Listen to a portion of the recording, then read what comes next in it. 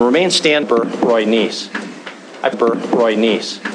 I pledge allegiance to the flag of the United States of America and to the republic for which it stands, one nation, under God, indivisible, with liberty and justice for all.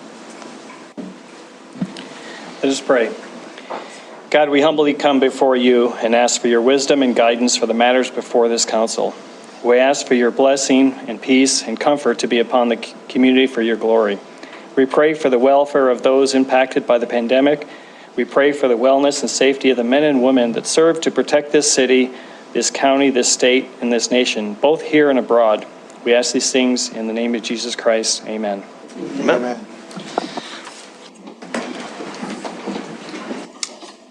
Denise, would you please call the roll? Yes, Mayor. Councilmember Shaw. Here. Yakowicz. Present. Neese. Here. Ewalt. Here. Joy. Present. Chiriki. Here. Purington. Present. Ronning. Here. Boyette. Here. Brown. Excused. And Mayor Cole. Thank you. Here. Our minutes for this evening. Change on page 6. I think it's paragraph 3 down there. I didn't write it down. I said 1, 2, 3, 4, 5, 6. Yeah. Yes. So the sentence where it says he stated his support for paving Bruce Street and all the other gravel streets in the city, but questioned the rationale for prioritizing, and then I want to strike out certain streets over others and replace it with Bruce Street at this time without following normal procedures. Can you say that change a little more slowly? Bruce Street. At this time without following normal procedures. Okay, so thank you very much. So the motion is for approval with the change in the middle of page 6. The second sentence, striking certain streets over others and replacing it with Bruce Street at this time without following normal procedures. Second by Councilmember Neese. Any discussion on the motion? If not, we'll vote. All in favor of the motion, please say aye. Aye. Any opposed, nay. Motion passes. Thank you very much. Brings us then to, we don't have proclamations this evening, but we do have some courtesies, actually a fair number. I'd like to just begin with reminding us all about the Delta variant that continues to rage in our country, and remind everybody to pay attention to what's happening in Florida. Florida's infection rate has tripled in the last 2 weeks. And so the question becomes, well, could that happen in Montana? And I guess from my perspective, I'm not quite sure why it wouldn't. Their vaccination rates are actually higher than Montana. So we all need to be careful, and I continue to encourage everybody to get vaccinated if they're not. We have some happier courtesies here. So Debbie Singer, if you'd like to come forward from Northwestern Energy. She is the bearer of money. So we always make an opportunity available for that. And Debbie, it's all yours. All right. Thank you, Mayor and council members. I am here today to present an oversized rebate check that represents actually 4 projects that the City of Billings has done with Northwestern Energy to improve the energy efficiency in city facilities. I just want to take this opportunity to make sure the City Council understands how great your staffs are at the various departments that are taking every opportunity they can to participate in our programs. So Northwestern, we work on an ongoing basis with a whole bunch of your departments to take advantage of our rebate programs to save energy. But tonight it's 4 projects. One was a fairly large 1,250 horsepower motor that the water treatment put in, and that one's going to be worth about $62,500. But I didn't want to leave out the Parks Department, who's been working very hard on their motors that are smaller in size. But they did three projects at the Parks Department that qualifies for $3,250. So combined, we've got the $65,750. But the big news is that total, those projects will save the City of Billings about $61,200 a year in electric costs. So that's the real positive, is not just getting rebates, but the fact that it's going to save the city various departments. So I want to present an oversized check, and what I was going to ask for was a couple of representatives. Mike Whitaker from the Parks Department. and then Louis was going to come up, and then Mayor, if you'd like to be part of the presentation, we want to take a photo of the oversized check. Sure, normally we would charge for that privilege of having your picture taken, but under these circumstances, we'll waive that. So how would you like to do? Just come forward and stand and... Sure, and you want the council then to stand behind so that they can all be seated? Why does it just step back? Or step back. Yeah. And then council members can stand and be seen. The official photographer, which is a little terrifying. Stand back in chair. Step in between there. There you go. See you now, though. This is my chance to say thank you. That's right. No, get on in there. Yes. Now you're blocking. Yeah, there you go. There you go. Perfect. Okay. 1, 2, 3. Let me get a couple so I'm sure I get it all. Perfect. Thank you. Thank you very much. All right, thank you. Thank you. And we have more mics coming from Mike Natalie Thank you. this evening, so don't go away. Mine and I'll send it. Sure. No problem. As the mayor is sitting down, just thank you to Debbie, Northwest Energy, and to our staff who just, so you're all aware, are always looking for those efficiency opportunities. So as Debbie mentioned, the check is wonderful, but even better is the $60-some thousand in electric savings annually going forward. So, and though, as she said, Mike's check's a little smaller than Lewis's, it's because Lewis spends a lot more money on power than Mike does, so. Thank you. We appreciate it, and we will take it. Becky, Substance Abuse Connect has some news for us. Thank you so much, Mayor. I don't normally read from a script, but I have a communications specialist for Substance Abuse Connect now in 3 minutes, so we're going to give it a try. Good evening, I'm Becky Bai. I'm the Government and Business Liaison for Substance Abuse Connect Coalition. I'm here to extend invitations to several activities that were taking place over the next couple weeks that we think will be useful to the council as you're making decisions specifically related to the potential upcoming resolution for the November ballot related to location of dispensaries for recreational marijuana. Most relevant to that topic, Substance Abuse Connect, in conjunction with Rimrock Foundation, is co-hosting a series of community conversations with Ben Court related to the impacts of legalizing recreational marijuana to a community the size of Billings and how other cities have addressed this and what they're seeing a couple years after legalization. Ben, if you aren't aware of him, is one of the nation's top experts around marijuana impacts. He resides in Colorado and has traveled extensively discussing this topic and assisting communities in determining their best course of action as they look at this in terms of addressing public health and safety. Ben will be in Billings for 4 separate sessions on August 5th, 9th, and 10th. Everyone is invited to all the sessions, but each have slightly different target audiences. On Thursday, the 5th, we will be at the Billings Public Library from 1 to 3 p.m. This is a session for community leaders and the public at large, and we'll be providing a general overview of legalization impacts, including impacts on mental health and substance addiction services.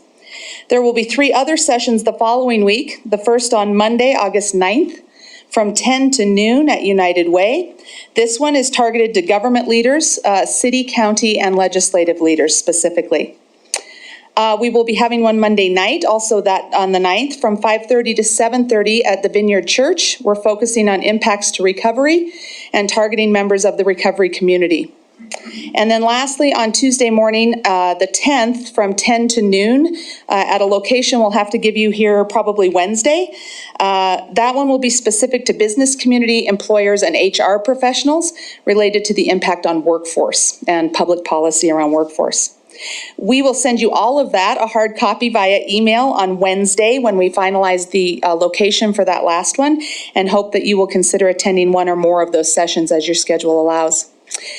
Also, we want you to be aware that because we know that you might be making decisions about the language for the upcoming November ballot, prior to Ben's scheduled sessions, we have a facilitated Zoom session this Wednesday, the 28th, for the members of your subcommittee for the council and also for part of the county commissioners.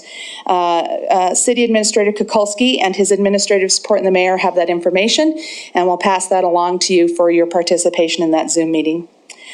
Lastly, I wanted you to be aware that tomorrow and Wednesday, we are participating in the Youth Connections Prevention Academy. That is also here in Billings, and it's an event bringing together all top prevention providers in Montana to review best practices and new information about how to bring prevention to the next level and include it as an integral part of the crisis continuum.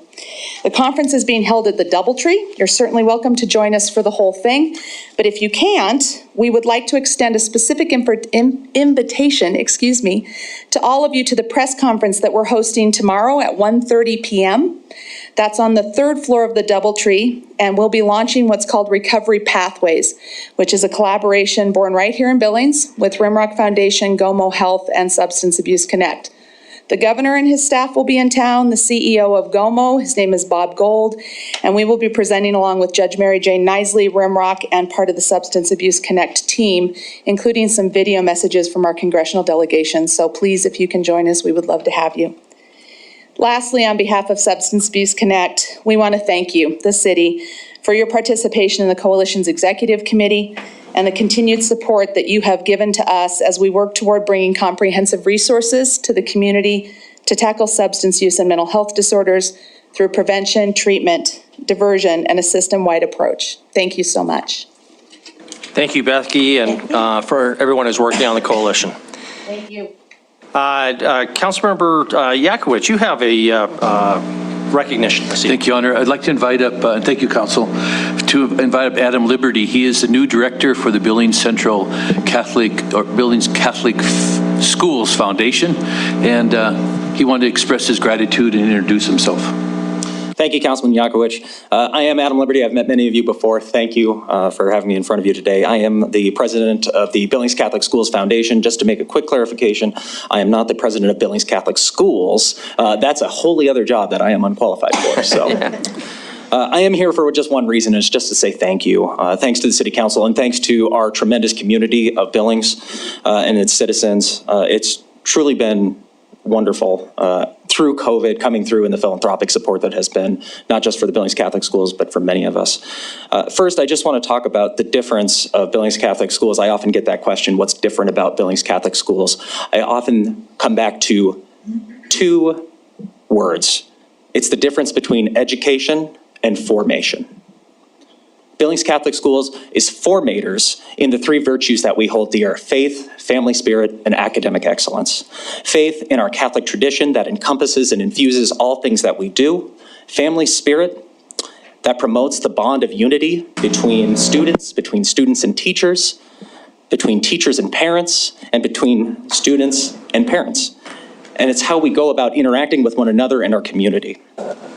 Academic excellence, it really stems from that bond with our teachers who recognize the God-given potential within each student to form students towards their own personal excellence.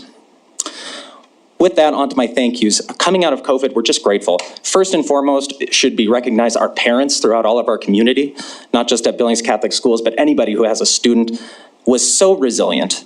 For the Billings Catholic Schools, our test scores show no COVID slide, which is a conversation happening throughout all of the country. One of the reasons for that is because we are a one-to-one iPad school, and we started that about 10 years ago, early in the 2010s. Every one of our students has an iPad, and they were able to go home right away, and as soon as we went remote, we were there. And then through the entire hybrid model, many students chose that.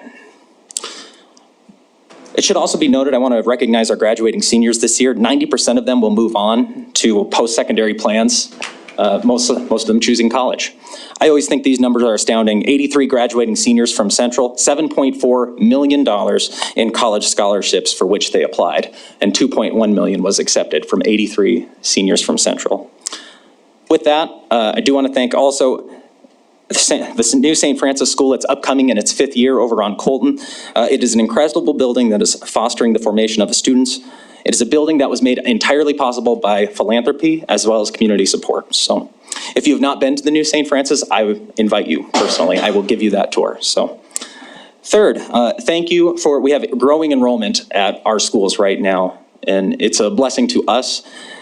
With that said, we still are taking students, so if anybody's interested, check out our website. And last, I do want to recognize this community, you, Billings, for the incredible philanthropic support, again, not just to Billings Catholic Schools, but that is something that I don't think is being talked about. Through COVID, community support has maintained and even gone up. It's incredible. It is just incredible. And it's something that I don't think is talked about, so I wanted to recognize it here. With that, thank you for the opportunity to address you. Appreciate it all. And again, if anybody ever wants a tour of the new school, I'm more than happy to oblige. Thank you very much. Thank you, Mayor. Other courtesies, council members. Anybody else? Council member Ronning and Joy. Thank you, Mayor. I have actually two. The first is I wanted to congratulate the Billings Aquatic Club on their 8th straight state championship.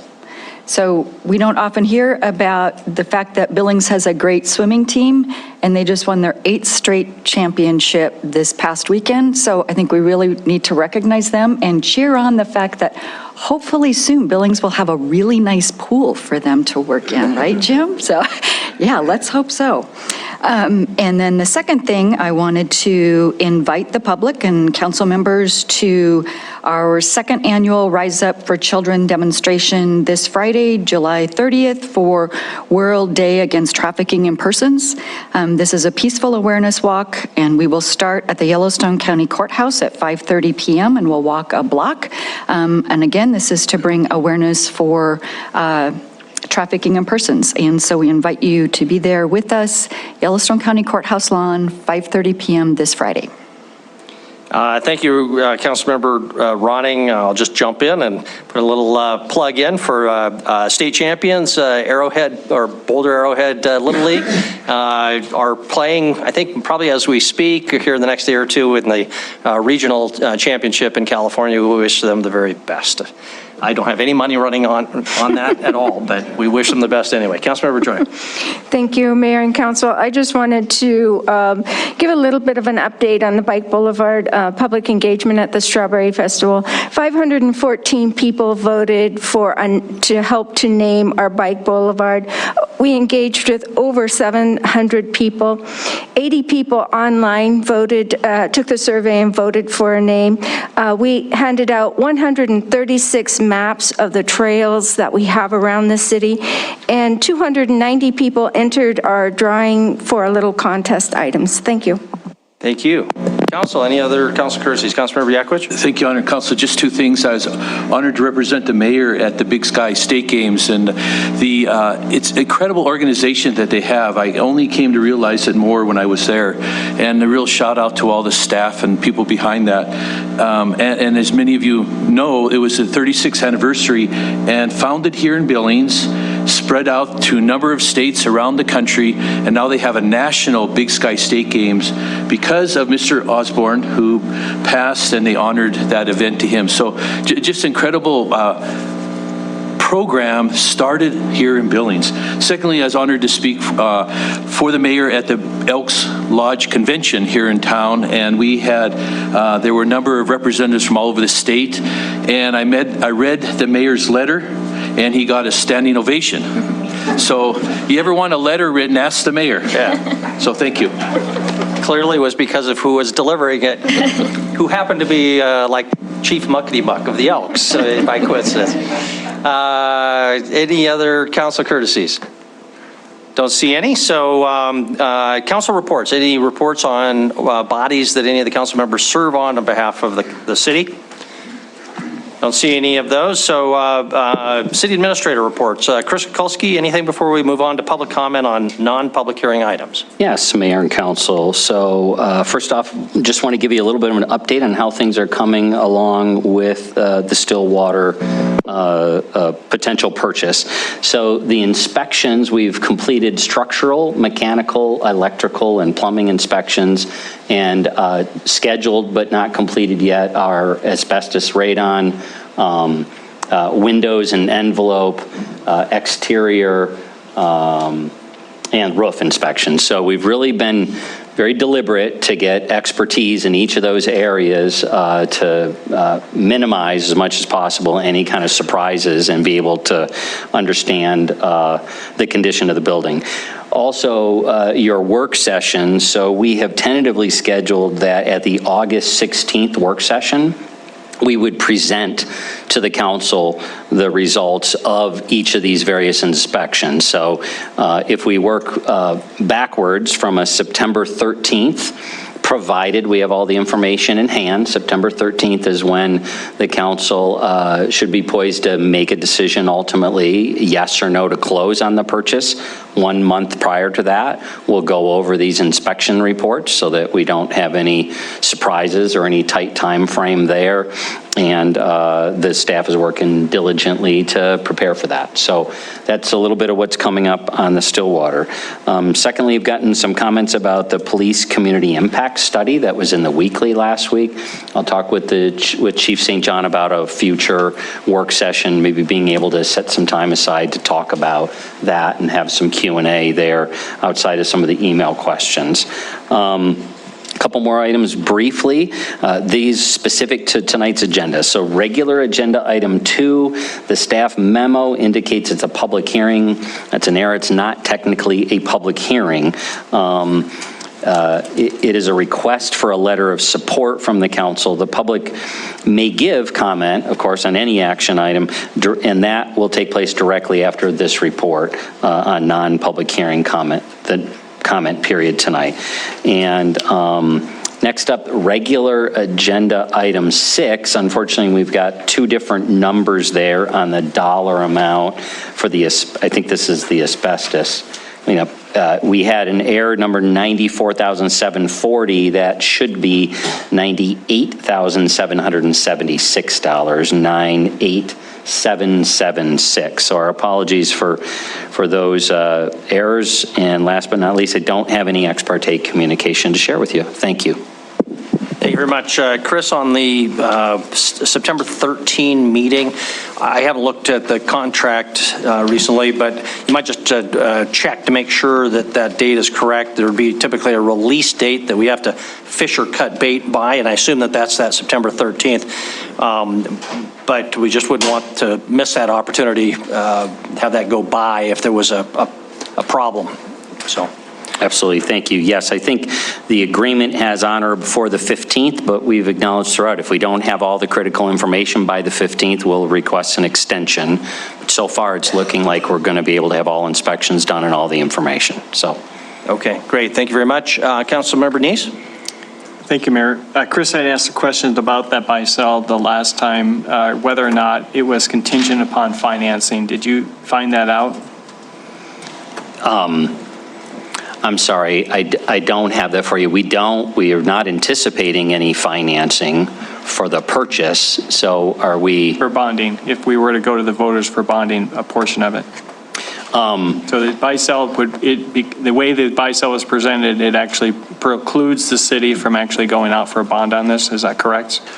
Well, I'm sorry, Councilmember Neese, Mayor and Council, we wouldn't have enough time to close on a sale by September 15th and go to the voters on a bond. So yes, this buy-sell was put together without an anticipated need to have an indebtedness and a voter-approved levy to cover the bond. Okay, that's what I just wanted to make sure that was what I understood. Thank you. Okay, thank you very much. Councilmember Ronnie? Thank you. Okay, I'm just going to clarify one more time, Chris. Is the city paying for the Stillwater according to the buy-sell agreement with the COVID dollars, the CARES Act dollars, the whole 17,180,000? So what we would use is cash, which we've gotten, I think, 3 substantial pots of money relative to cash. One is what the city's reserve is. And when we presented to you a week or 2 ago, it showed you that we had about 20 million above that minimum reserve level. Where did most of that money above that minimum came? It came from CARES Act payment of salaries through the pandemic. So technically, the CARES Act money was used to pay salaries, but that freed up general fund dollars that didn't have to be spent in that way. ARPA The latest federal funding is not an anticipated need for purchase, but will show directly what of that is anticipated need for the build-out of the building. So no ARPA dollars are being applied for, or CARES Act dollars are being applied for, but absolutely CARES Act reimbursements to the city are the result. The results of that is a substantially higher cash reserve for the city, which is why what we've been clear throughout this entire conversation is January of 2019, you saw a bond that would need to be, a debt that would need to be borrowed for to purchase, to deal with a facility need. Now we're proposing to use cash for that facility need.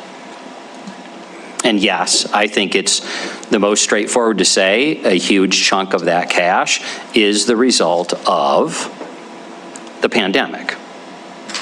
But technically, it's not ARPA. It is not ARPA money. It would have been CARES Act money, or our cash reserve that we did not have to spend our cash to pay salaries because CARES covered salaries for police, fire, and dispatch for the lion's share of 2020. Thank you very much. Any other council, or I guess we'll move on then, if that's the end of the administrative report.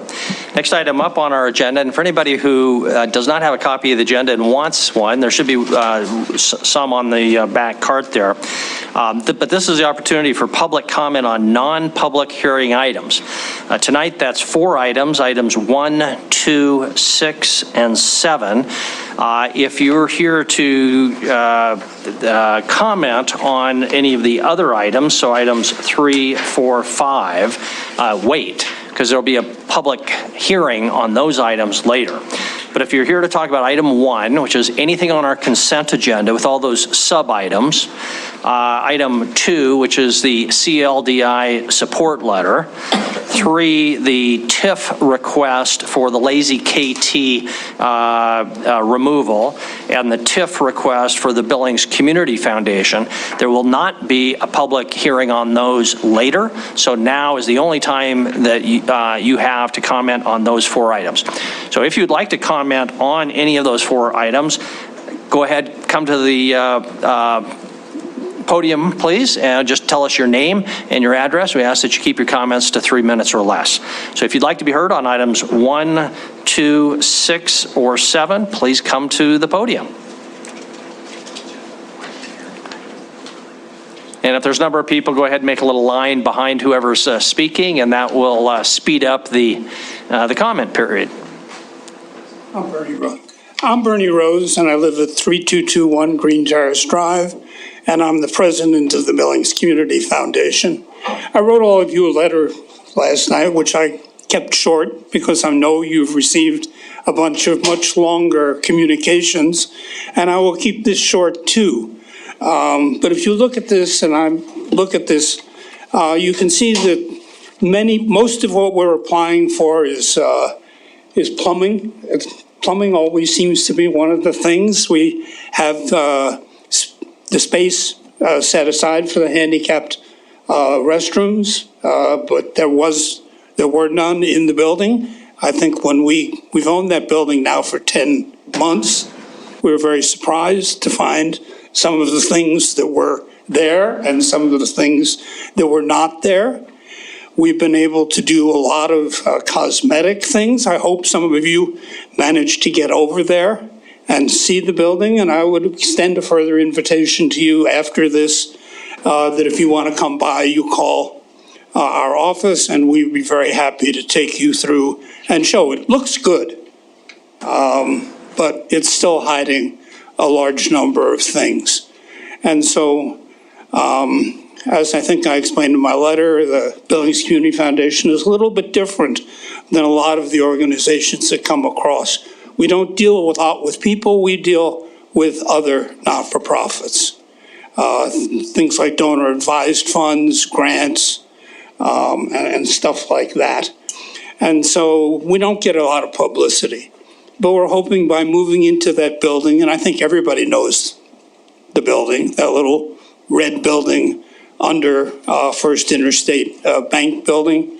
But it gives us good visibility, and with this, we will be able to expand the services that we offer other not-for-profits. We had a different plan. That plan is gone now, and the plan is to renovate the first floor and make it available as offices for various other not-for-profits that are in places in town. And we already have an agreement with with TrailNet, who is here to give a presentation later. But I really urge you to vote yes. This, I think, will add to the community significantly, and I thank you for your time. Thank you. Next.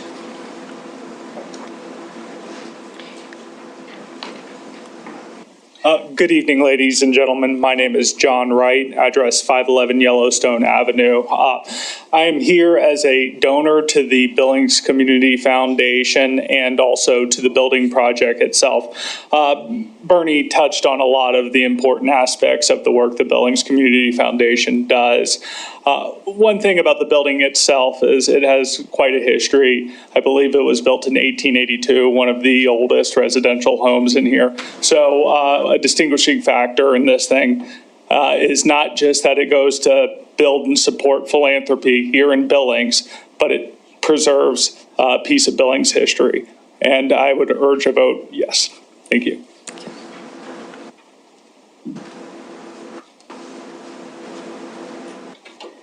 I'm Joy Culver at 3208 Rugby Drive. I've lived in Billings since 1981, and I urge your support for the Billings Community Foundation project at the corner of 4th Avenue North and North 30th. What I find personally important is that it brings new and enhanced vitality to the downtown.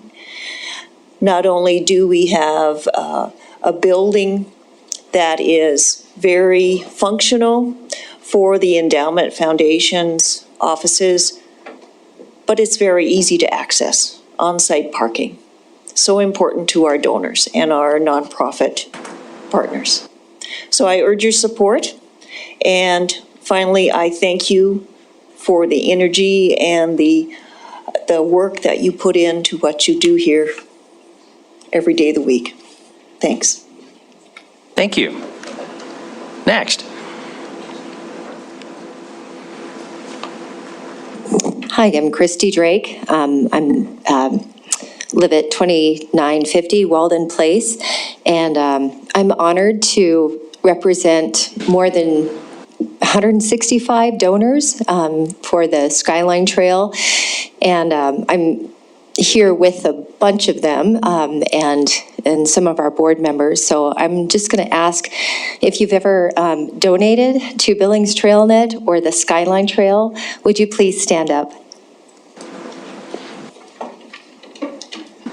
And any board members that are, please remain standing. Yeah, this is a big moment because this is, please Scott, remain standing, yeah.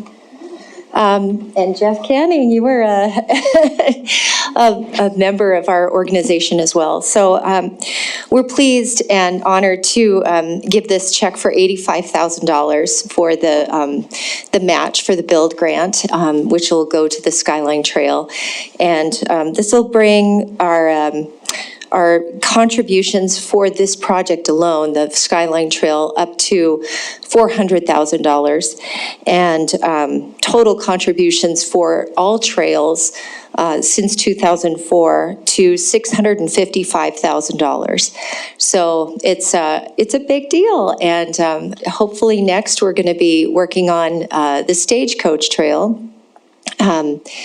We're going to be celebrating afterward at a brewery downtown. So I wish that you didn't have such long council meetings and you could come join us. So We do too. yes, I bet you do. Christy, did you want a picture? I would love a picture. That would be great. So if we could get the council up. We'll do the same routine. Thank you.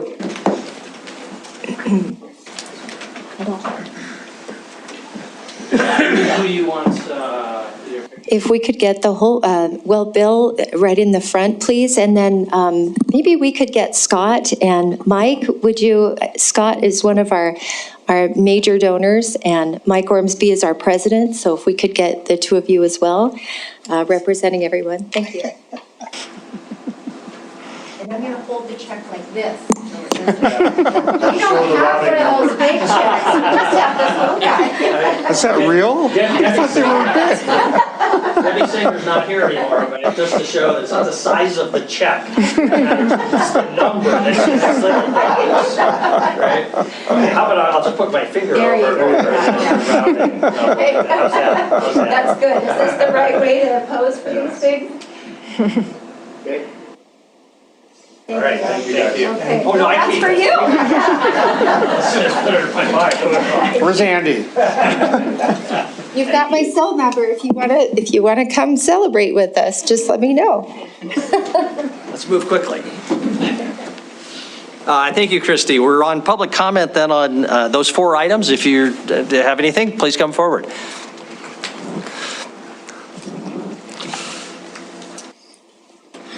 Thank you, Mr. Mayor, members of the council. My name is Don Sturhan at 3104 East McDonald Drive, and I come before you on item number 2, the Tapestry Apartments, sponsored by CLDI.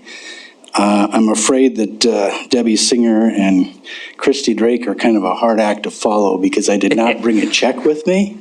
I do have my checkbook though, so let's see how tonight goes. I do appreciate your consideration. I know you've all had a chance to take a look at the program in one form or another and what we're proposing. Our company, Mountain Plains Equity Group, we've been in business here in Billings for 18 years, providing financing and development expertise in the area of affordable housing, low-income housing, and most of our projects are indeed financed by the low-income housing tax credit. So I really have 2 things to say before my time runs out. One is just to reinforce the very serious need that we have in our community here in Billings for affordable housing. We periodically are doing market studies just to keep our finger on the pulse of the rental market. Just this morning, our most recent market study was delivered where they analyzed both market rate rental units as well as affordable. And we found that the affordable units, the low income units, there's a 0 vacancy rate in this town. So we have nothing available. So even though the project that we're proposing here with Tapestry, I stand before you, I might clarify, during the public comment period, but full and fair disclosure, we are in fact working closely with CLDI on the financing and development of that project. So assuming we can get that financed with tax credits, we will then go ahead and provide the equity capital to make that project a reality. So again, the first thing is, I think, just to reemphasize the incredible need for the housing of that type here in Billings. The second is to say that we're asking for your letter of support because that's so very important in what we do. These are federal tax credits, but they're allocated to the Montana Board of Housing. That's the Board of Housing that actually administers and manages this program. There's only so many tax credits to go around. So the Board of Housing has a very competitive process for all the developers in the state. Come forward with your plans and your project proposals, and they will then make the decision. So it's a competitive process. In order to be successful in that process, it's important that we differentiate our project, that we show them that the cream is rising to the top. In doing so, as a letter of support from this council is extremely important. So we sincerely ask for your consideration, your support, and I'm hoping that by November, when the announcements are made, we can come back to you with a successful result. Thank you. Thank you. Any other public comment on non-public hearing items, our consent agenda, or number 2, the CLDI letter of support, 6, the TIF on the Lazy KT, TIF application, Billings Community Foundation. Any other public comment on any of those items? If not, we'll close the public comment period and move on to our consent agenda. Are there separations this evening? Councilmember Chiriky and Boyette. Mr. Mayor, thank you. I'd like to separate item 1J, the repeal of the COVID emergency. 1J. Councilmember Boyette? I'd like to separate 1D. 1D, recommendation of approval of Fifth Avenue corridor study. Any other separations? Councilmember Purington? I'd like to separate 1N. 1N, second reading, South Billings Boulevard Urban Renewal District. Other separation, Councilmember Yakowicz. Item E, Your Honor. Item 1E, donations, Billings Police Department. Any other separations? Don't see any. We'll move ahead then to discussion on the non-separated items or a motion. Is there, Councilmember Shaw? Thank you. I move to approve the items of the consent agenda as submitted with the exception of items moved for separation. Councilmember Ewald, second. Discussion on the motion. Is there any discussion? Councilmember Neese. Yes, I had a question regarding item H. I think this came from Debbie. She's not here. Chris, I think you were CC'd on the email. It appears that the taxes are delinquent on this property. Do we know who's going to be responsible? Because the memo says there's no cost to the city. And so do we need to modify that memo to say there is a cost to the city, or will there be no cost to the city if the taxes are delinquent on the property? Mayor and council, I'm honestly not sure whether we will owe the $200 for those delinquent taxes. Thank you, Jennifer.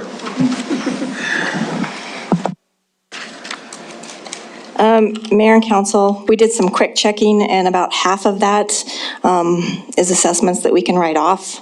So the other half we may be on the hook for, or we may be able to get the county to write those off as well. So maybe $100 is what we would owe. Okay. Mayor, Councilor Neese? I guess I'll make an amendment to the motion to allow the staff to pay the taxes that they have to pay on that item, so that to modify that memo so it's not saying it's no cost to the city. Okay, thank you. Is that motion clear? Is there a second?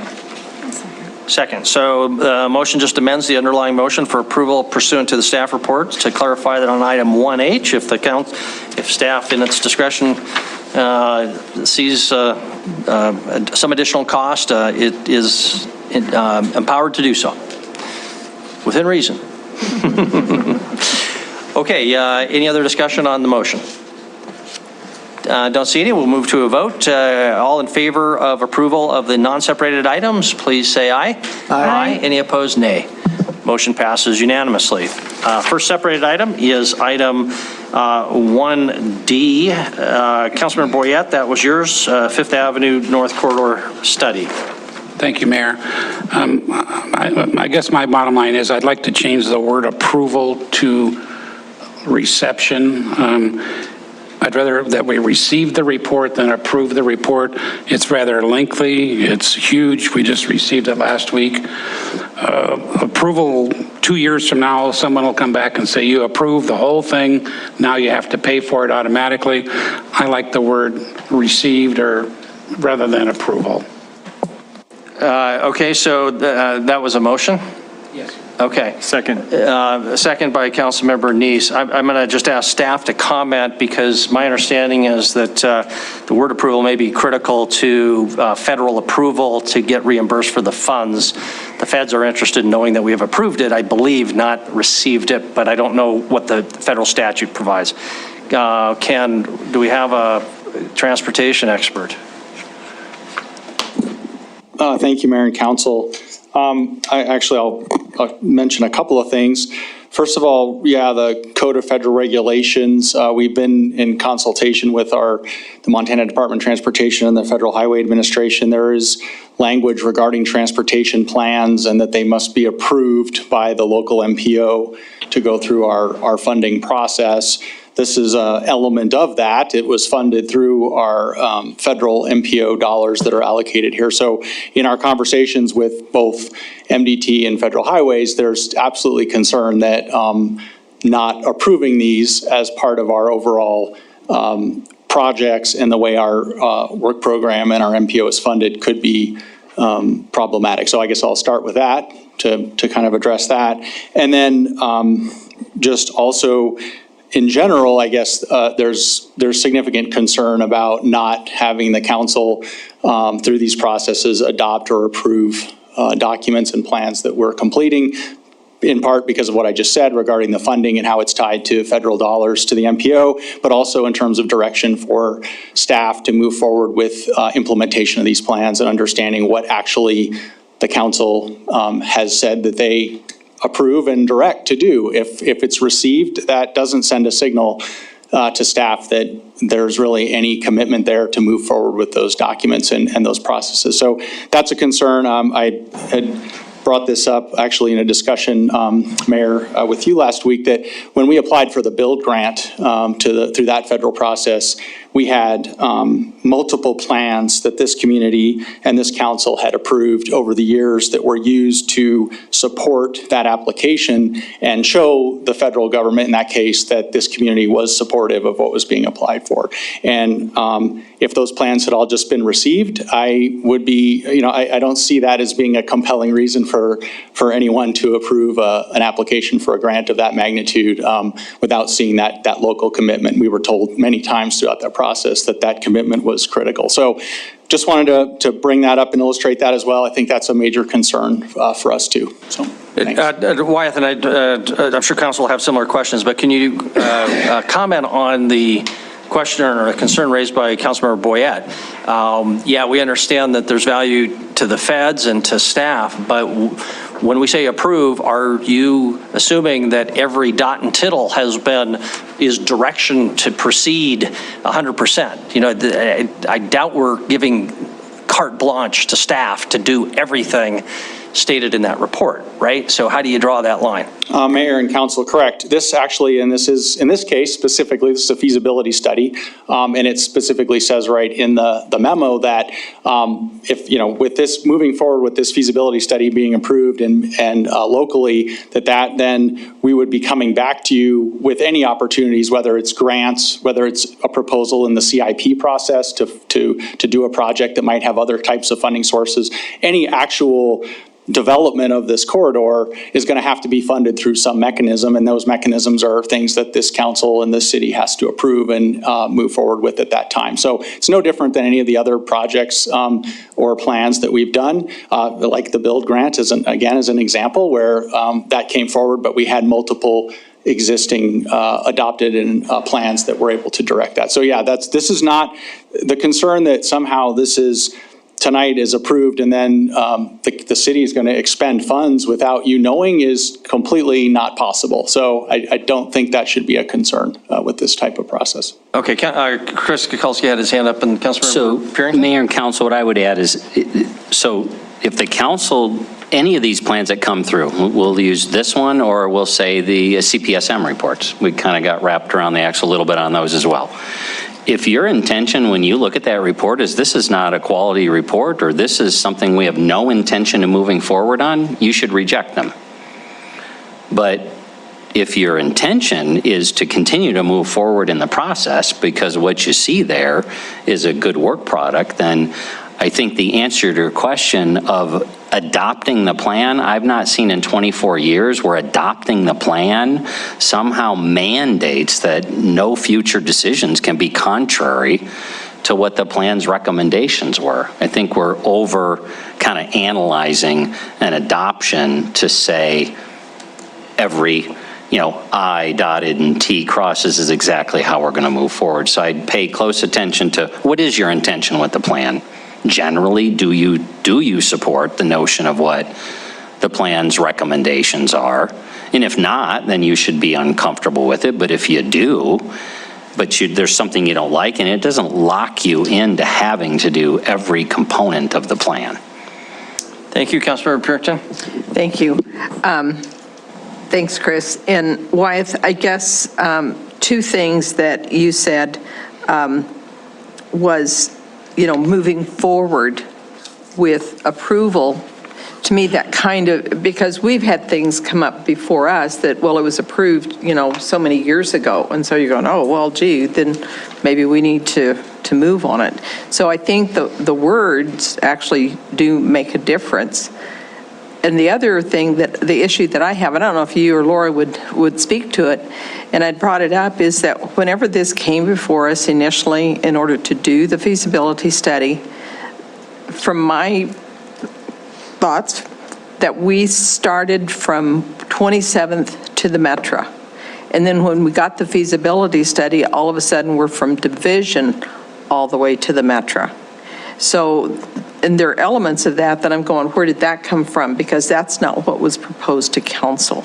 So that's kind of why I have an issue with this, the way it came out. So I don't know if you can speak to that or not. Well, I'll speak to this, I guess I'll speak to maybe the question, comment, the second part of what you said. Councilmember Purinton, Mayor and Council, I'm not sure where you got the impression that we were at some point only going from 27th. We looked at the entire corridor from the YMCA to Metro Park for years. In fact, that was being looked at the first time this project didn't go forward. We were looking at that. So I'm not sure where that came from. That's been the corridor. Just in the cobwebs of my mind.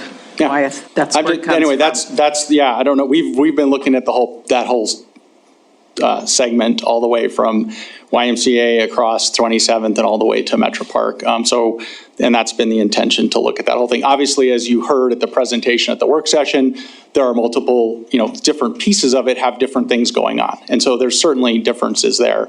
So that's absolutely true. It's not the same. It's not a one size fits all. Thank you. Councilmember Dees? Thank you, Mayor. Like you say, we just got this report. We looked at it last week. There's some things in there I like about it, and there's some things I don't, that I would not move forward on. I don't think as a council we really discussed much about this, what we all liked or didn't like, and what we thought as a council we would want, if we wanted to move forward on it, what we would move forward with. But I think the idea of receiving it versus approving or even denying it, because I don't agree that we should deny it. I would not do that. Because I think there are some valuable things in there. It was a study. I wouldn't call it a plan. It was a study with different plans in there. And frankly, some of those plans I didn't like at all.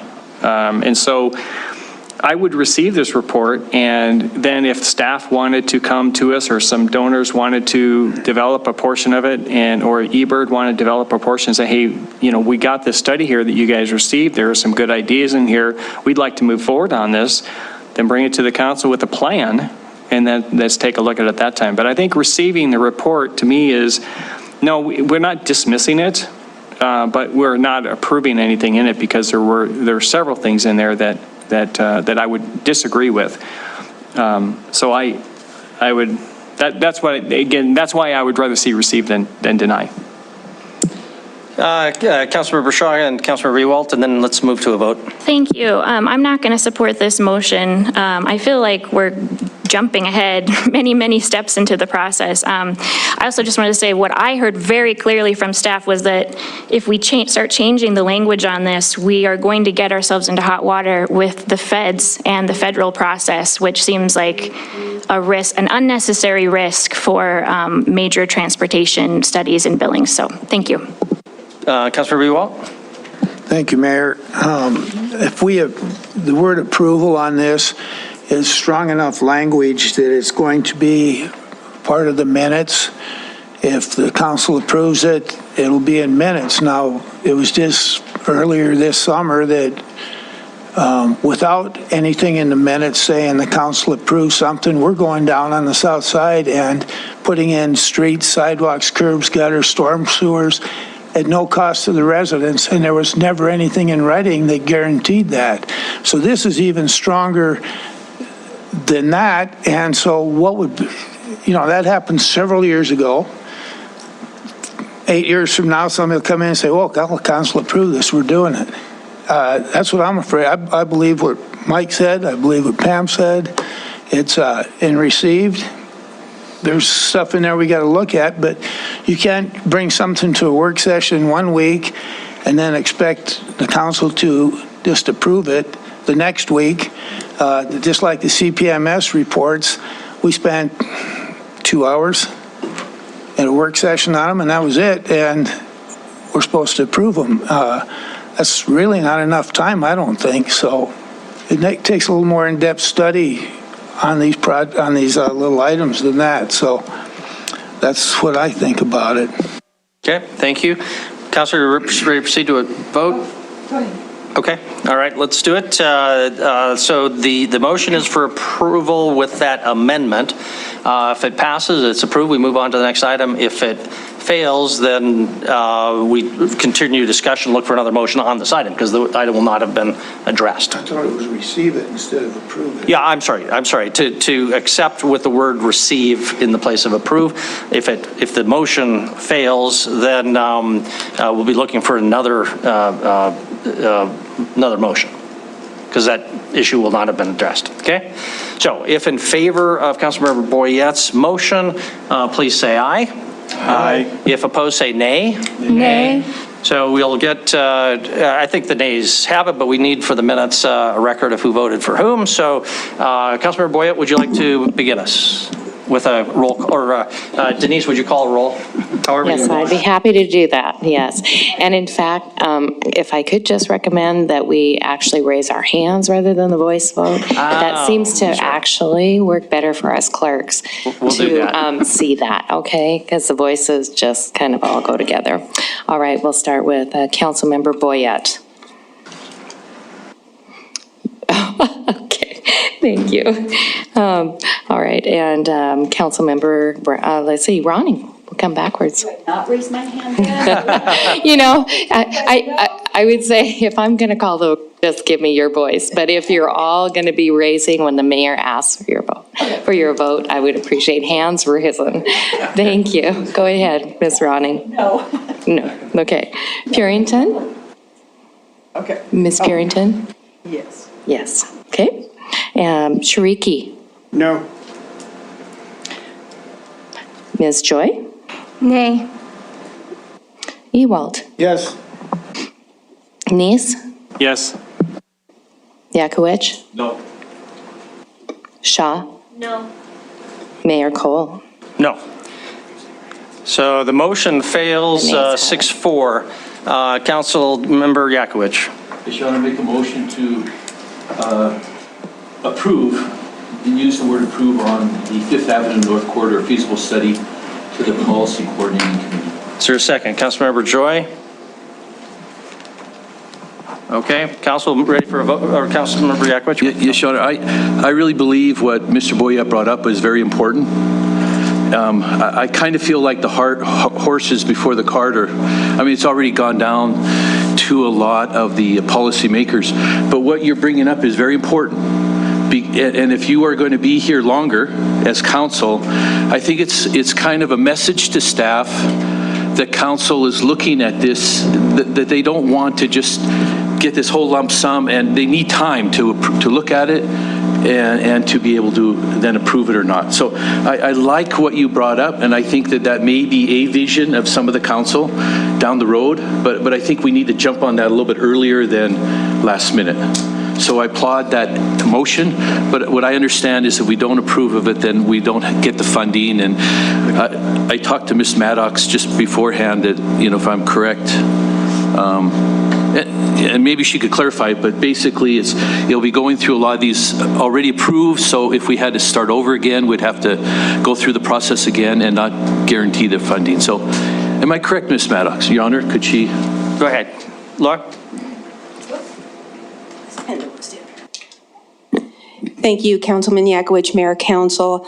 This is a transportation planning project. So when that goes through for adoption, it goes through the City County Planning Board, the Billings City Council, and the Yellowstone County Commissioners. Each of those boards makes a recommendation to the Policy Coordinating Committee, which is made up of MDT, Planning Board, City Council, and County Commissioners.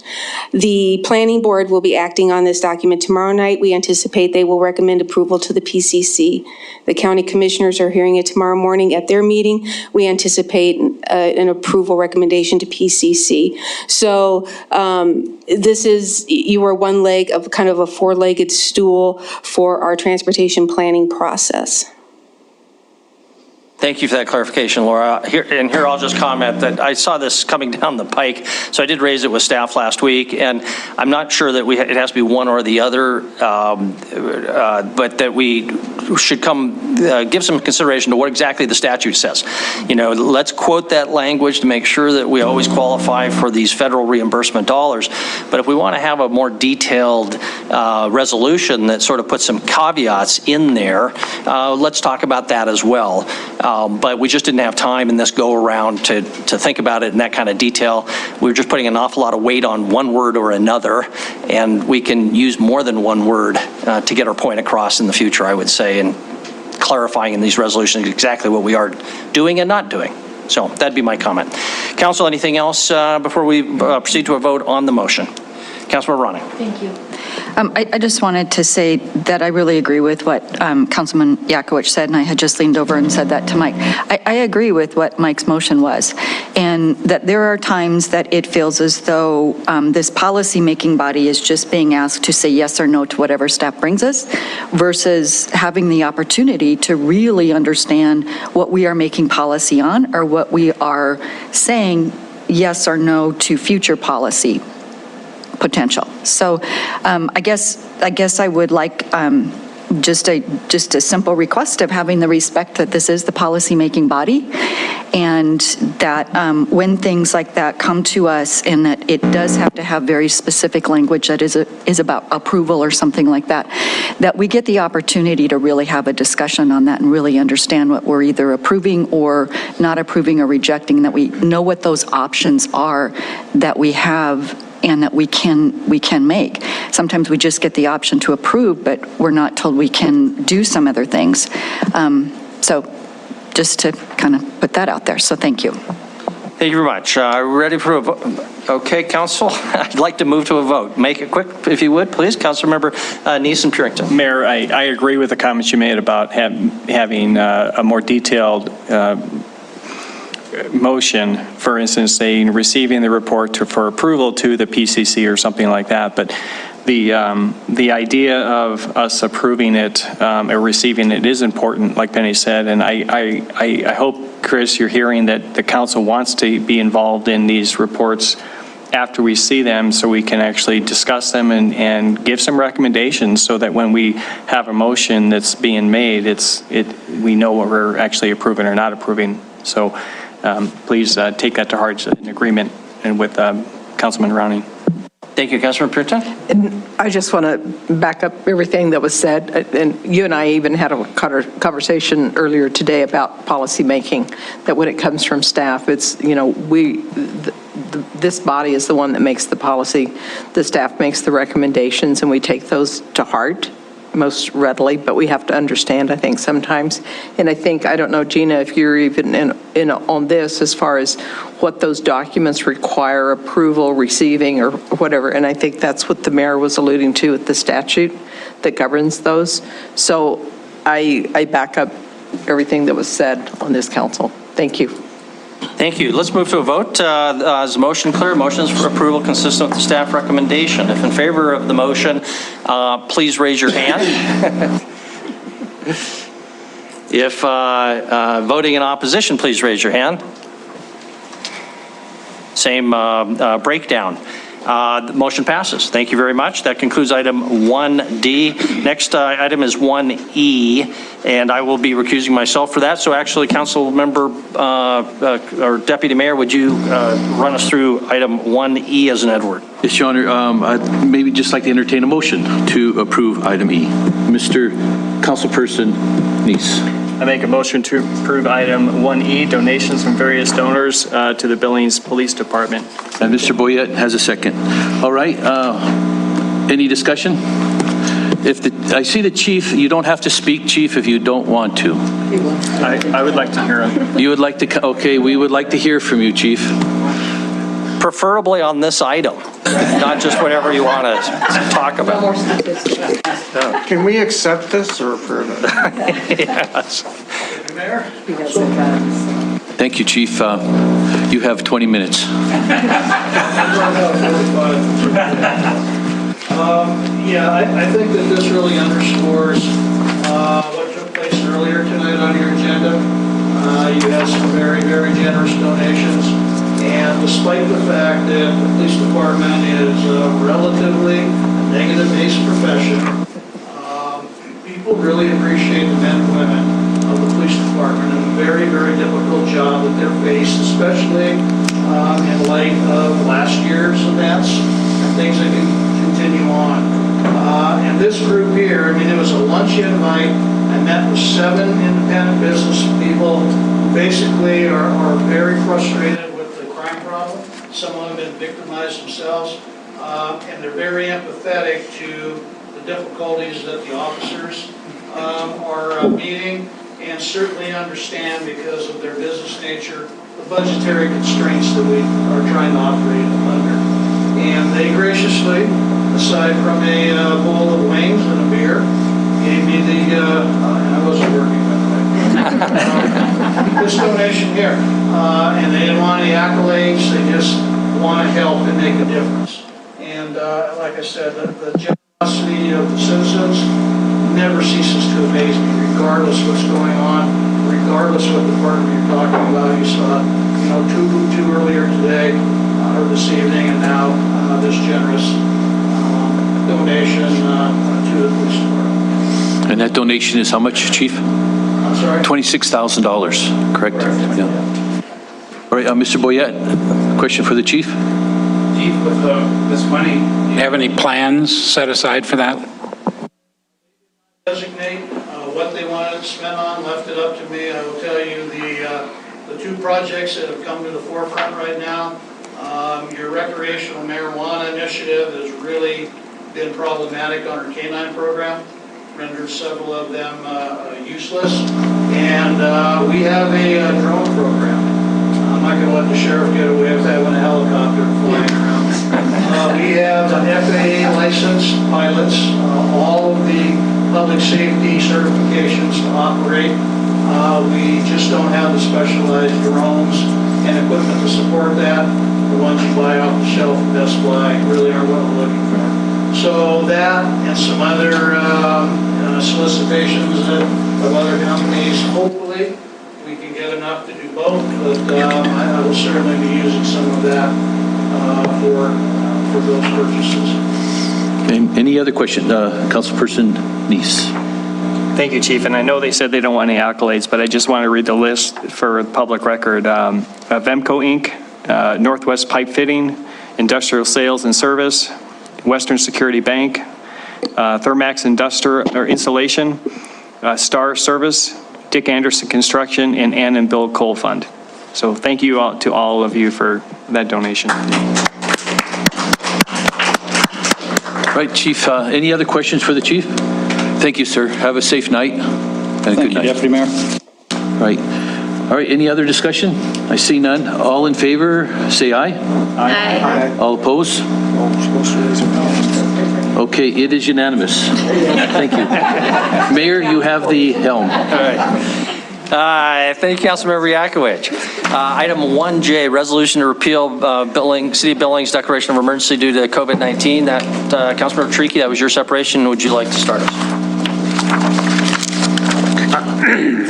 I will not make a motion, but I cannot vote for this. We are still in the middle of the pandemic, despite whatever be happening at various different levels of what's going on. The Delta variant is certainly going faster and faster. If we were sitting here in November, and things were looking good, I probably would feel much better about it, but I think it is just totally the wrong message at this time to say at this level that we are done with the pandemic. The pandemic is not with us. So I am not making a motion to not accept this because I doubt that I have enough support on council to do it, but thank you. Thank you very much. I saw Councilmember Neese's hand. Councilmember Boyette. I make a motion to approve resolution to repeal the City of Billings declaration of emergency due to the COVID-19 pandemic. Is there a second? Councilmember Purington? Discussion on the motion. Councilmember Boyette.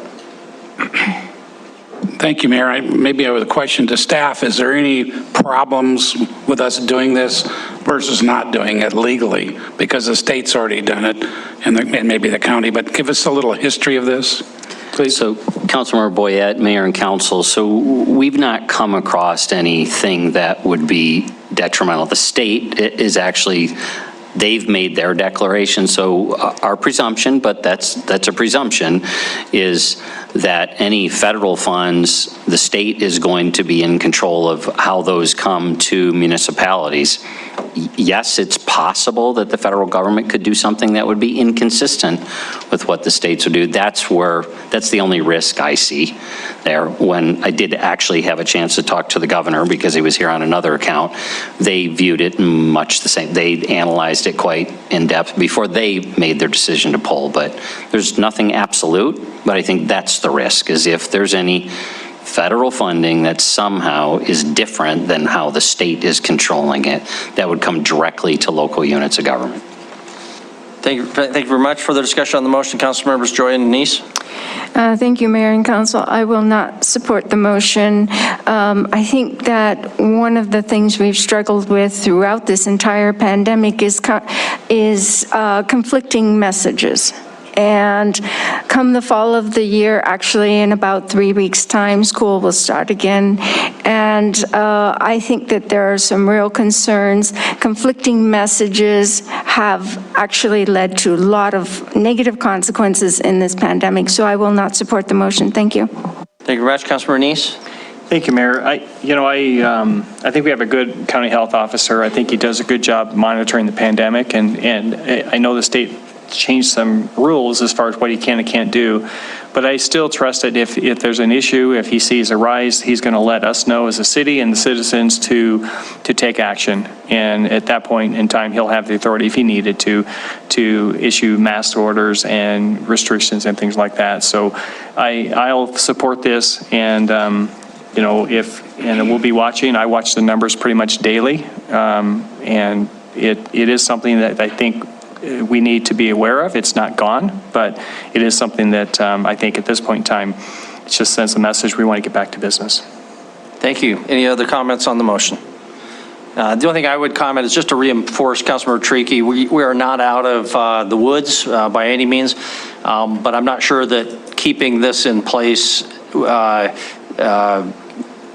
would necessarily send a consistent message. An emergency that is always an emergency, I fear, becomes no emergency at all. So we do have to consider the possibility of reinstating this if things change. And arguably, the message will be much stronger at that point if we choose to do that. We won't be able to rely on the county health officer to do that based on the statute. That's going to be largely fall to us, which is going to be a sobering responsibility if it comes to that. Councilmember Tricky, you had your hand up. Did you want to comment further? Yeah, I forgot to say the one thing that I really wanted to say about this. Get vaccinated. This would not be an issue if we were getting vaccinated. We would be through this right now if 60, 70, 80% of people in Billings were vaccinated right now.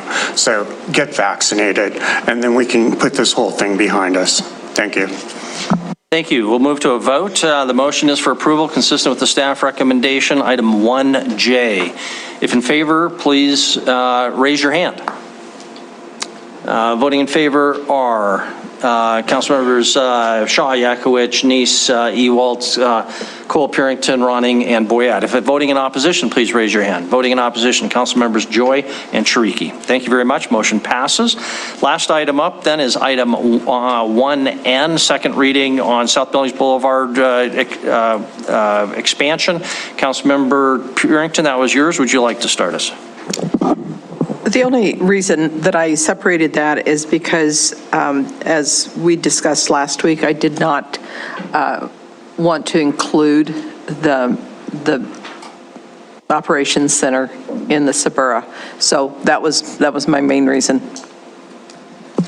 for separating.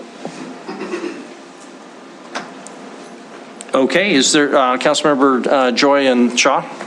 Thank you, Mayor and Council. I move we approve second reading, final final reading ordinance expanding the boundaries of South Billings Boulevard Urban Renewal District and adopt a modified urban renewal plan. Thank you. Second by Councilmember Shaw. Any discussion on the motion? Now proceed to a vote. All in favor of the motion, please say aye. Aye. If voting in opposition, say no. No. Okay. Councilmembers Neese, Ewalt, and Purinton voted no. Do I have that correct? Okay. That concludes our consent agenda. Motion passes. We'll then move on to number 2 of our regular agenda. Denise, would you read item number 2, please? Letter of support for low-income housing tax credits for the proposed Tapestry apartments. Staff recommends approval. Action this evening, approval or disapproval of staff recommendation. Thank you very much. Chris, your name pops up as the orchestra leader on this. Is that correct? It is correct, so to speak. I don't have a presentation for you. It is as described in the memo. It's a letter of support for a tax credit application. So I know the applicant is here and made comment.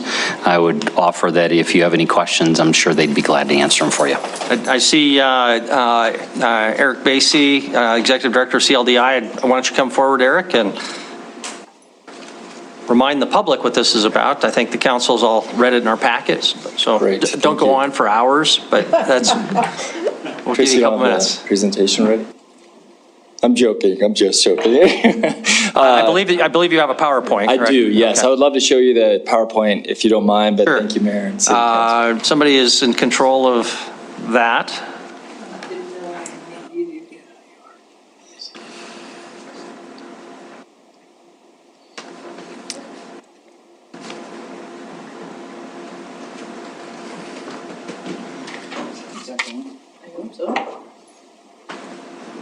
I'm not really in control. Here, this is the letter of support under here, so we can move it around once you guys are here.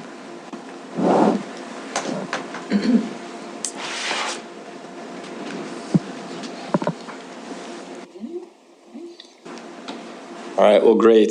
Just as a way of introduction, Eric Basie, Executive Director of CLDI, as we call it for short, as it's a mouthful. I'm also a resident of the South Side. I've been a homeowner there since 2008. So a little bit about our project. I may just have you click if that's all right, Nicole. Okay. So just a little bit about CLDI. This is actually our 40th year since we were founded in 1981. And really, as you can see just from the slide, that with a vision really simply of rebuilding lives, restoring families, and re-neighboring the community. And as a faith-based nonprofit seeking to develop the Southside community, we really are seeking to strive to do that in a way that's replicable and a sustainable model. Some of the different programs over our 40 years, we've had various works that we have done. Some of you might remember the Koinonia Mexican restaurant back in the day. That building exploded. Nobody was injured, which is a good thing. We've had a construction crew. We've had a lot of different things. Our current programs as of to date are an internship, which we are developing leaders that are implementing change in our community. Many of those interns have gone on to stay either as a full-time staff with CLDI or they've gone on elsewhere. We have the Hand House, which is a recovery home for women coming out of drug addiction, alcohol treatment, passages, prison. It provides them a safe, sober home where they can not only walk in sobriety, but also be reunited with their children. Koinonia Management Company, which pertains to this project. This is our management company, which we provide housing, and we're the only professional management company in the city of Billings that will rent to individuals with felonies, criminal records. Otherwise, they would be left to rent from the private landlord. So to date, we have 64 rental units in the Southside community. We rarely, when we do have a vacancy, if we have a vacancy, we don't even advertise just because the need is so great. Red Line Coffee, some of you I've seen there. Thank you for being a patron there. It is a coffee shop. We call it a redemptive coffee house as a way to help stimulate economy in the community. It was also a removal of blight in the Southside community. And then it also functions as a job training apprenticeship program. gathering place is at our current CLDI office, which was also known as the old Labor Temple building. That was a project that we completed in July of 2018 that is now home of our office. It also is provides 17 affordable rental units in addition to some gathering place. And it used to be that this was where the dances would happen every Friday, the quinceañeras, and so we've been able to maintain that component. And then lastly, our last program that is on the list is really our first program that really began the work of CLDI. We call it Youth Works, and really it's just a relational work to engage the youth and the families of the South Side. And we do that through after-school programming. We're heavily involved in Orchard Elementary, Riverside, as well as Senior High. And then we're doing a number of initiatives just to build relationships, encourage our youth that we're working with, and really just help them dream about what the future could be, what it is that they could do in the time to be. Next slide, please. Just a few of our projects as of late that I wanted to highlight. This is what we refer to as the CLDI Labor Temple building. Again, we finished this in 2018. It's 22,000 square feet, provides CLDI office space, leasable space. We have a gathering place, 17 apartments. It was a $3.5 million project. I will also give kudos to the downtown TIF district. They were one of the contributors to help make this project possible. Next slide, please. More or less the day that the pandemic started was the day we started construction last year with this particular project. Thankfully, we had the project mostly fully funded, and so we were able to proceed. And so August of 2020, we opened up Rail Line Coffee Shop. So we're nearing the end of 12 months, and we're happy to say that we didn't lose as much money as we anticipated, and it's been a great endeavor thus far and has been very successful. So again, that was a $930,000 investment in that part of the community. To date, those two corners alone, that's on 1st Avenue South, South 29th Street, between our CLDI office space and Rail Line Coffee, we've invested about $4.4 million just since 2018. Next slide, please. This is a project that is adjacent to, there's one house that looks like a nice empty green lot. That's not an empty green lot now, but there's a home there. But behind that is 2 vacant lots, which Mr. Kukolski has been very helpful in helping us acquire these properties. So we purchased them from the city in December of 2020. And so we will begin construction here for what we are calling Mosaic Senior Living, and that will begin hopefully around August 22nd when we anticipate breaking ground. We will no longer be finishing in December with a little bit later start, but more like January, February. But and it's roughly a $1.7 million project that we are working on. Again, this is fully funded through private foundations, grants, and donors. And then lastly, this is the proposed project. This is Tapestry Apartments. As you can see, we have 26 apartments. We will be able to provide 14 one-bedroom, 2 two-bedroom. Two of the 14 one-bedroom apartments will be ADA accessible. It's potential that we might be able to increase that a little bit as well. Again, as part of that housing initiative project and as part of LIHTC application, we will hear the award in October. If awarded, then we could potentially begin construction as soon as spring of 2022 with a completion around spring of 23. The approximate cost, again, we're still waiting to meet up with some of the different contractors, but kind of a ballpark figure is that this is going to be about a $7 million project. Can see part of the reason that this is so important for us, and we believe it has great momentum, is not only do we have Rail Line Coffee, as you can see in the upper right across the street is CLDI. Mosaic Housing, the Mosaic Apartments is, again, right there and adjacent to that directly where it says parking with 12 spots. That's where we will build the proposed site. Galley's Filter is the current owner of that space. We have a signed buy sell with them. We're actually having a phase 1 done right now. And so once that's under completion, we hope to close here within the next month. In the meantime, the existing owner will continue to lease back that space until he can find an appropriate place to relocate. Next slide, please. To give you an overview, we realize that in the short game, we're by the way in which it is zoned, we actually don't need to require, we are not required to provide parking. Obviously, we desire to provide parking. It's important to us. And so we have a couple of ideas, and one was just so that we could proceed with the project, is that we would be able to provide 12 parking spots that would be covered underground, not underground, but under the building. And then we'll seek to utilize street parking as well. I can tell you from our 17 apartments that we have at the current Labor Temple building, we have found that a lot of the individuals that we serve actually don't have a vehicle. And so while 12 is not completely the ideal world, the long-term game, once we can recapture the current Galley's building, we will be able to incorporate some more parking down the road. You can see a couple of the layouts here. Feel free just to flip through those. This is the 1-bedroom, 2-bedroom. You go on to the next one. And I should also, I failed to mention that we are working obviously with Shane Walk and Don Sternhan with Mountain Plains Equity Group, as well as Jeff Canning, who is here as well tonight. Jeff is with Collaborative Design Architects, and I've been really thankful that we've done a number of projects with them. And so one of the things I love about working with them is we really believe that we shouldn't compromise value and beauty because we're doing work in the South Side. All the more reason why we want to do the absolute best work that we possibly can. So they've been great partners in helping us see that to fruition. Great. Questions? I would love to field any questions you all might have. Thank you very much, Eric. Great presentation. Councilmember Joy? Thank you, Mayor and Council. Good evening.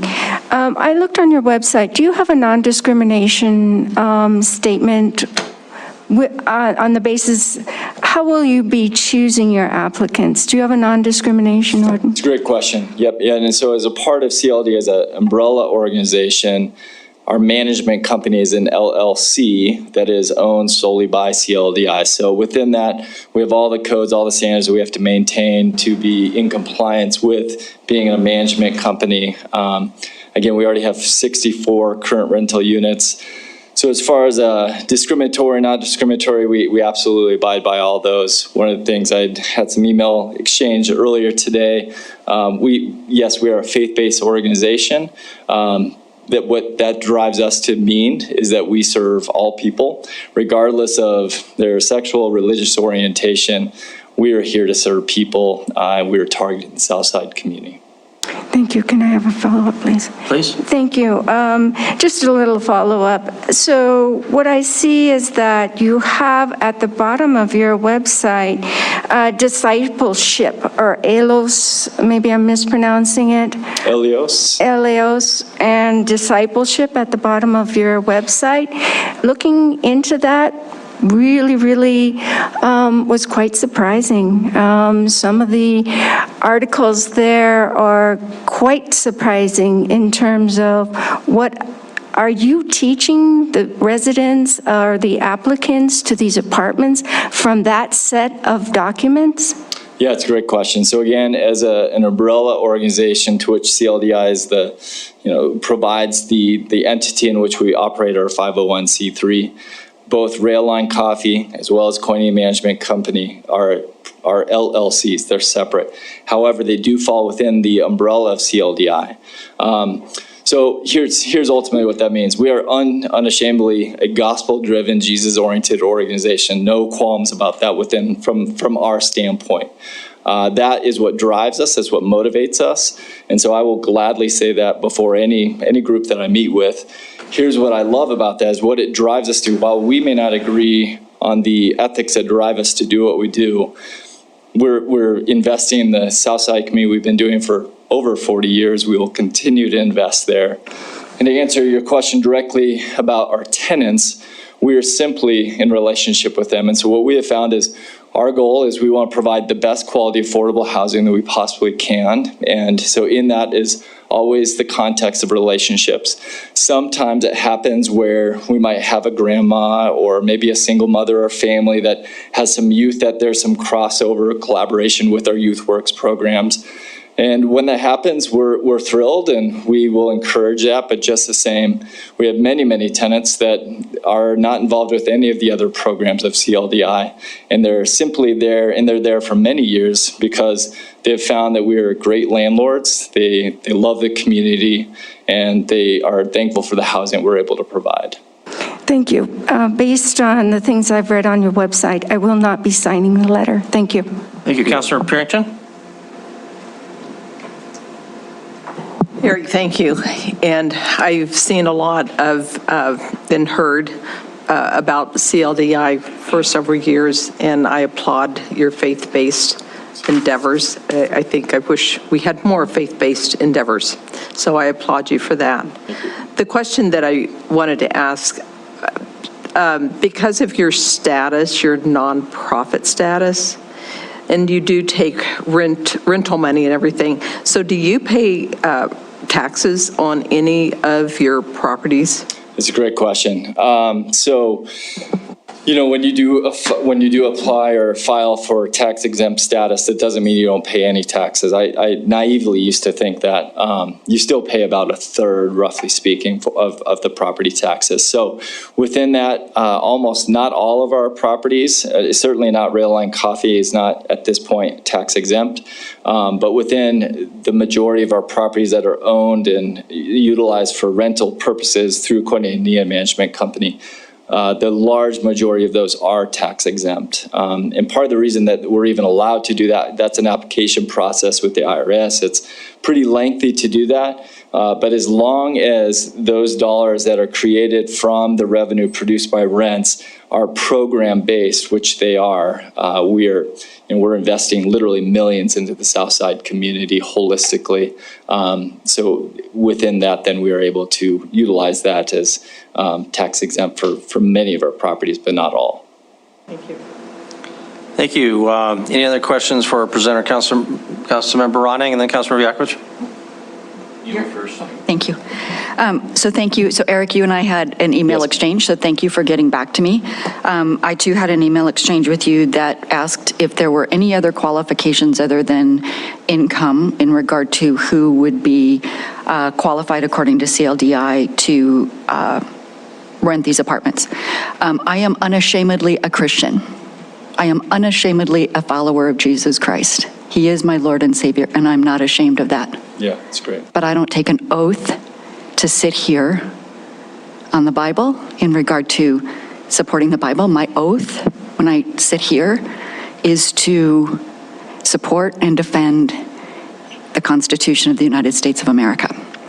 And you're asking a government body to sign a letter of support for you to get these housing tax credits.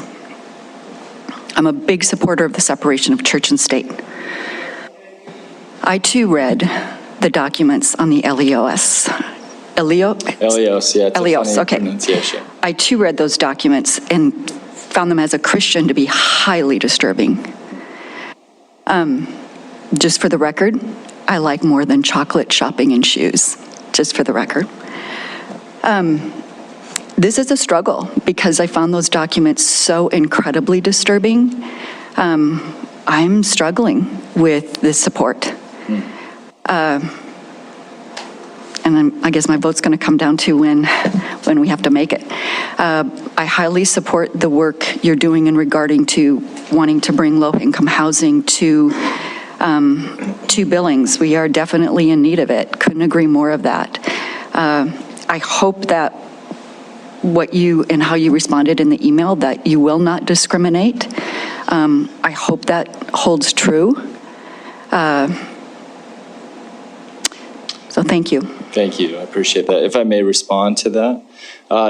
Just today, I met with a business owner, developer here in town, and he wanted to go on a tour, see what we do. And so I was able to take him around, show him the various works. And as we pulled up, in fact, where the old Koinonia Mexican restaurant used to be, we now have 3 duplexes. And so as we pulled up, one of our tenants was there, and she came over. She's like, "Oh, Eric, how you doing?" And I was like, "Well, let me introduce you to my friend." And within that, she said, "You know, Eric gave me a chance 8 years ago. I had no place to be, no home. I had drug charges, criminal background, and Eric rented to me, gave me a chance. And I'll tell you what, we won out in that deal. We won out in that deal because she's not only been with us as a long-term tenant of ours for 8+ years, but she's a community changer. She's the neighborhood watch person on the South Park area. She's a huge advocate, huge cheerleader, and at the end of the day, our heart's desire is just we want to do what we believe is best in providing opportunities for folks in our city. And again, I say this like, when I go home tonight, I'm not just leaving work behind. It's my community. I'm there with Mike, and I'm raising my family and my kids there. My wife's there. She's a medical doctor at Billings Clinic. We choose to live there because we believe it's important. And so I say this to say that we are there investing holistically with all that we have because we care for people like our tenants. And I can't tell you how many of our tenants that I just cherish the opportunity that we get to love and serve them. And one of the things that we say often, we've realized as far as the housing needs that exist, we provide really great long-term housing solutions. There's a reason we don't have vacancies very often. And so within that, we need more units. And I don't really care, to be quite honest, about my name, my reputation, nor the reputation of CLDI within all of this. Our desire is simply to lean into the community, identify needs, figure out a solution. And so that's in that spirit, that's where I'm asking you all as mayor and city council to support that cause. And we have a proven track record. We do what we say. One of our core values is integrity for a reason. And so I definitely understand the heart sentiment of concern, undoubtedly. And I would just say, call me up. There's my information. I'd love to take you on a walk. I'd love to buy a cup of coffee at Rail Line Coffee, and let's just go have some conversations with our neighborhood and some of the tenants, and I'll let you all be the judge. Thank you very much. Councilmember Yakovich. Your Honor and Council, I move to approve the mayor's signing letter of support on behalf of Billings City Council for low-income housing tax credit application for the proposed Tapestry apartments as recommended by staff. Second. Okay, Councilmember Yakovich, just some clarification. The letter that was given to us has a place for signature by all the council members. We've already heard that some won't sign it, and I think that's fine, I would assume. Is it your intent that we'd remove those and I would just sign, or was that just a slip of the tongue and the original letter is what you want? Well, Your Honor, I'll leave it up to you. I think if you just sign it, that's great. Yeah. Motion by the council majority, and you sign it. That's what the motion is, and as long as that's okay with the applicant, okay. And I would probably say I think it does say on behalf of the city or something like that, so, okay. So that's the motion, and there was a second by Councilmember Neese, okay. Councilmember Yakovich, you want to address your motion? Sure. I just, first of all, the legacy began with Dave Hagstrom many years ago, and there were empty lots all over the south side when we got there with my kids about 40 years ago. I know I look about 40, so, but the imprint of the CLDI is a phenomena. It really had a major impact, and you all heard a lot. I mean, they got one of the best coffee shops in town. More so, though, is the saying goes, you walk the walk, and then what do you do? I mean, you can talk the talk, right? Who said that? Okay. So a contract or a website is important. But when you see faith in action, when you put your words into action, that's the bottom line to me. And walking on the streets of the south side, that's what counts. And that's what CLDI has done. And if the Yakowiches have to keep up with CLDI. If we lived someplace else, we'd have to keep up with Mayor Cole. But the housing projects on the south side are excellent. They're ran professionally, and the people there, because I've knocked on their doors more than once, are really have a positive impression of CLDI. Are they all faith followers? No, that's not even the intent. The intent is to make the community better and offering values or ethics. I have my own home. I'm not a renter of CLDI, but I can see daily the impact of CLDI. So I just am so grateful. You know, what's that movie with Jimmy Stewart, if he wasn't around? It's a Wonderful Life? Yeah, I mean, if CLDI wasn't around, it'd be worse, a lot worse. So thank you, Council, and I would hope the majority would support this. Thank you, Eric and CLDI. Thank you, Councilor Rewalt. Thank you, Mayor. Can I ask the motion maker if that's just limited to the mayor's signature or anybody that wants to sign? Yeah, you can clarify that. I was hearing just me, but that's up to the motion maker. Do you wish that? I wish to sign it. Okay. See what they're doing down there, and I think it's good. Okay, I'll change my motion to the mayor and all those council who would wish to sign it. I accept that change. Okay, so that's the motion. Councilmember Ronning. I think that sends the wrong message. I think that if there are blank spots on there, that there are council members that choose not to sign, I think they have the right to say and show that they choose not to sign. If the motion is clearly that it is the majority of council, or if it's the majority of council, then I think it should be just the mayor. But if it's going to be just simply the council members who support it and not show that there were council members that did not support it, I don't think that clearly reflects the council vote, but totally up to. Yeah, I guess I was assuming we would just use this letter, and then if personal signature is not there, it's not there. That's my understanding. Then I don't have to create a whole new letter. Is that okay? That's consistent with what you guys are thinking. Okay. So thank you for that clarification. Further discussion on the motion. Any further discussion, Councilmember Neese? I'll support this, Eric. I think one of the things I see down there that you do is, like Mike said, but you do transformational housing and ministries, and you actually see people change. Now, not everyone's successful. I know some people who were in the Hannah House that got kicked out, because of their behavior. And so you're not going to be successful with that, everyone. But I hear lots of good things about how you guys are actually making a difference in the South Side and in the city as a whole. And so I will definitely support this, and thank you for what you're doing down there. Thank you, Councilmember Joy. Thank you, Mayor and Council. If I'm clear on the motion, it is simply to pass the letter around. Those wishing to sign, sign. Those who do not wish, do not sign. I will support that motion. I would suggest that the South Side is a little bit more complicated than maybe some members believe. However, that is entirely their opinion.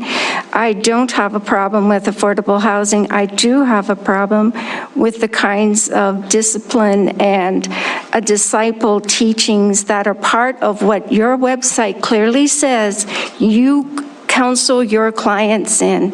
So that I do not find acceptable. I was raised a Christian. I memorized my Bible. My grandfather built the church that I attended. I know what Christianity is. I've lived it for part of my life, and those documents do not reflect the teachings that I was taught. Thank you. Thank you. Thank you. Hopefully the motion is still clear then. For any further comments before we move to a vote? Don't see any. So again, the motion is for approval. We'll just use the same letter. People can sign if they want, and but they don't have to. That's their choice. That's the motion. So if in favor of the motion, please raise your hand. Voting in favor of that motion, it's unanimous. Thank you very much. Appreciate it. We'll circulate that. Again, thank you for your efforts, Eric. That brings us then to item number 3, except for we're not quite to break time. So Denise, can you read item number 3, please? Public hearing and special review 990, a special review to relocate an existing all beverage liquor license to operate a bar and casino for Town Pump Inc. in the Olympic Park Planned Development Zone with underlying zoning of community commercial on a 6.196 acre parcel of land described as lots 1B1 to lots 1B5, Block 20, Olympic Park subdivision, generally located on the vacant property on the northeast corner of this intersection of King Avenue West and Shiloh Road. Billings 13 RE LLC as the owners. Performance Engineering, Scott Espenlater, PE agent. Zoning Commission recommends conditional approval and adoption of the findings of the 3 criteria. Action is approval or disapproval of Zoning Commission recommendation. Nicole, you're our presenter. Good evening, Mayor and Council. One of our most popular special review applications is before you again. The first one after the passage of Project Recode, effective date in February of 2021. So this is a special review for a new casino and bar for a new town pump location on property that's on the northeast corner of Shiloh and King Avenue West. I will see if I can make this work. Probably not. I'll have to jump over.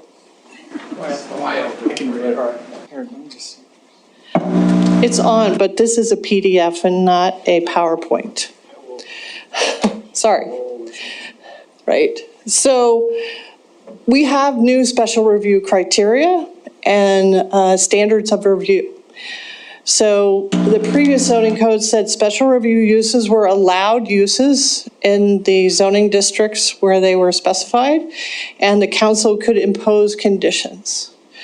In other words, the burden of proof to prove that it was compatible was with the council, not with the applicant. The new code, as adopted, says special review uses are special exceptions to this zoning district where they're located. In other words, the burden of proof is on the applicant to show that their proposal, their project, is compatible or can be made compatible with proposed conditions from the applicant. So we have 9 review criteria now, not 3. So those 9 criteria, if you want to go to the next slide, it's very small type, I'm sorry. But basically, it says it has to be consistent with the city's growth policy and neighborhood plans. It will not be detrimental or endanger the public health, safety, morals, comfort, or general welfare. It's adequate in size and has topography to accommodate the use while meeting the other requirements of the zoning code for landscaping, parking, signage, building setbacks. It will not be injurious to the use and enjoyment of other property that's nearby.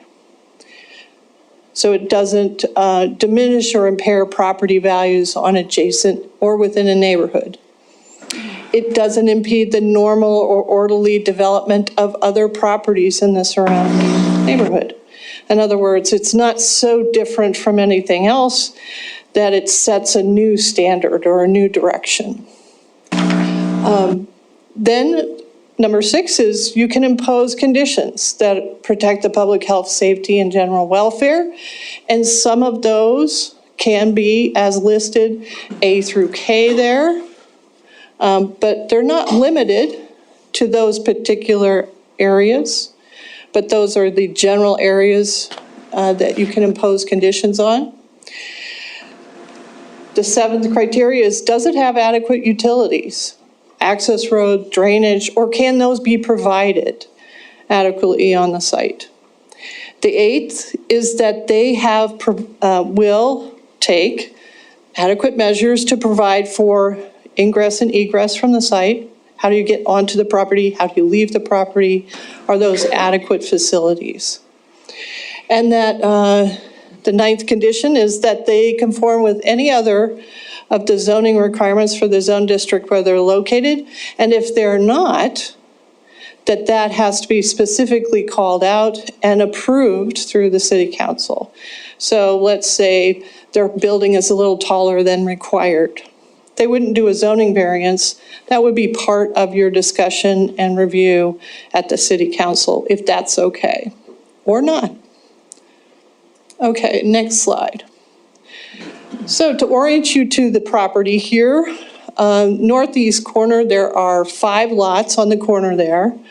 The underlying zoning of those lots is community commercial. When we adopted Recode, we could not dissolve 89 planned development zones and adopt new zoning for those, because those are contractual agreements between the developer and the city that names zoning districts. So we archived the previous zoning code so we can refer back to it for allowed uses, prohibited uses, special review uses, and that sort of thing. Or if there were specific references to other parts of the archived zoning code, we have those of record and can use those for those existing planned developments. So to the north, for the Shiloh Glen Apartments, that also has community commercial underlying zoning. Our previous zoning code said it's okay to do multifamily in commercial zones, and only multifamily. Our new code for corridor mixed use or other mixed use zones is you can't do multifamily by itself. It has to be a mixed use product. It has to have both commercial businesses, service businesses, to have multifamily on the property.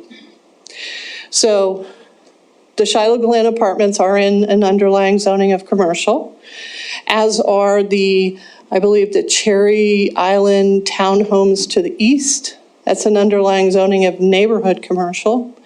There is underlying zoning of residential multifamily restricted to the north, and then residential 9600 further to the north and east. All of this is within the planned development for Olympic Park. And that's one of the older planned development zonings in the city. There's also planned development zoning to the south of King Avenue West, and that is the residential manufactured home zoning. That's Golden Meadows Manufactured Home Park. There's corridor mixed use 2 zoning to the south, which is the Shiloh Crossing development. And then also on the west side of Shiloh Road in the Montana Sapphire subdivision. Directly west across Shiloh is the St. Vincent's Healthcare, Medical, and Commercial. They don't have named underlying zoning, but the commercial lots are at the corner. The more medical uses and campuses are further to the north and west. There's a little bit of corridor mixed use 1 to the south, then what we call the NX3 or mixed residential 3 for the apartments, the Affinity at Billings, and some additional apartments that are in Montana Sapphire. So Montana Sapphire used to be zoned commercial, all of it, but it had these apartment developments in it. When we updated the zoning, we decided it's better that those have multifamily zoning than to keep them in a commercial zoning. So go ahead. So one of the other things you did when you did recode was you said there's a major policy decision and we're making it, and it has to do with bars and casinos and how those are, or wait a minute, did you jump too far? Accidentally, yeah. Okay. Sorry. Okay. So required separations, no more waivers. So if the application doesn't meet these required separations, it doesn't even come before you. So casinos, which is 10 or more machines or gaming tables, the large casinos, have to be 600 feet from the building exterior where the casino is located to the property line containing a church, a school, which is primary or secondary, not post-secondary, a public park with a playground or playing field, and 350 feet from a building exterior to the property line zoned residential neighborhood. And that, we did that specifically in the code because we had these mixed-use zoning districts, but we also apply it to these archive zones. So yes, it's definitely apartments. Yes, it's residential dwellings, but the underlying zoning doesn't give it that 350-foot protection distance like we have for the other zoning districts that are neighborhood zones or mixed residential zones. Bars, you also said, those have to be separated 600 feet from churches, schools, public parks with playgrounds, and 150 feet from residential neighborhoods. Again, naming those specific districts that it has to be separated from. So if the underlying zoning of Shiloh Glen was residential multifamily, then that separation distance would have applied, but it's not. It's underlying zoning of community commercial. It is, the subject property is, and where the building is located or proposed to be located, is more than 600 feet to a church, a school, or a public park with a playground. Okay.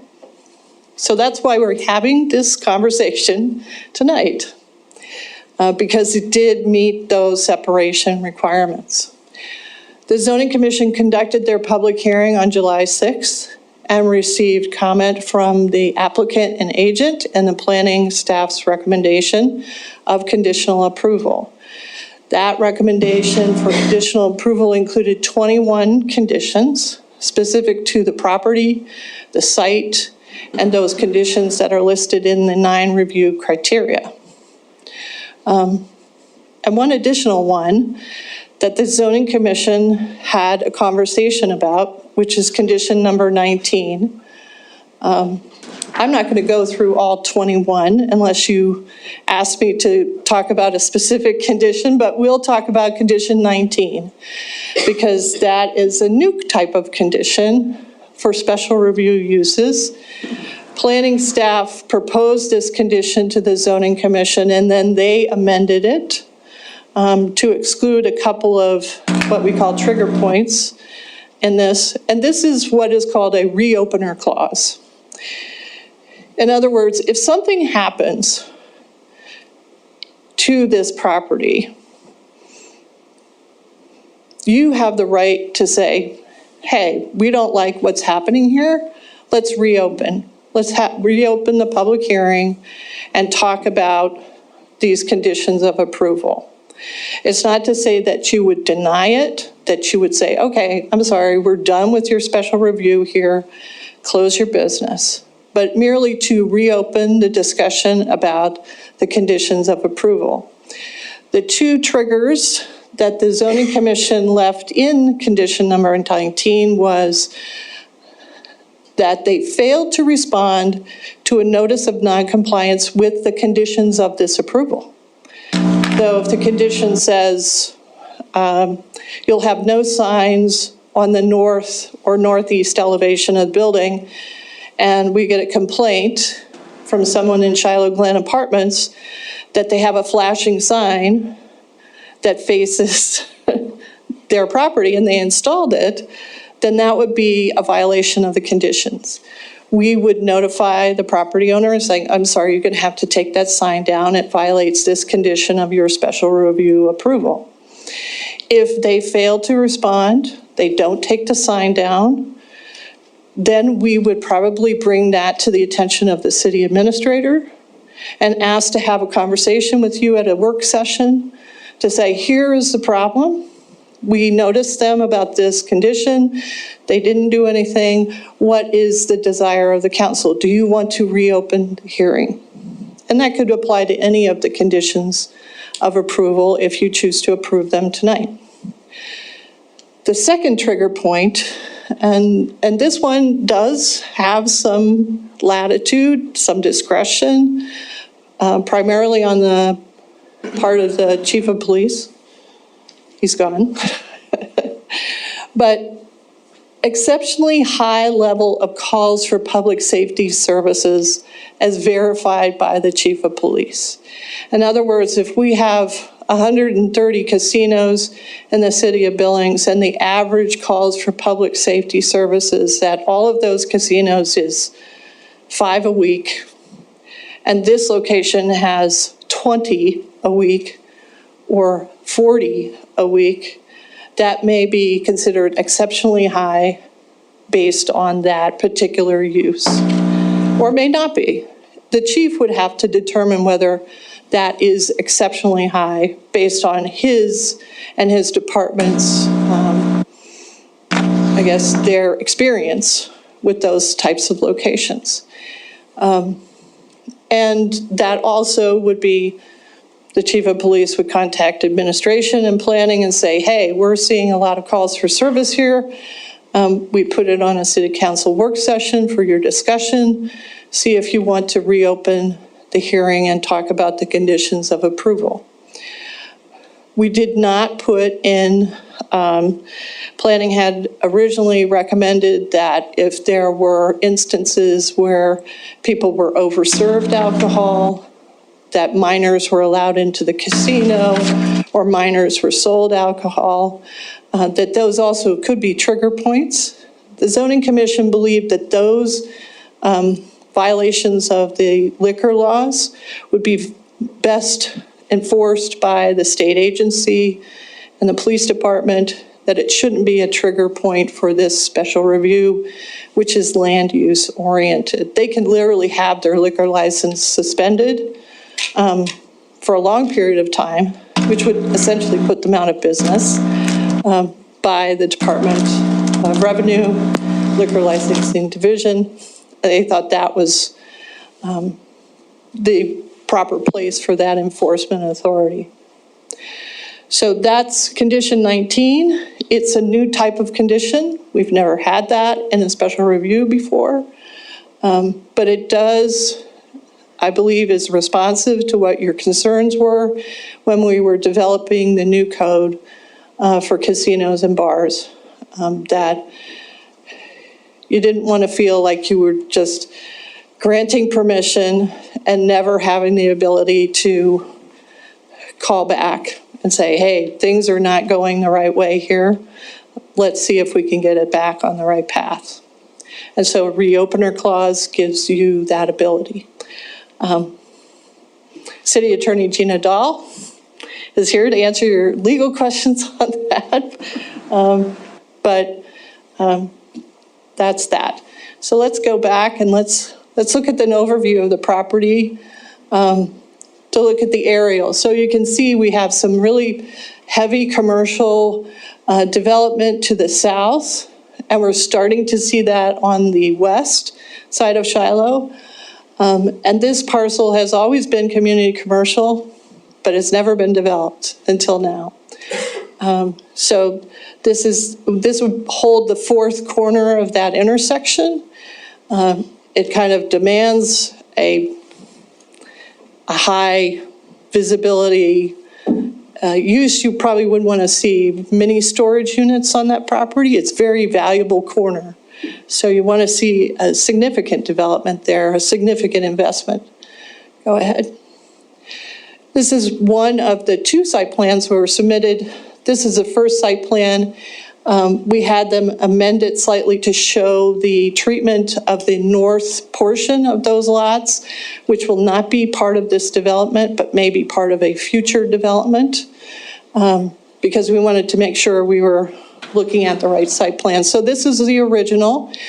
So the second site plan shows that that access road out to Shiloh, and then those 1.5 parcels really that will not be part of the town pump development. They'll still be considered vacant and undeveloped.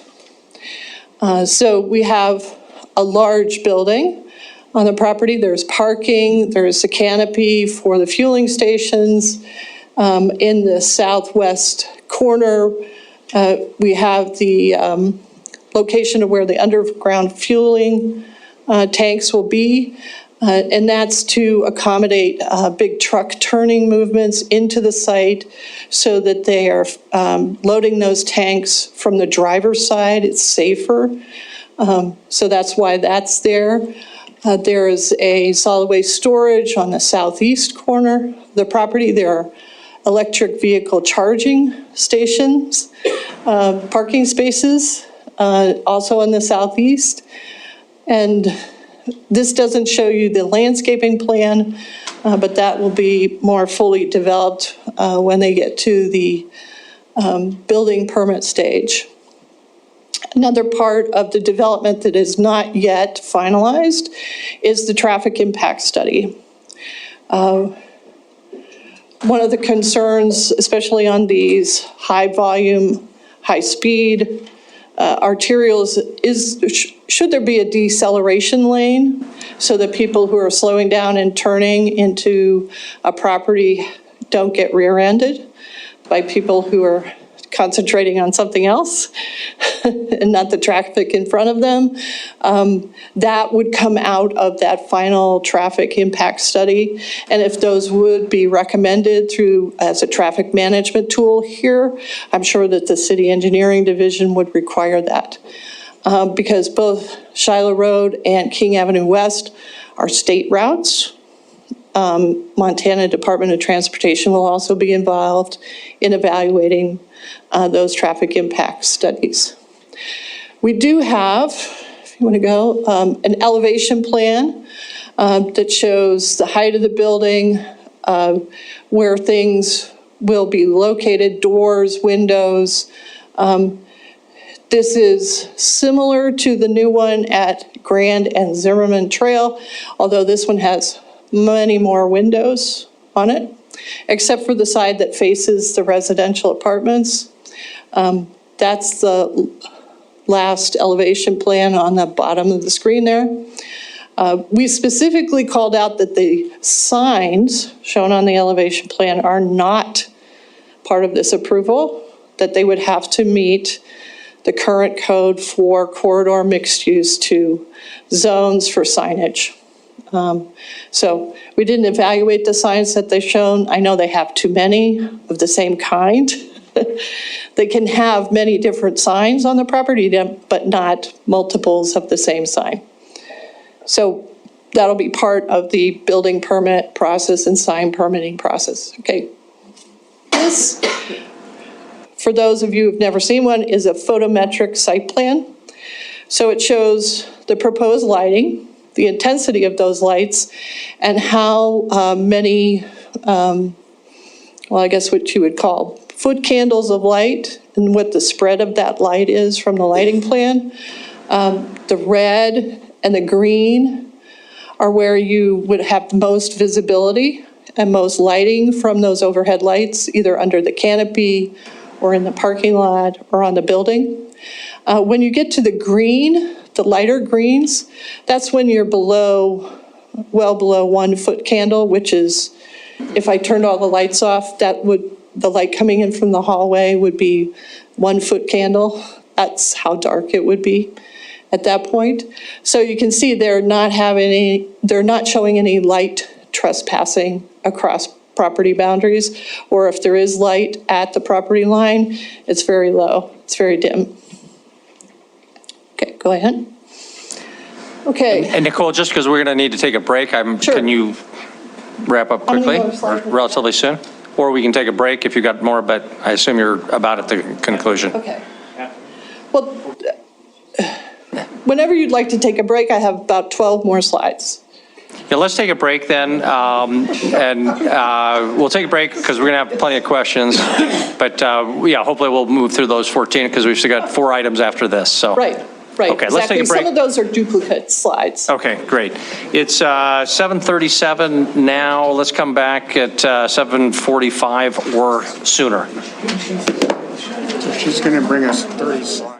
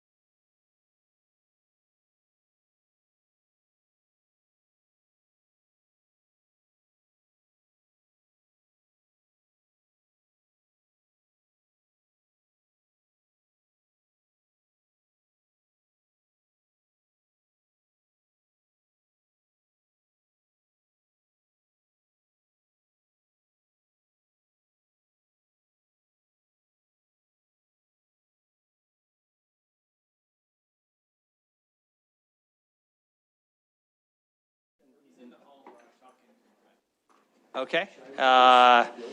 There's our presenter. Nicole, when we broke, I think you said that you had about 40 more slides. 40, yes, 40. I deleted 5 of them. Oh, okay. We all deleted 5 as we went by.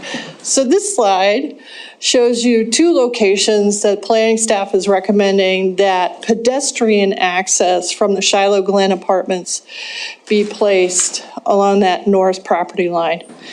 And this would be achieved through either offsetting a fence. So you create the continuous visual barrier with a side obscuring fence, but you allow some pedestrian access to and from here, rather than having people go all the way out to King Avenue West and around to get into the drive approach that people can walk there.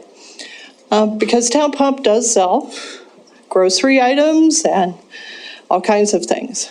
So, real quick, what are those bars in the front that, face Shiloh and Marshall King? There's like 1, 2, 3, 4, and then there's 1, 2, 3, 4, 5 or 7. Are they pumps? Are those the pumps? those, yes, that's the overhead canopy, the Okay, fuel for canopy. gas pumps. Yes, for fuel pumps, yep. Exactly. So anyway, these 2 points of access we're recommending based on existing pedestrian paths from Shiloh Glen across these properties. So these are kind of natural access points that the residents at Shiloh Glen have already established. So we'll just continue that with those 2 access points. Okay, go ahead. So here's the property if you're standing on Shiloh Road and you're looking south and east towards King Avenue. So Shiloh Glen Apartments there in the Planned Development Community Commercial Zoning. Go ahead. And then if you look directly south along Shiloh Road, you see the First Interstate Bank there is holding the corner at Shiloh Crossing. And Shields is way in the background there. But that's a massive building. It's about a quarter mile south of where we're standing. Go ahead. Then if you look north and east from Shiloh Road, you can see the backs of the apartments in Shiloh Glen. Go ahead. And then looking directly north, where the planning truck is parked in the middle of the photo there, that's the existing access point from Shiloh Road. That will not change. It's already there. It's a right in, right out only, as the King Avenue West entrance and exit will be. So even if you have to turn right, you can easily turn around at the next roundabout. Go ahead. Then REI is directly west across the street, holding the corner there. And then just the intersection of King and Shiloh with the roundabout. Go ahead. Again, the zoning map showing the surrounding zoning. Go ahead. And the site plan that shows the full access development, one on King, one on Shiloh, this where the building is situated, where the parking is located, all of those different site specifics. Go ahead. And then again, the 21 conditions that we're recommending, or that the zoning commission is recommending to you based on their proposed findings of the special review application. And that concludes my presentation, and I'm sure you'll have questions. Thank you very much, Nicole. I'm sure we will. After we have questions, we'll open up for public hearing. This is a public hearing. Councilmember Purington. Thank you. So Nicole, on one of the item numbers that I guess is the criteria, the 1 through 20, I think it's number 9 that talks about the trees. Yes. The 18 trees on the north side of the sidewalk on King. Then you've got 10 along Shiloh. And so one of the concerns that I had with that, and I know there was some discussion when we were going through recode, is that in going back to number 19 about the crime or whatever that could be possible at this location, the concern of that, and I was kind of wondering if the trees would offer some I don't know if you want to call it protection, against passing motorists, seeing what's going on at late night hours or maybe even very early hours, that it would shield any driving motorist, passing motorist, to see that there was something nefarious going on at that location. And I don't know if that's even a consideration with the trees, because I know with SEPTED that they keep talking about, you know, bushes and trees and those sort of things at your business. Is that a concern? Do you see that as a concern? Not in this case.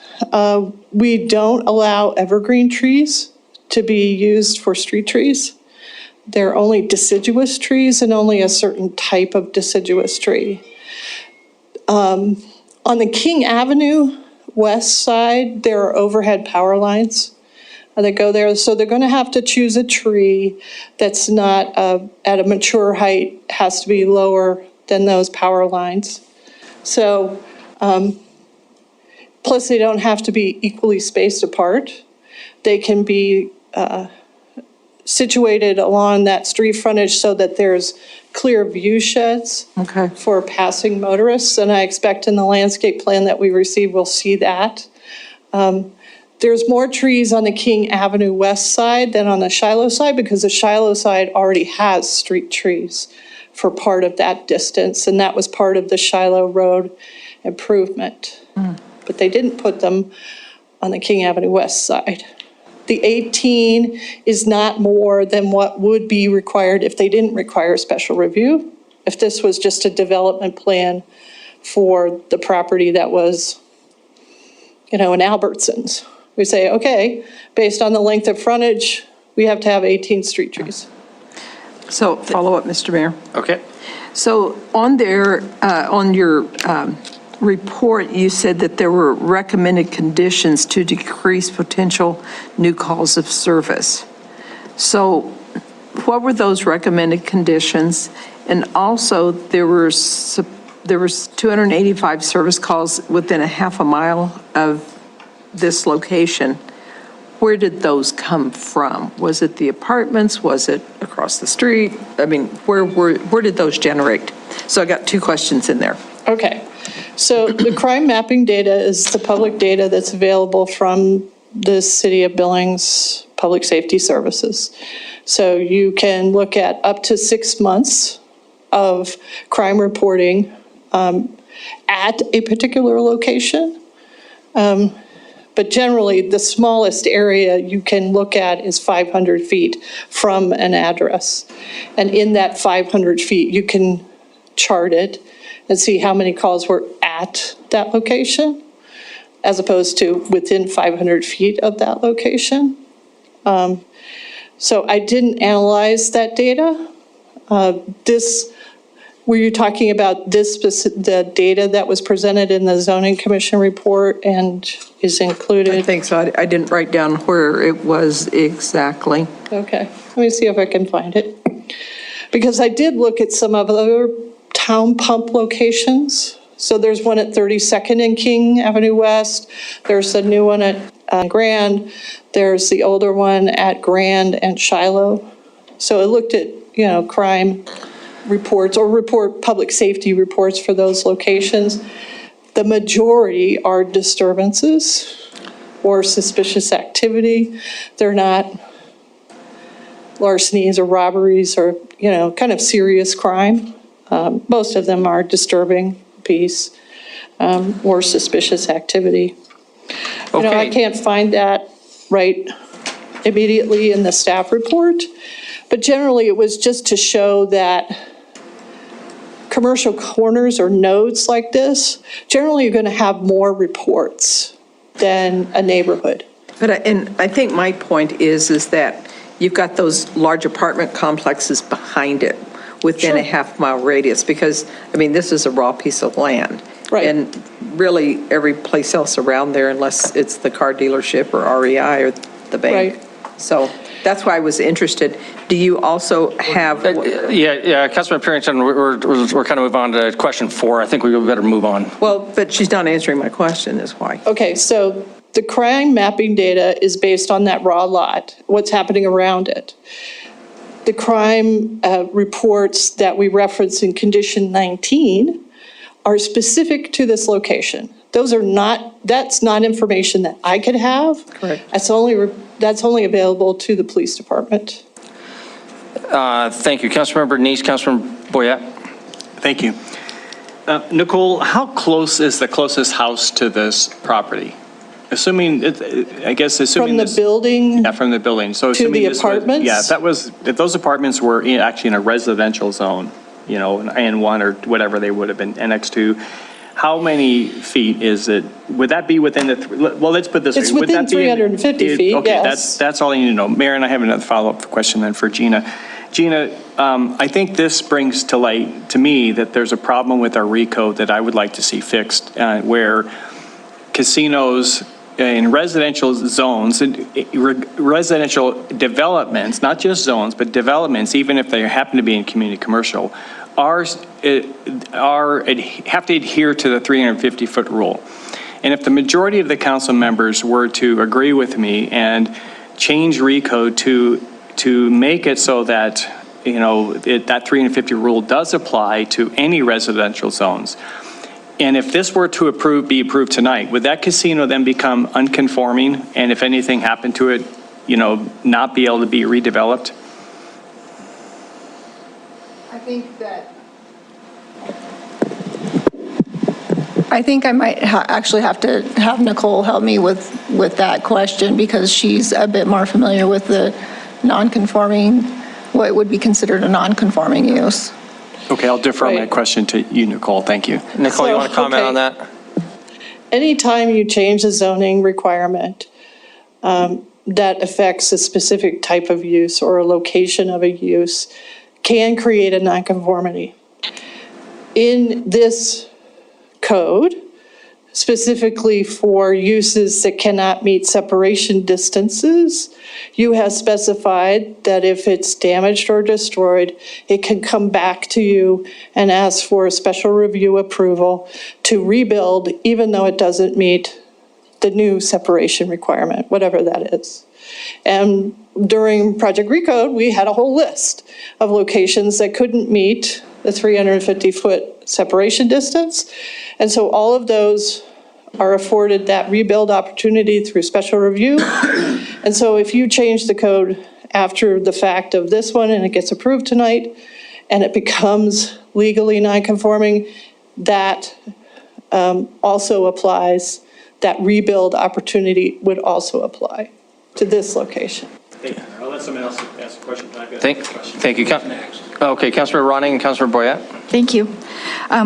Nicole, so we had an email exchange earlier, but can you clarify, so when we're talking about a bar and casino license, by state law, a full liquor license, I should clarify that, full liquor license and casino, that license can only be relocated. So there can't be a new one that comes into the city of Billings. Am I understanding correctly that the relocation means that where the current license is, that's no longer going to be in operation, and they're moving that liquor license and casino license for that establishment, that will no longer be happening in the previous location, and it's moving to this new location? Is that how it works? Yes. If somebody offers a liquor license that has gaming attached, all beverage in the city of Billings, it can only be relocated within the city of Billings. And does it have to? And you can't bring one in, like if somebody had one for sale in Townsend, somebody in Billings can't buy it and bring it here. It's not allowed. Okay, so if I can follow up with this, so just to get a better understanding, it doesn't have to be a previous town pump liquor and casino license. It can be from some other establishment that town pump is buying, and then that location is closing down and they've purchased that from them, or would that be considered a new one? No, it wouldn't be a new one. It would be an existing one. Existing and one, whether okay. that place is already closed, planning to close. I don't know the specific details. The applicant and agent are here. They could probably tell you exactly where that license is coming from. Okay, yeah, I definitely want to know that information, so thank you. Okay, thank you. We will ask the applicant to step forward after people don't have questions for Nicole, and then we'll open up for public hearing. Councilmember Boyette. Thank you. Councilmember Tricky. I just had one comment and then a question. My one comment is, I was with you for over 2 years and we studied casinos. I hate to sound bad, but this kind of sounds like it's infringing upon the spirit of what we were trying to do. If you go talk to those people in those fourplexes, they're going to say, I live in a residential area, regardless of what we, the city, call it. I don't know that we're being fair to them because we told them up front we were going to try to keep casinos away from residential areas. So I'm disappointed with that. But I guess my question is, can we, the council, the biggest problem I get from people all in the West End is noise. Can we say that we don't want you to build a vinyl fence behind there? We want you to build a stone brick wall fence that stops noise. Do we have that ability, Nicole?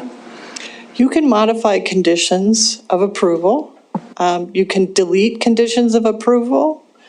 You can modify the findings and say, we're not convinced that this is a compatible use here. But to do that, you would have to have very specific findings to support that denial. But obviously changes or modifications to conditions are within your purview. One more question, Mayor. Go ahead. And then I was looking at the map, on this map up here.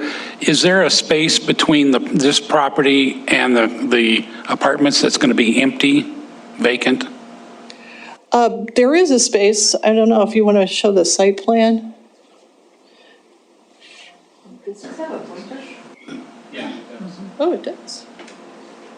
You just probably have to turn it on. Oh, okay. So here's the back of the building. And so it has, it's probably a 30 or 34-foot wide drive aisle between the building at its narrowest point, then some parking spaces. Then there will be that side obscuring fence all the way across the northern property line that they share with the apartments. And inside that fence, we're requiring evergreen and deciduous trees and shrubs. So even the fence will be obscured eventually.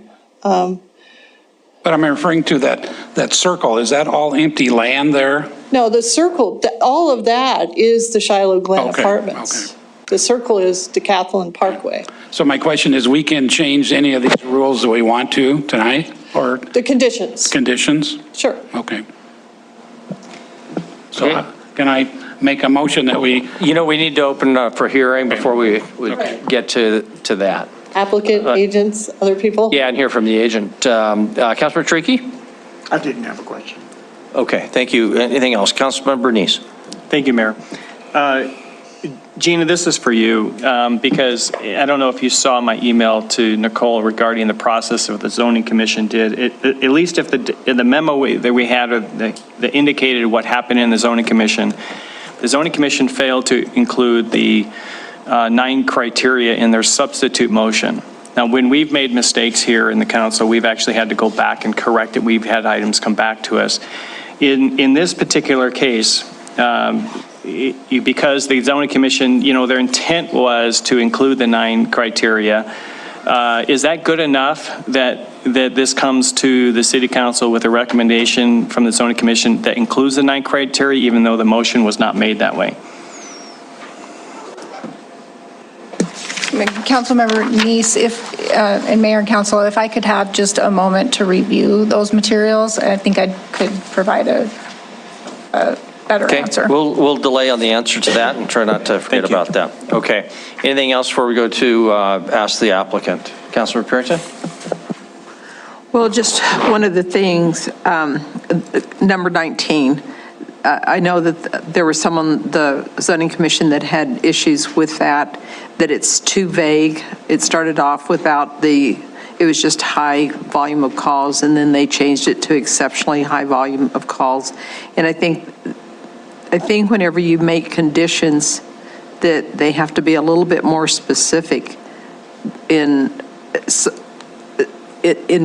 saying you have to do this. So what is the criteria for exceptionally? and you referred it back to the chief of police, which I kind of have an issue with that, I guess, bringing him into this conversation. I don't know that he would want that position, but I'm just saying that I'm not sure that number 19 is really well-written. And the other part that I'm not real crazy about is that it runs with the land. These conditions run with the land. I suppose that Town Pump would be here for quite a few years, but whatever down the road, and they changed, and then they may have a completely different thing. Yeah, I interpret your comments, Councilmember Purinton, as asking Nicole to comment on these things, because you'll have an opportunity to make kind of arguments later once. Okay, I'll wait then. Okay. Okay, anything else in the way of questions for Nicole? Councilmember Ewald? Thank you, Mayor. So the big reason we got any discussion on this at all is because this is a planned unit development, that whole block is, and it's all community commercial, right? Well, this lot and the adjacent apartment lot are both community commercials. Right. And so that's where we decided earlier this year that that's where we'd like to see casinos and that go to is community commercial. And the fact is this was, because it's a planned unit development, nobody touched it in recode. That's right. And so it just remains community commercial. Yes. Okay, thank you. Okay. Let's hear from the applicant. If Nicole, can you introduce us to the applicant or the applicant's agent, please? Okay. Craig Dalton is here from Performance Engineering. Good evening, Mayor, council members. Like Nicole said, I'm Craig Dalton with Performance Engineering, the agent for Town Pump. I just wanted to touch on a couple things that came up, just particularly, like we said, this is one of the first special reviews that we've had coming through since Project Recode. I will say that we have worked very diligently with planning staff throughout this process. It started back, actually kind of when you guys were going through adoption, started doing due diligence on this property. The city had actually produced a map of non-conforming and conforming properties that still remained in the city that could be eligible for this type of use. This being one of those properties on a busy corner with an underlying zoning in a PUD of community commercial. So using that information, that is part of the reason, and for obvious other reasons, being one of the busiest intersections in Montana, of why Town Pump came to this corner. As far as traffic studies are going, we've been in coordination with city engineering. Our traffic study is underway. Whatever those recommendations that come from that traffic study, whether it be slip lanes or whatnot, those will be implemented during the site plan. We expect that to be completed here in about the next month. We'll have that ready to go. And then speaking to zoning, Councilmember Neese brought up the 350 setback from residential, not just zones, but uses. You know, we had these conversations with Nicole actually when that was going on, and it's very clear in there that it says zones, not uses, in the Project Recode for that 350 setback. Where that slope can get very slippery is if you start to say that it's uses, places that are mixed use, say like Shiloh Commons, where there's a bar that's in the lower, you will not make the setback for a bar from a residential use because there's residences right above it. So that would need to be thought about and very, very well defined and distinguished in any kind of amendments. And that's the bridge that we crossed as we were going through this review. We worked with the zoning staff and the zoning commission to come up with these conditions, and you know, the applicant has accepted these conditions as being fair and something that they would choose to proceed forward with if the council would support that. and I'd take any questions. Okay, thank you. Any questions for Craig? Councilmember Ronning and Councilmember Denise? Thank you. Same question I asked Nicole. So this is a full liquor and casino license that's being relocated. So is it from a previous Town Pump Lucky Lil's location or someone else that's shutting down? Where's it being relocated from? Myself and the applicant's representative, we're not sure exactly which business. It is a business that closed. It wasn't a Town Pump, but a business that is closing down, and within Billings, and this license is being relocated. So you have a liquor license and a casino license, but you don't know you don't know who you got it from? I do not. The applicant has reached out to their, whoever their acquisition for those types of licenses, but I don't think we've heard back during this meeting yet on specifically which business that was. We just know that it was a business that closed down in Billings that's being relocated at this time. Okay, thank you. Thank you, Councilmember Denise. This is going to be a 24/7 operation, is that correct? Dan Sampson is a representative for Town Pump. He's a project manager for them. Nicole, can you put up the site plan as well? Good evening, Mr. Mayor, members of the council. My name is Dan Sampson. I'm the Town Pump Construction Development Manager. The C-store is planned to be 24 hours. Obviously, the casino, liquor store and lounge would not be.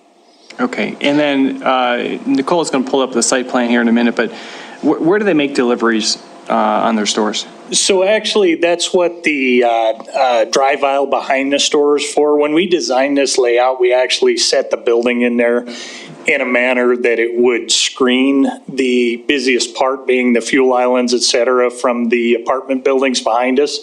That's where the intention of leaving the back of the building with very little lighting other than enough to provide safety and access for delivery rigs would go back there. There's not anticipated to be any customer traffic or anything like that between the building and that screening wall back there. Okay, and when will they be getting deliveries? They would be getting deliveries between 8 and 4 usually. 8 and 4 a.m. to 4 p.m. p.m. Okay, yeah. So nothing in the middle of the night type deliveries. No. Okay, all right. Thank you. And just to back up to the question about the liquor license, I don't do the purchasing for Town Pump. I do the development and the construction. We've got a whole nother department that does the land purchases as well as the purchases of liquor licenses. So I have sent out an inquiry to them to find out where they purchased that from. I don't know which business. All I know is it's a business that closed down within the city limits. You bet. Thank you. Something else for Craig, Councilmember Denise and Councilmember Parrington? Did you have your hand up? Okay. Craig, Councilmember Boyette brought up some mentions about the wall, about maybe making a motion to change the wall. I'm in agreement with that. I think that a vinyl fence or something like that. I think the condition was any standard fence material, but I think a block wall, something that's going to be more soundproof. You as an applicant would not be objecting to something like that? We're not opposed to that at all. Okay, thank you. Okay, Councilman Pierce? So I just wanted to go back to either one of you to answer. Do you not have objections then to the condition 19? No, ma'am, we don't have any objections to that condition.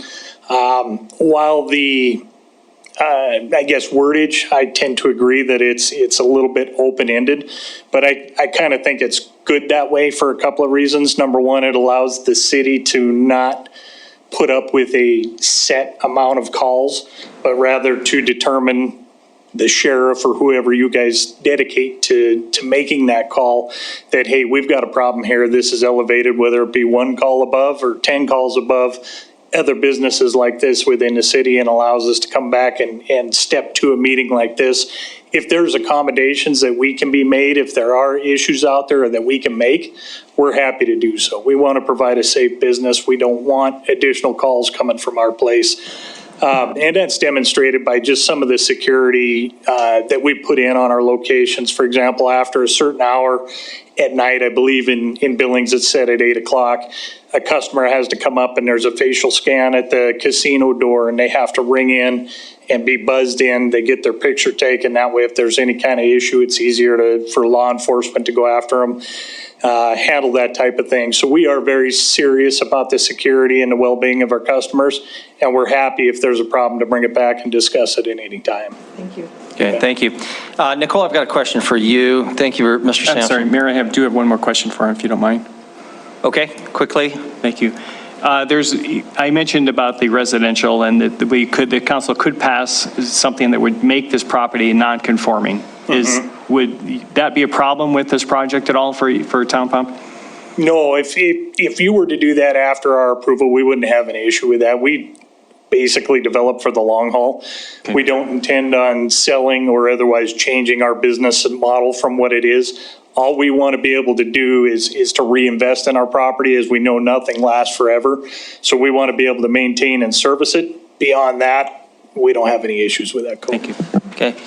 Nicole, the question is condition number 10. I was glad to see how the sentence says dead plant material will be replaced with like materials as expeditiously as possible. One problem we have with site plans is nobody ever looks at them again, and as far as I know, and then plants often die. Do we have any way to actually enforce that? Not on this one, because we haven't had the chance to really discuss it, but going forward, how about requiring a condition that the property owner give a report back to the department, do a survey a year later, or 6 months, or a year and a half, or 2 years, something like that, just to advise us? That would have a self-fulfilling effect, I think, of them going out and replacing the plants. But can you just address the issue of replacing dead plants? Okay, typically in the past, we are definitely complaint driven. The more visible a property is, like at this corner, the more apt we are to get complaints about, okay, they had 10 trees, 8 of them are dead. I'm going to call somebody to get that resolved. But our new code for landscaping plans do, once those plans are approved and of record with the building permit, we have the ability to go and enforce that continually. Not just when we sign off and say, yeah, you can occupy the building, or yes, all of the trees are in, all the shrubs are in, all the irrigation appears to be working. We can hold that plan as a record and go back continually, not just for special reviews, but for all properties. I believe that would be something that if we have the ability to become more proactive, that those types of issues would become part of our proactive program with code enforcement for high visibility commercial corridors, entryways to the city, to make sure that those landscaping amenities and improvements are maintained continually. Okay, that's great, except the onus is still on us. It still takes our time, our money to do it. So I think going forward, we should consider some sort of required report after a certain amount of time, and that may be help to take a lot of that effort off us and get it done. But that's for another day. Okay. Let's move on then to a public hearing. This is your opportunity if you'd like to comment on item number 3. You've heard it discussed. Please come forward. Just ask that you give us your name and address and keep your comments to 3 minutes or less. If you'd like to comment on item number 3, Special Review 990, please do so. Good evening, Council and Mayor. I'd like to support the, I believe it's Canale family. Yes. Still from Butte, Montana. I travel quite a bit between here and Bozeman, Butte, and every town pump I have been in, they have kept up to their standards very, very well. And the one on 32nd we have, and 32nd Zimmerman, Shiloh and Grand, and this new one, Billings. I do know by working when I was security officer, I remember while working with the Canale family and their pumps. They are upscale people, very family oriented, and I do think they would bring extra revenue and to the city on where they're building. So I do recommend the Canale family and the town pump. I just want to reiterate that. Thank you. Thank you. Any other public comment on this item? Please come forward. Any other public comment? Do not see any. So now back to council. Council Member Boyette. Thank you, Mayor. Having conducted a public hearing, considered written and spoken public testimony, I move to approve and adopt the findings of the 3 criteria for Special Review 990 as recommended by the Zoning Commission, with a caveat that the fence behind the property be a noise abatement or a noise absorbing type of material rather than just any type of material to limit the noise between the property and the residents behind it. Okay, thank you. Is there a second? Councilmember Purington, second. Okay, before we get into that, I just remind Gina, I don't know if you had a question or an answer to Councilmember Neese's question about whatever it was. But there was an outstanding question. The failure of the Zoning Commission to specifically reference the 9 criteria, correct? And just to let Mike know, the motion needs to be corrected. He said 3 criteria, it's 9 criteria. Councilmember Boyette, is that friendly amendment consistent with you? Okay, and Councilmember Purington, that's acceptable to you? Okay, thank you for that clarification. Gina or Nicole, did you want to comment? Yeah, I think, other Mayor and issue? Council, I think Nicole and I will probably both address this issue, but thank you for giving me the moment, because I obviously wasn't at the Zoning Commission meeting, so I don't know exactly what happened, but Nicole was there. The staff memo, I think, incorrectly reflected what our motion should be, or that on the agenda incorrectly reflected what our motion should be, which is what you all just addressed right there, and I think that is what caused some confusion. It's my understanding that the Zoning Commission did, in fact, make an appropriate motion and included the 9 criteria and incorporating the 21 conditions. And so the Zoning Commission recommendation was the appropriate recommendation to City Council. So I think you're fine as long as your motion is correctly reflecting the 9 criteria, which is what is required of you. Thank you for reviewing that. Thank you. Discussion now on the motion. Is there, Councilmember Running? Thank you. So I'm typically not a supporter of casinos, typically vote against them. Is there a way, Nicole, that in the future, with the relocation of things, that we can get that information?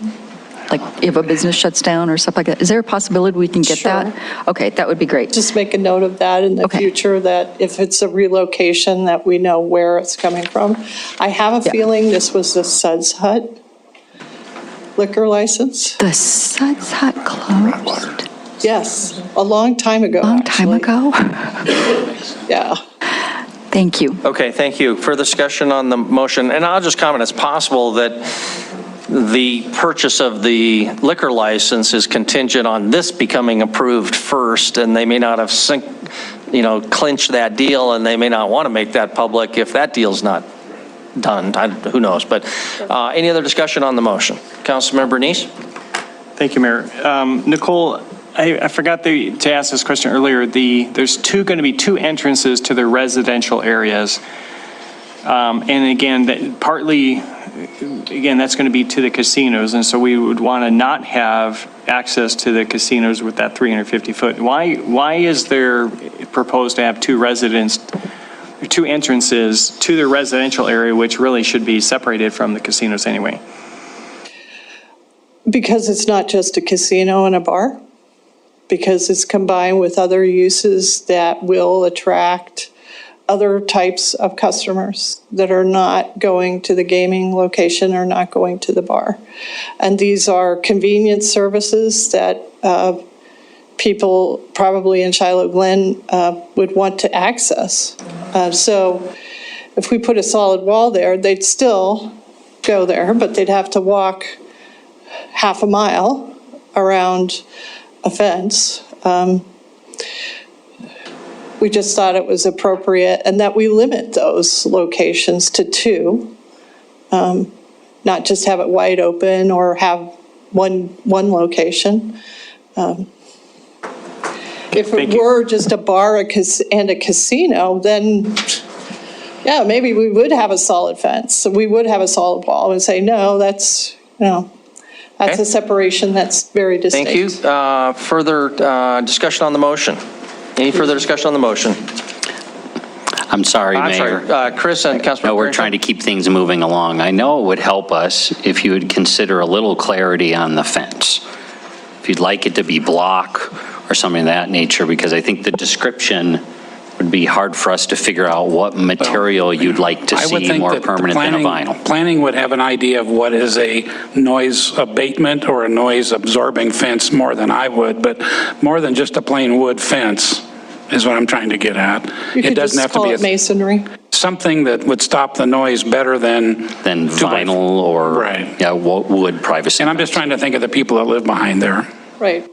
Thank you. Nicole said masonry, so I'm assuming the default is masonry unless something better comes out of the discussion?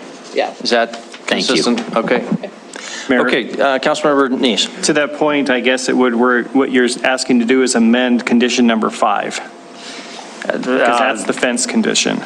That's correct. Okay, thank you. Okay, any further discussion on the motion? Councilmember Purington. Just to clarify, this is 10-plus gaming machines? Okay. Okay, are we ready to vote, Council? I don't see any other questions or comments, so we'll proceed to the vote. The motion again is for approval with the change of the condition number 5, was it? On the fence to be probably masonry, or unless staff comes up with something better to reduce the transmission of sound. All in favor of the motion, please raise your hand. Voting in favor are all members of City Council. Motion passes unanimously. Thank you very much. Denise, please read item number 4. Public hearing and first reading ordinance amending Billings, Montana City Code BMCC Article 22-1000 arterial construction fees. Staff recommends approval. Action this evening, approval or disapproval of staff recommendation. Thank you very much. Our presenter tonight is Public Works Director, Deputy Director Jennifer DeRay. Thanks, Mayor and Council. This presentation should be really short. The amendments that we're proposing tonight for the arterial construction fees are really precipitated by the zoning code changes that Council adopted this January. So first, just brief history. The arterial construction fee was actually created in 2004 to fund the construction and reconstruction of arterial roadways. At that time, the methodology that was established and still in use today was to base the fee on zoning and square footage. The original ordinance also had a provision in there to cap all residential properties, actually all residentially zoned properties at 9,600 square feet. This was done primarily because the larger lots, if you had a 20,000 square foot lot, does not necessarily contribute more traffic to the arterial roadways. So we had that cap there. A year later, the ordinance was amended to come back and add in an exemption. So this exemption allows owner-occupied single-family residences who are not actually zoned as residential to also get that same 9,600 square feet cap. So to do that, they just submit an arterial petition to Public Works by August 31st of each year, and then we bring that to council each September for your approval. So, as I said, the changes really are due to the zoning changes. So the primary amendments really have to do with those zonings. The residential zone classifications capped at that 9,600 square feet were all those residential zones, the R zones is what we call them, the 5,000 through 9,600. So we're amending that to include the first neighborhood, mid-century neighborhood, and suburban neighborhood residential zones. These are your N1s, N2s, and N3s. We will continue to use the underlying zoning for the planned development zoned properties. And the only thing that changes there is adding in those amended residential zones to be able to receive that cap as an underlying zoning. The current zones, those residential zones that were previously in there, they still will exist in the new ordinance because if there's underlying zoning before recode, those zoning classifications are still used for that. The residential zone classifications that are not capped in the previous ordinance were residential manufactured home, residential professional, and then the 2 residential multifamily zones. We are amending that to keep the residential manufactured home zone as that still exists, and then adding in the mixed residential zones. So these are your NX1s, NX2s, and NX3s. And then the exemptions for the single-family residences, who can apply for that exemption, that just changes. We keep the commercial zones and the residential manufactured homes, but we also add in those mixed residential zones because there can be single-family properties within those zones now. The other items that we went through, just language cleanup in our ordinance. When we were changing this for the zones, we thought it was a good time to look for everything else that needed to be changed. We did delete some obsolete references due to bonding that is not applicable to the arterial fee at all, and we cleaned up some other antiquated language that was in there. So if council passes this tonight on first reading after a public hearing, the second reading would be August 23rd, and if approved, it would become effective September 23rd. There was an email this weekend initiated by Councilmember Parrington about missing one of those cleanups that we meant to make into our ordinance changes. So we are asking you to include that one change, to change the other financial services manager to finance director, the one that we missed in section 221003, paragraph C. As I said, that would be quick. So I'll turn it over to you for questions. Thank you very much. Questions for Jennifer? Councilmember Rewalt. Thank you, Mayor. Is the assessment the same on all zones up until 9,600 feet? Like N1 and N2 and N3, the assessment's the same per square foot on all of those? Councilmember Ewalt, we have not actually calculated assessments yet. The initial draft that I am running is to calculate the exact same rate for all 3 zones. I don't see a difference in the traffic that would be affected on our arterial streets. So we are going to come back to council with proposing the same rate for all 3 of those zones. So that would be the same then for all the R zones that are existing in the PD units also then? That is what we'll propose. That is not what is currently occurring. There are different rates for the different R zones. Okay, so follow up, Mayor, please. Go ahead. Why wouldn't we keep the same rates for all zones up to 9,600 feet? Are you talking just residential or? Yeah, all residential, okay. Yeah. So previously, there was a different rate for the different residential zones. I'm not sure why. What we are going to propose is just like you had suggested, to have the same rate up to 9,600. Okay, and one more follow-up and then I'm done. Go ahead.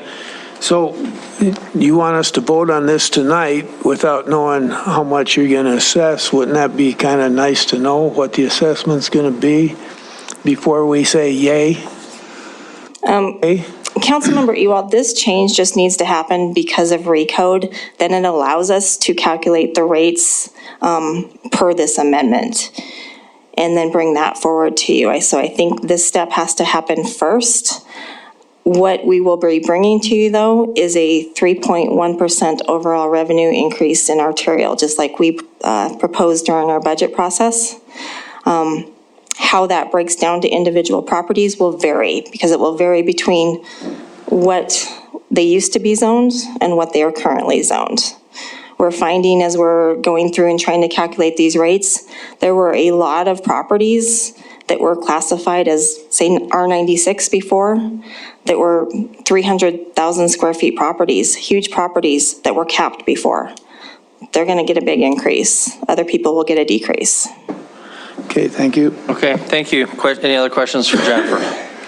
Okay, this is a public hearing, so we'll open it up for public hearing. If anybody would like to comment on these potential changes to the arterial construction fee ordinance, please come forward. If you'd like to comment on item number 4, please come forward. Tell us your name and address. Keep your comments to 3 minutes or less, please. Anybody who would like to comment on item number 4? Not seeing anybody, so we will close the public hearing and on to council. Council, how would you like to proceed? Councilmember Yakovich. Thank you, Honor. Having conducted a public hearing, considered written and spoken public testimony, I move to approve and amend Billings, Montana City Code, Article 22-1000 on first reading as recommended by staff. And Councilmember Yakovich, did you include the change to subparagraph C? Yes. You did, okay. That is included. Motion made and seconded. Discussion now on that motion. Don't see any. We'll proceed to a vote.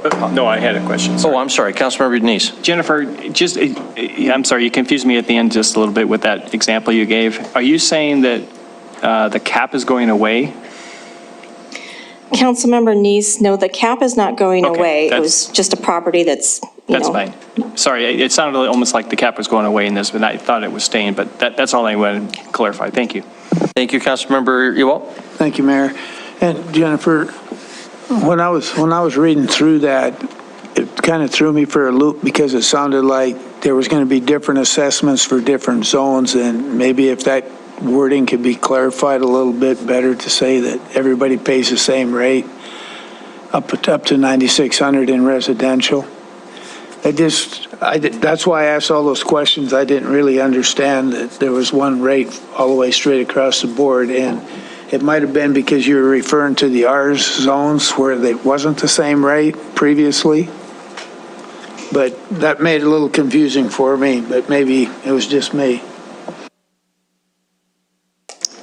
Okay, so Jennifer, you'll come back with a whole set of rates for us to approve at a later date, right? So this will be clarified at that point? Mayor and council, yes, we still are busy calculating those. We plan to have them back on August 23rd. Okay, thank you. Okay, any other discussion on the motion before we proceed to a vote? Don't see any. All in favor of item number 4, the proposed motion for approval with that change to subparagraph C, please say aye. Aye. Any opposed, nay. Motion passes. Brings us to item number 5. Denise, would you read item number 5? Just a reminder on this that there will be 2 votes because there's the successful protest on the second item on Jackson Street, the so-called Atkins property. That requires 2/3 approval on second reading tonight because we do not have Councilmember Brown. 2/3 would be 6 2/3. As it gets later, I'm only worth about 2/3. So, but that I guess would be 7 of us out of the 10. Anyway, Denise, would you please read item number 5? Public hearing and second final reading ordinances for zone change 993, a zone change from agricultural to heavy commercial, generally located at 3508 South Frontage Road. A zone change from agricultural to public 2, generally located at 6014 South Billings Boulevard, and a zone change from rural residential to mixed residential 1 and mid-century neighborhood, generally located on Jackson Street. Zoning Commission recommends approval and adoption of the 10 criteria. Action this evening, approval or disapproval of the Zoning Commission recommendation. Thank you. Wyeth? Yes, thank you, Mayor and Council, and I'm going to be brief here since this is the second reading and you've been through the first reading on July 12th in extensive detail. This is part of what the council acted upon on July 12th regarding the annexation, zoning, and expansion process for the South Billings Boulevard Urban Renewal District, which you also acted on that earlier tonight with the second reading of that expansion. Again, as the clerk, as Denise just mentioned, this is second reading, and this is in compliance, and it fits with our growth policy, the urban renewal plan for the South Billings District, and their master plan, and will enable these properties to develop in the city at city standards under these zonings.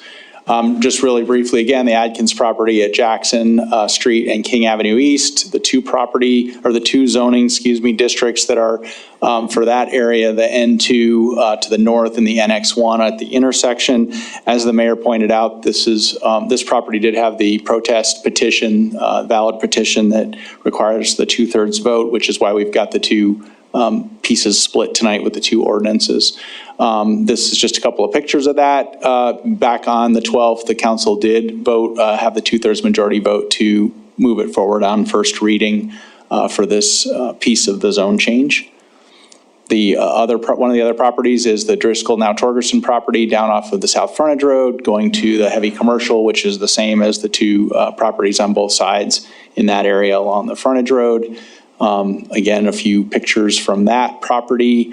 And then the last one is the city property just south of the BOC, going from an ag zoning to a P2, which is the same zoning as the public P2 for the existing BOC property just to the north of that property.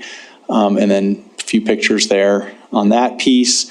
And then, as I said, you have to conduct the public hearing, second public hearing this evening, and then the two votes, one for the Torgerson City properties, which is on your agenda, and then one for the Adkins one that requires the 2/3 majority vote. And then we've got the two ordinances that after action, the mayor would sign those that will match up with those two actions. So with that, I'd be happy to answer any questions for you this evening. Thank you. Any questions before we open it for public hearing? Councilmember Boyette? Thank you, Mayor. Will we in the future see more and more multiple properties with one zone change going forward? I mean, is this something new that I think we talked about this before? Councilmember Boyette and Mayor and Council, I would say for the most part, no. However, the big caveat, and you're going to be seeing this very soon, is under the new zoning code, the planned neighborhood development process, where you're going to see an annexation of a property come in, proposed to be annexed, and then the planned neighborhood development concept, it'll actually show multiple zonings within a large parcel or parcels, and the street alignment and all that will come to you together. So you will be seeing larger kind of neighborhood development type proposals with multiple zonings and with annexation. But it could be one property or a few properties assembled together. So those are coming. This one was unusual because of the expansion with the district and bringing those together. Those all had to be zoned at that same time. So that's why you saw this one kind of in this way. But I would say in general, if we had a commercial, in the future of commercial zone change in one area of town and whatnot, we're not going to be bringing those together unless they have some matchup. But those PNDs, yes, and that's going to be coming here soon, and we're going to be working with you on and how that process comes forward to the council. Thank you. Any other questions before we go to a public hearing? Don't see any. Thank you very much, Wyatt. This is a public hearing on item number 5, second reading on zone change 993. If you'd like to comment on this item, please come to the podium. Keep your comments to 3 minutes. Tell us your name and address. Is there any public comment on item number 5? Any public comment? Don't see any. Public hearing then is closed. Back to council. Councilmember Joy. Having conducted 2 public hearings, considered written and spoken testimony, I move to approve the second reading of Zone Change 993 and adopt the findings of the 10 criteria. A zone change from A, agricultural, to CX, heavy commercial, generally located at 3508 South Frontage Road. A zone change from A, agricultural, to P2, public 2, generally located at 6014 South Billings Boulevard, as approved by the City Council on the first reading, July 12, 2021. Second. I heard Councilmember Neese with the second. Discussion on the motion. Is there any discussion on the motion? Don't see any. We'll proceed to a vote. The motion is for approval on the South Frontage Road and the South Billings Boulevard properties. All in favor of the motion, please say aye. Aye. Any opposed, say nay. Motion passes unanimously. Thank you very much. Is there a second motion related to the Atkins property? Councilmember Ronning. Thank you. Having conducted 2 public hearings, considered written and spoken public testimony, I move to approve the second reading for Zone Change 993 and adopt the findings of the 10 criteria, a zone change from RR1, Rural Residential 1 to NX1, Mixed Residential 1, and N2, Mid-Century Neighborhood generally located on Jackson Street as approved by the City Council on first reading July 12th, 2021. Thank you very much. Councilmember Joy has the second. Discussion on the motion. Motion is for approval. Is there any discussion? Do not see any, so we'll proceed to a vote. All in favor of the motion, which is for approval, please say aye. Aye. If opposed, please say nay. Nay. To clarify for our minutes, the nay votes were Councilmembers Neese, Ewalt, and Yakowicz.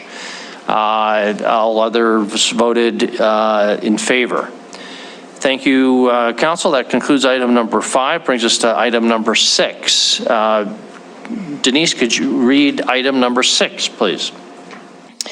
Tax increment finance assistance from East Billings Urban Renewal District, the eBird, to Empire Entrepreneurs for asbestos abatement, demolish, and cleanup at 1403 First Avenue North, formerly known as Lazy KT Motel, up to $98,776 is the correction to that description. Billings Industrial Renewal District, the BIRD, Board recommends approval. Action this evening, approval or disapproval of the BIRD Board recommendation. Thank you very much. Wyeth, we've got your name on here. Are you going to just hand it to Zach? Okay, Zach, if you could introduce yourself and take it away. Thank you, Mr. Mayor and Council. Zach Tarakitis with the Billings Industrial Revitalization District.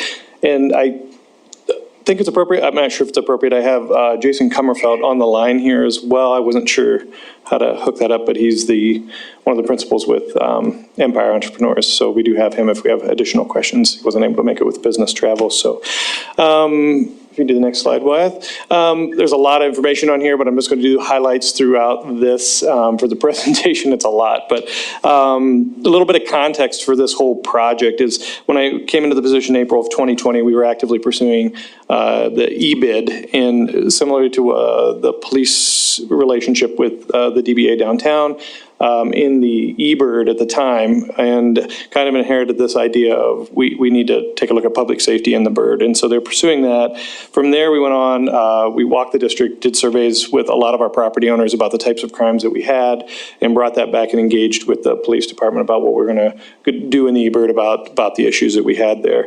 We, at one point, were pursuing private security through the survey, and that kind of evolved over time. We began tracking with Substance Abuse Connect and the continuum care in the city because Lynette Kosovich, one of our board members, again brought that forward to me and said, it's important that we understand this holistic with the issues that we're having in our neighborhood.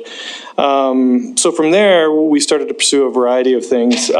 In coming to this proposal, as I say, lazy KT process, from February 8th to today, kind of doing the research and how we're going to handle public safety, we've had a variety of things we come to, and this Project Greenlight is something you'll see more of. You heard about at the annual meeting. We're still trying to fluff out how we're going to do the rest of these different approaches. One of them is focusing on the crime centers that we know exist in our neighborhoods in the eBird. And Lazy KT was on that list early on of something that we see there's a significant amount of crime located there.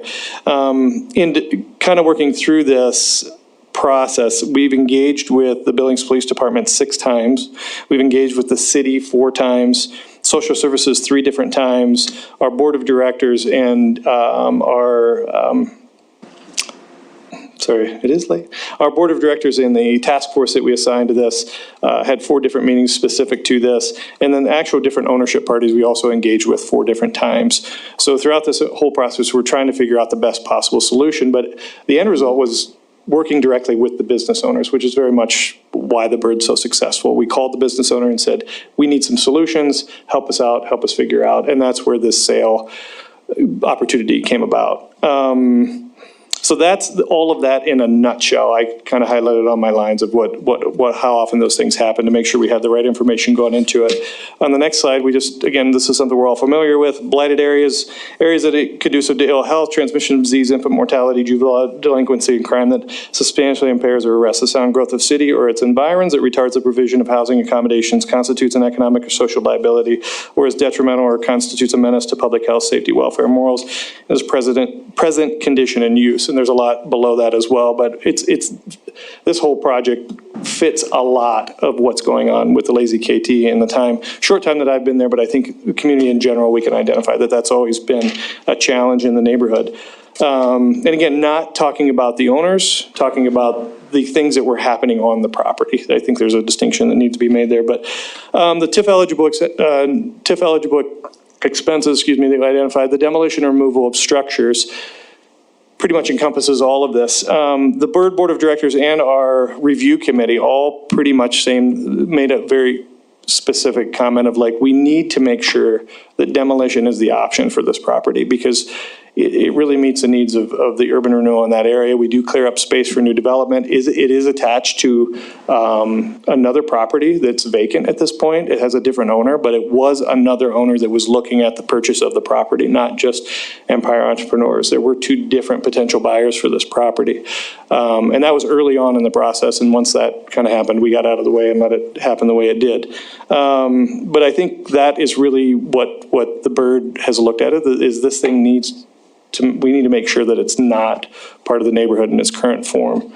And that's the land. Sorry, that's the last slide. It's just kind of making that comment. And it is what we collectively landed on, hence the reason that we're looking at 100%. And I know that's really out of the norm, but it's not a good investment privately. I mean, what they purchased this for, once the building's taken off that property, the taxable value is pretty minimal. And so I think, they're making an investment in the neighborhood because they are adjacent property owners. And I think the overall is that if the taxable values of those adjacent properties comes up, then we're starting to solve kind of that end of the problem as well. So that's it. Any questions? Thank you. Questions, Councilmember Yakwich. Your Honor, I wish to move to approve tax increment finance assistance for East Billings Urban Renewal District to Empire Entrepreneurs for asbestos abatement, demolition, and cleanup at 1403 First Avenue North, aka the Lazy KT Motel, up to $94,740 as recommended by the Bird Board. And Councilmember Yankowicz, there was a change to the and I believe the number was 98,776. Correct. Yeah. Is that correct? That's So that's what your I motion? thought, but not what I said. Okay, all right, well, that's close enough. Okay, that's the motion. Is there a second? Second by Councilmember Ronning? So second. I'm sorry? So second. So seconded. So you make a third? Yeah. Okay, as well. Okay, so the motion is made and seconded and thirded and fourth, perhaps. Discussion on the motion. Obvious question, Zach. What happens with the property going forward? Can you comment on that? You said it yourself, the property value will actually go down. It'll be a decrease in the increment. But can you comment? Well, Jason, if you could comment on that. Again, we tried to keep the Bird out of this. I mean, it was let private take care of it. We did go out and I actively made sure people were aware that a sale was an option. Once that happened, we kind of stayed out. So I don't know of any plans. Jason, do you have any comment towards plans beyond demolition? Point of order, I don't know if that's fair to have this happen and then others not. Thank you. I'm just asking from a phone call. Go ahead and, hearing, well, I think someone who's not here. Yeah, I don't know that we have any rule against that. And now we can't attend because of the rules concerning ability to observe us. but I don't know there's, Emergency has been declared off today. yeah, that, I don't think that's relevant, so go ahead. I mean, if he's, the presenter, I would make an exception for it, but maybe not for public comment. okay, well, we're not, there is no public comment, there's no public hearing, he is the presenter. So, but if you can get some information, you're the presenter, go ahead, Zach. Jason's saying at this point, they haven't gotten beyond demolition. I mean, that's been their intent. To be determined. But yeah, there's no intent on their side getting beyond demolition. Okay. Don't know at this point. Okay, further discussion, we do have a motion. Councilmember Joy. I'm sorry, I think I missed the question period. Was there a question period, or was I sleeping? You were sleeping. Sorry, I just woke up. I just have one question for you, Zach. I had emailed Director Friday about housing, and then I cited a couple of MCA codes that have to do with displaced people from urban renewal activities and projects. So he suggested you might have a little information. So could you clarify that, please? Thank you. It's been a little bit difficult to understand our role in that. We have reached out both to the Housing Authority and Montana Rescue Mission at different points to understand what was available, which was eye-opening for me. And then also how is there a process for this to happen? I mean, I think it was difficult for me the 2 times that I drove in dressed like this in my black Suburban. I had some interesting looks in the Lazy KT to try to get information. I wasn't real comfortable hanging out there for a while to see what's going on. But so we did make some efforts to try to, again, holistically look at this, and that was per the direction of our board of directors. Solution-wise, I'm not sure how that falls within, making those decisions past the investors in the property, right? Like, I'm not sure how we initiate that, because the displacement is based on if that was residential, but the business wasn't being run as a residence for it's a motel. And I understand that these are hard to separate, but we tried to address it, but I wasn't sure what our role could be beyond reaching out to the services to see if were aware, because we weren't made aware of that through the option of it being a sale. I mean, my conversation with the owner of like, what are the actual options we can do to shut down the crime? It came about much later that there may be people living there. No idea what those numbers were. There was no way to do that. I didn't feel like it was in our... if we can ask Wyeth to comment, it was your response to this legal question, Wyeth. Can you just explain your comment? If I was interpreting it was correct, this is something that applies when we first create a district, not necessarily every time there's an application, but that was just my interpretation. Can you clarify your little bit of legal research there? Well, yeah, Councilmember Joy, Mayor, and Council, and yes, correct. Councilmember Joy had some very good questions on the piece of the state statute that talks about displacement of housing. What I had responded to, and there's sort of 2 things, I guess, but to the mayor's point, the statute is a little, has some strange references because it talks about projects and plans, and then in that section it actually refers to when you create an urban rural district that you're considering if you're going to do urban renewal in an area. Do you have a plan, or will there be plans for if you're going to displace people that are living in the district? And so my initial, so that part of it is, yeah, it's definitely addressing that. If you were to look at an area and say we're going to do urban renewal in this area, and there's residential. If we're going to start displacing those existing residents, how are we going to address that? And do we have a plan in place, or do you make a plan as you have those situations come up? So that's was my review of the code. There is the reference to projects too, and I think the part where it gets a little more complex is if you are considering a large project redevelopment in a district in East Billings or South or downtown, and you had a bunch of residential property and people were living there, and a development proposal came to you and said, we're proposing to redevelop this and this is what we're going to do, and you would say, okay, well there's people there now in houses or units, some sort of units there. How are you going to address that when you do this development? I think that's a totally legitimate point to say, how is this set? Where are you going? This is a hotel, as Zach mentioned, a little bit different with the acquisition of the property and where we are in the process. We've done demolition of some other residences down there that were already not occupied. So I don't want to say it's crystal clear, but that's kind of what I looked at in the code. And I think mainly it's saying you need to have a plan in place if you're going to displace residences within your urban renewal area, and you need to make sure you either have it at the time of the plan or you have one when you get to that point in the process. So hopefully that's somewhat helpful. It's not, Okay, thank you, Councilmember Joy. Councilmember Neese. Thank you. Just a short follow-up. It says very clearly 7-15-42-53 about the relocation of displaced families, and it clearly states that they are entitled to some sort of accommodation and can apply for assistance. So I think this is just something going forward where I will go speak to Director Friday and we'll flesh out some ideas, because this clearly states you are entitled to have housing if you have lost housing from 7-15-42-53. So that's something that I will speak to Wyeth Friday about, because this is a real concern. As we go forward, this may become even a bigger issue if people are displaced. So thank you. Thank you. Councilmember Neese. Thank you, Mayor. I'm going to support this motion, and I think a lot of people know I don't necessarily support a lot of TIF projects, but this one I am going to support. I think there's been a lot of crime in that area. I believe the police won't even go down there if they didn't have two officers.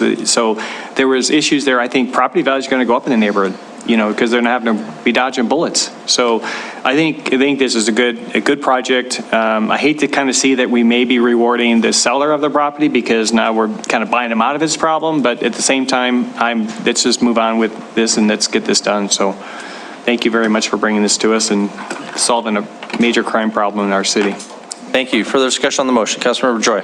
Thank you, Mayor and Council. I would just like to say I do support the motion. This is a very important thing for the eBird to address. However, I would like the eBird to also have a vision for what you expect to become from these things. I'm reminded of Allentown. When we went there in our visit, there was a developer who bought up a lot of properties, knocked down buildings, and flattened them, made parking lots.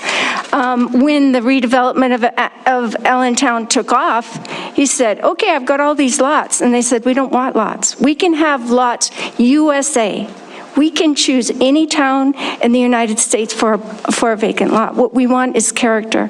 We want placemaking. We want a sense of authenticity. And so if we are that's why I suggest to you that you create a vision, and that should be a part of what the council should be doing, which is creating that placemaking, authentic vision of Billings, Montana, not vacant lot USA. Thank you. Thank you. Any other comments before we proceed to a vote on the motion? Councilmember Ronnie. Thank you. I just so support this motion and really applaud those property owners that worked very hard to find a solution to a heavy crime-ridden city that I'm certainly not proud of that children were put into. You as an adult were uncomfortable going there, and yet children were put into that environment. I think we can do better than that in Billings, and I hope that, look, we have a nonprofit organization that supports nonprofit organizations coming up, so maybe they can be a part of the solution in that. I really applaud the work that was done to be proactive in reducing the crime.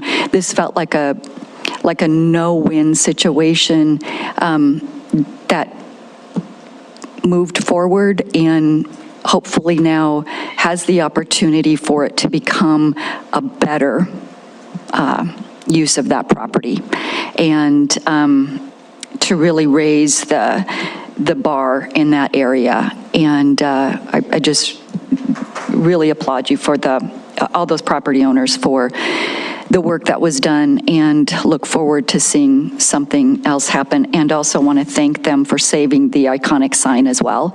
That was a lot of people were really attached to that sign. And so thank them for that as well. So thanks for your work on that, Zach.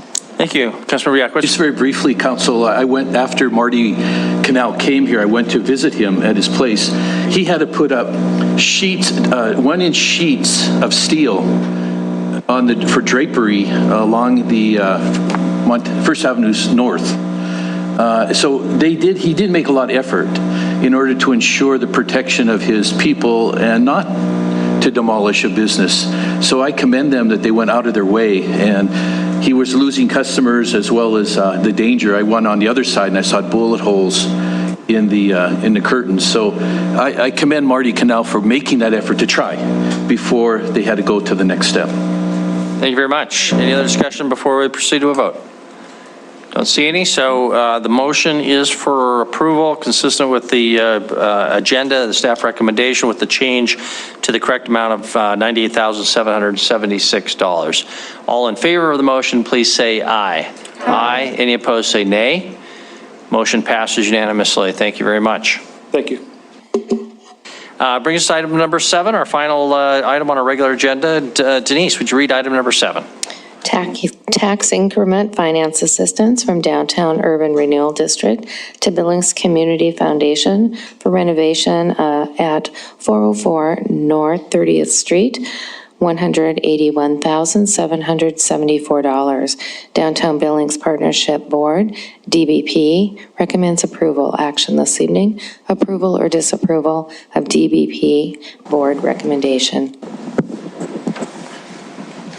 Can I just say how nice the snow looks before you start? Yes. At 100 degrees. Oh, it's 89 now. Yeah, I feel cooler already. That's just... Good evening, Mayor and Council. Mehmet Casey with the Downtown Billings Partnership, and I'm here tonight to present a tax increment financing project within the downtown district. And as you heard earlier, the Billings Community Foundation is a local philanthropy organization that's been in the Billings City and the Yellowstone County for 14 years.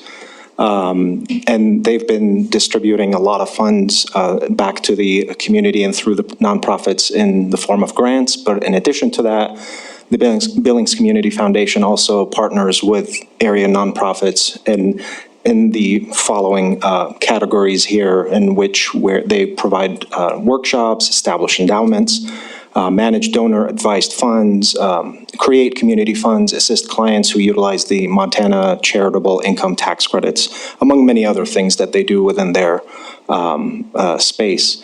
They've acquired the iconic property at 404 North 30th Street, and they're investing in enhancing that property and working within the spirit of that property. And they plan to cultivate a sort of a synergistic, collaborative environment that almost serves like an incubator for nonprofits, where they engage in networking, partnerships, community engagement, philanthropy, strategic community investment, economic growth, community support, and collaborations. And we can dive in further details later on. The project merits and compliance with the guiding documents, as usual, these are the documents that we look at when we're scoring certain projects and all the applicants that go through. So the city's TIF resolution in terms of the preferred threshold and the qualified expenses and the who can and cannot apply. And the urban renewal plan and the DBA strategic plan, in this case, this is a business retention within the downtown area, but also a growth and an expansion for this particular example. Blight, the topic of blight is under the urban renewal plan and the MCA. In this case, we're looking at preventative blight for future potential blight in that building, but also in general of the area, the entire area, benefiting from the longevity of that building. And of course, they're rehabbing the property as is, keep its charm going for hopefully another 100 years. And then they're implementing improvements that celebrate SEPTED best practices so that the security and safety aspect is improved around the property. And then, of course, they've been engaged with the community as well, but they'll continue to engage at a greater level with the community in the downtown area as a neighbor. Here is the location on the map, both in terms of the boundary of the district itself and then an aerial screenshot of the property. And here's a breakdown of sort of all of their project expenses. On the left side, you'll see the highlighted items that are being considered for reimbursements. And again, you'll see the item, the actual expense, the recommended amount, the percentage, and the MCA statute where you see those. But also, I would state a lot of these improvements, you'll see them directly stated in the city's TIF resolution as well as the urban renewal plan. On the right side is their private investment in the property that they're funding on their own. And with that, the partnership recommends approval of the grant that supports 16.7% of identified eligible improvements to this project. This would be the maximum amount of the award, of course, pending satisfactory completion. Developer must sign an agreement per usual, and then if the funds are not available, the reimbursement would have to be deferred to a future fiscal year.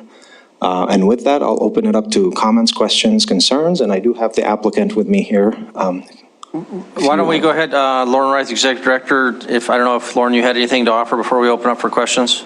Anything you wanted to comment on? Well, thank you guys Thanks so much for having me before the council today. I can say that I have watched many of these from the comfort of my bed, but sitting in those benches is not quite the same. Next time I will bring snacks. But I did want to just comment that, of course, the Billings Community Foundation has been a staple of our community since 2007. And during that time, we have worked with numerous nonprofits, not only to help facilitate their fundraising efforts, but to grow their programs and to invest in their capacity building, their efficiency, and their effectiveness. We are really, really excited to be able to use this building not only to further our own programming and our own growth, but to offer those additional opportunities to our nonprofit partners as well. Not only will we be continuing our training series and workshops, it will be opening up a large majority of the building to public use as well. So anytime there are organizations that have consultants here in town, or our nonprofit partners are traveling from Helena or Great Falls, Missoula, and need a place to live during that time, we'll be able to open that space up to them as well. So thank you so much for your consideration. Thank you very much. Okay, questions for Mehmet or for Lauren? Councilmember Boyette. Hi, Mehmet. When I first started this, I read what a TIF does. In a TIF, you want to take a property that's in an area, make it better, and make it good so that when the TIF goes away, it generates more taxes, okay? So in my wisdom, why would I want to give money to a nonprofit that'll never generate a dime of profit for the city? That's my question to you, sir. Good. Mayor and Council and Councilmember Boyette, excellent question. There are two, if I may elaborate, there are two sort of angles when looking at TIF. There's the black and white interpretation and there's the gray interpretation. And in the black and white, yes, the assumed outcome you want to have is increased taxable value for the district so that when the district sunsets, that's generated revenue for the taxing jurisdiction. However, in the same law, when you look at both the MCA language and the urban renewal district language, there isn't a mention of the taxable value. The focus is on elimination of blight or prevention of it or mitigation of it, and then the benefit to the public. So these go in hand with that assumed outcome that we would have.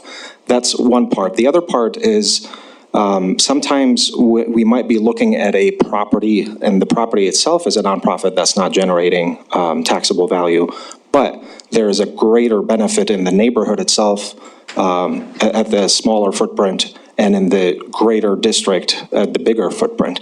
And then additionally, and also in the TIF world, we often talk in hypotheticals. In theory, if that property were to go back on the tax rolls in the future, you now have a much better improved building that you don't have to worry about it burning down or falling apart because now it's improved. So all of these things get factored into the decision-making of these projects. Thank you. Does that help? Hopefully it wasn't a long-winded answer. Thank you very much. Other questions? Councilmember Shaw. I'd actually like to make a motion. I move to approve tax increment finance assistance from Downtown Urban Renewal District to Billings Community Foundation for renovation at 404 North 30th Street in the amount of $181,774 as recommended by DBP Board. And then if I could speak to that, if Please there's do. a second. If there's a second.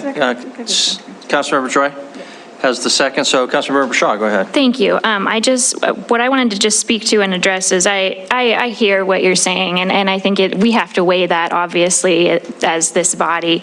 The piece that makes me really excited is the ADA compliance and getting that restroom in there, and then the piece for, it looked like there's a lift you're going to put in. To me, that's going to be a game changer for that building, for the history, not only preserving the history, but maintaining its ability to be able to be used into the future. So that, for me, it was really a deciding point, and I think that's really exciting, and I would like the city to be a part of that. Thank you. Thank you very much. Councilmember Purington?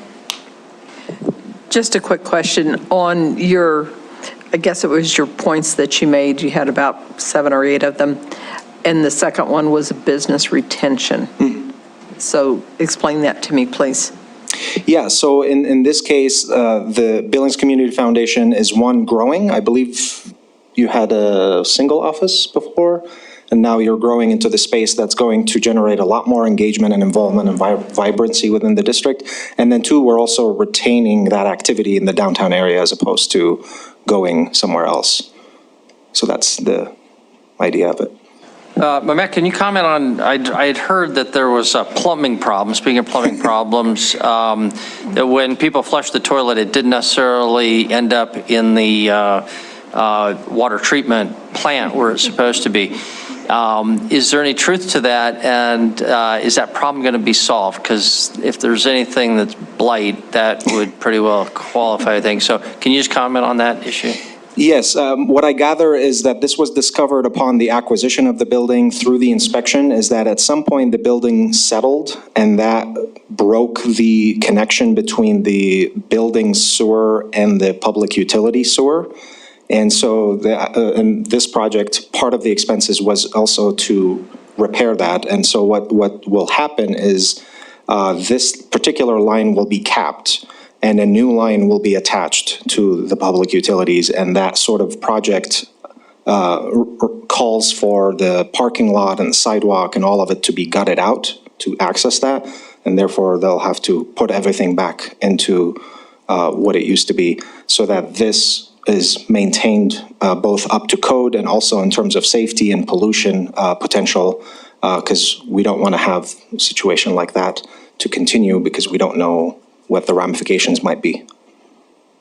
Thank you. Councilmember Neese? And Councilmember Ronnie? Chairman?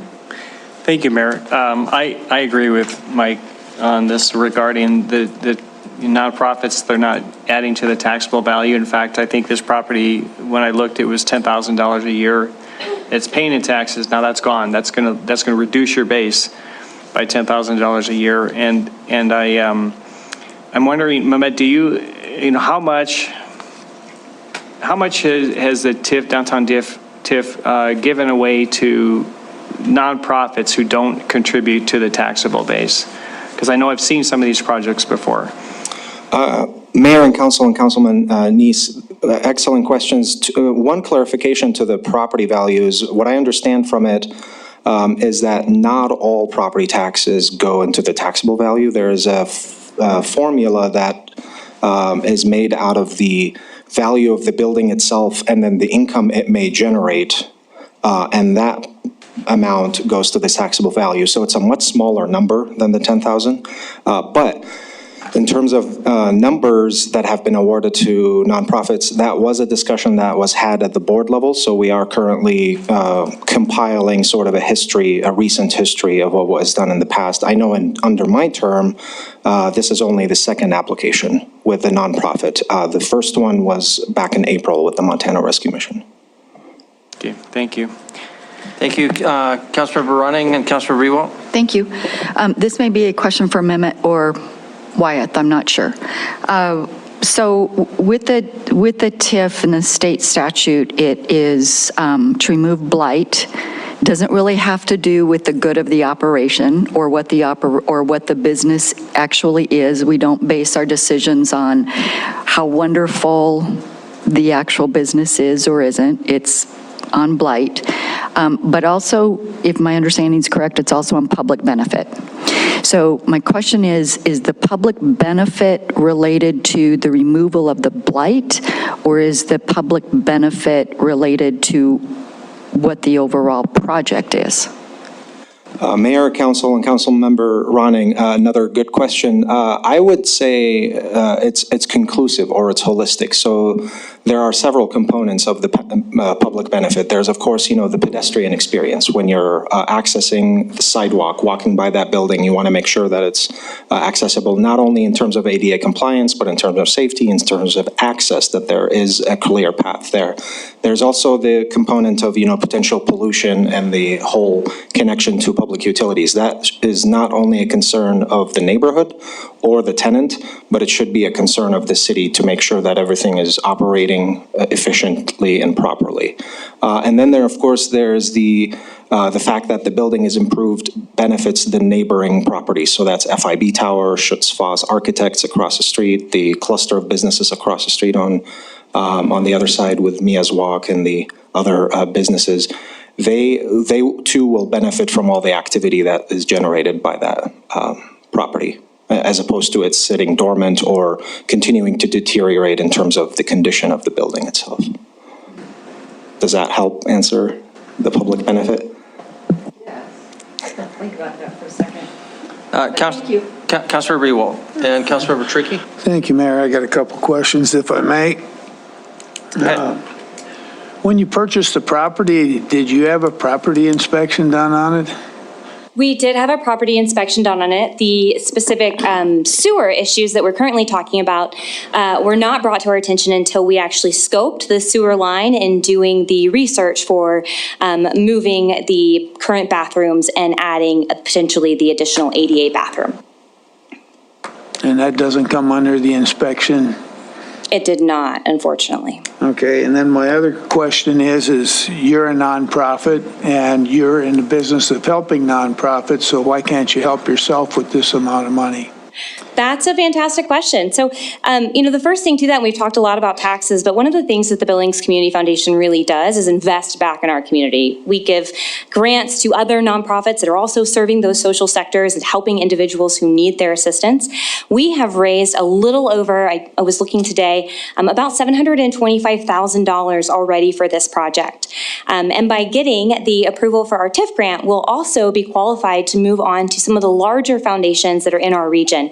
We are specifically planning to apply next to the MJ Murdoch Charitable Trust to help finish our fundraising goals.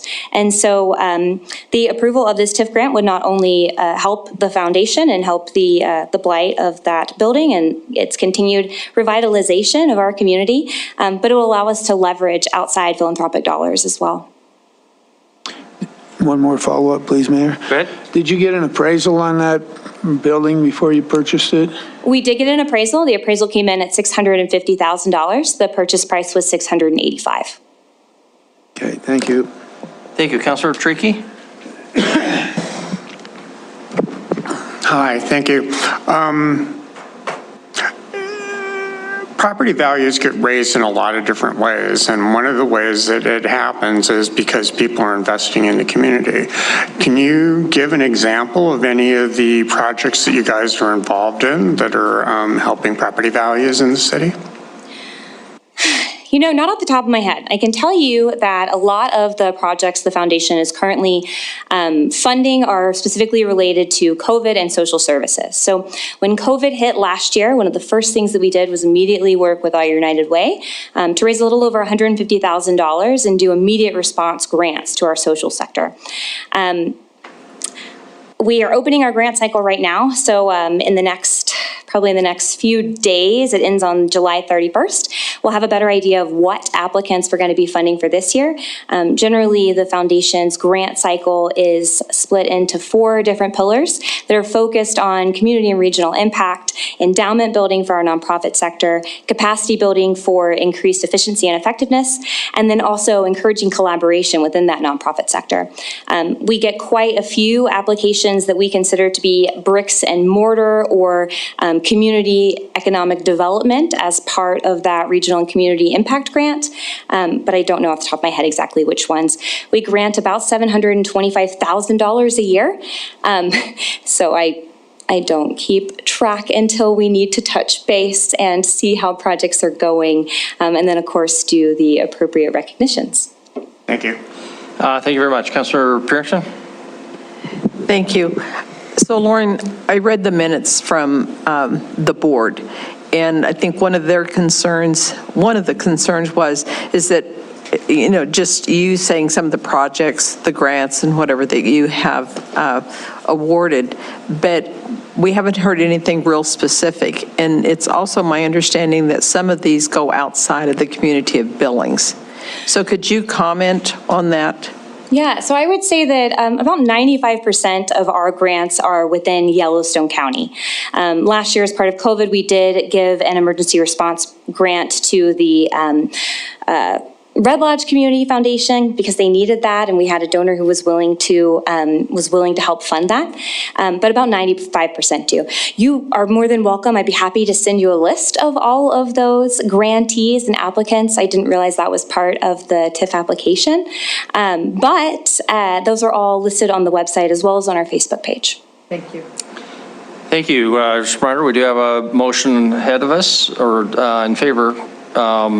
For discussion on that. Any further discussion on the motion? Councilmember Yakovich and Councilmember Denise. Thank you, Council and Mayor.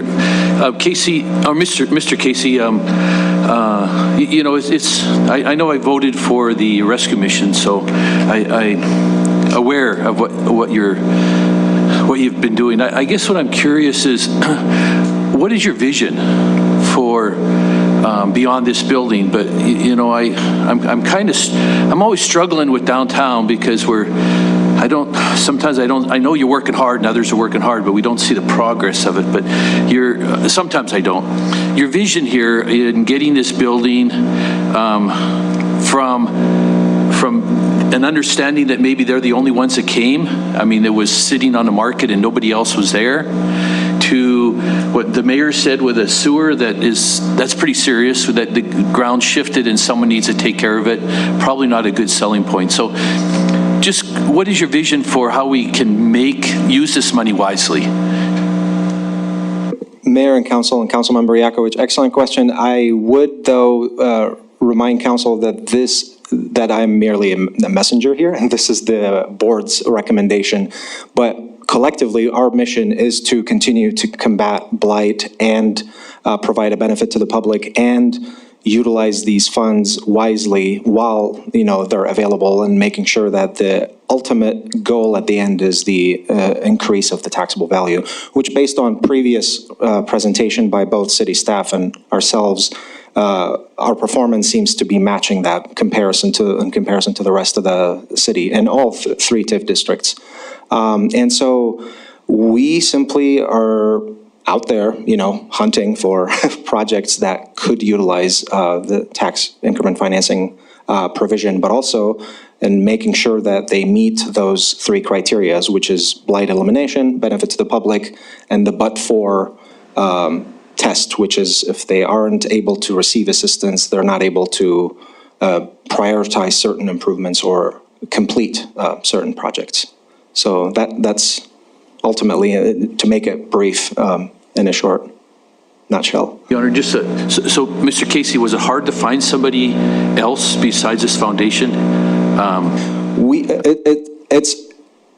The challenge is that at the end of the day, you can't force people to apply. I regularly get between 12 to 15 inquiries every quarterly cycle about TIF. At the end of the day, they know the application process, they know the deadlines, they know the cycles. Until I receive an application, Yeah. Thank you. Councilmember Neese? Thank you, Mayor. You must be along the same lines, question, read my mind, about the vision, because, you know, we just saw a really good example from the eBird on removal of blight, a property that really was truly blight, and to the city. And this property, I do not consider blight. Yeah, it has a sewer problem, but lots of buildings have sewer problems, and you hire a plumber or someone to, you know, fix the sewer. So to me, that's not a blight issue. That's just the mechanical problem you need to take care of as a property owner. And so I guess I'm asking you say you're out there hunting. I mean, I can go downtown and find all kinds of buildings downtown that are blight. And I can go look up the property records and start calling owners and seeing if there's anything we can do to help make that public, at least the facade and the walkway and maybe some entryways a little bit more appealing to the public.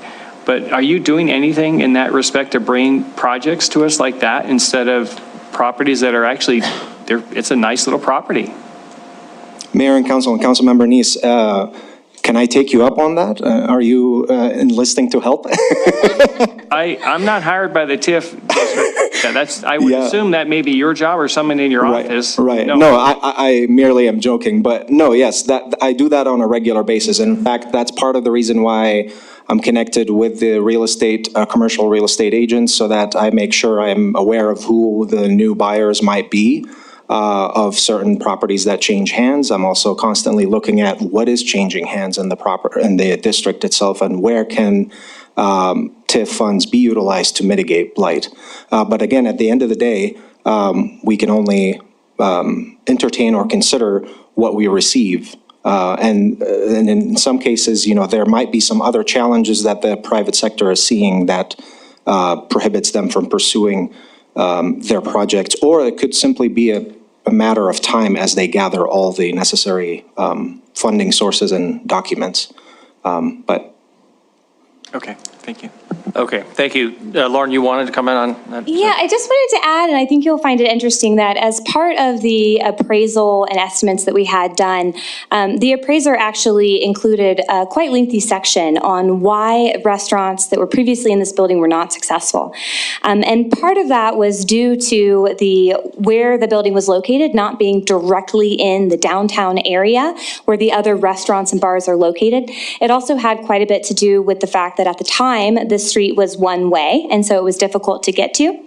And the other piece of that is that the lease price was actually too high for a restaurant to be successful in that space.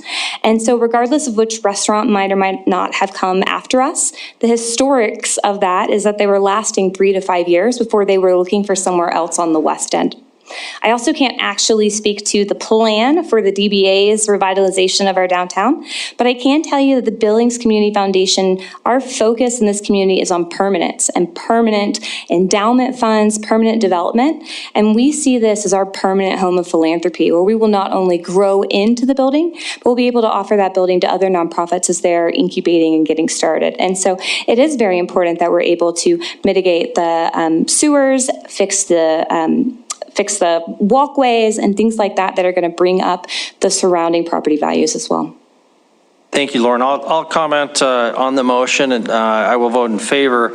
To Lauren's last point, it's easy when there's something that's really a terribly blighted property, but the statute doesn't require that. It's an overall picture. It doesn't require that any individual property be found to determine to be blighted. But I think it is significant that this property has been a troubled property, having worked next to it for well over a decade. It does have some charm.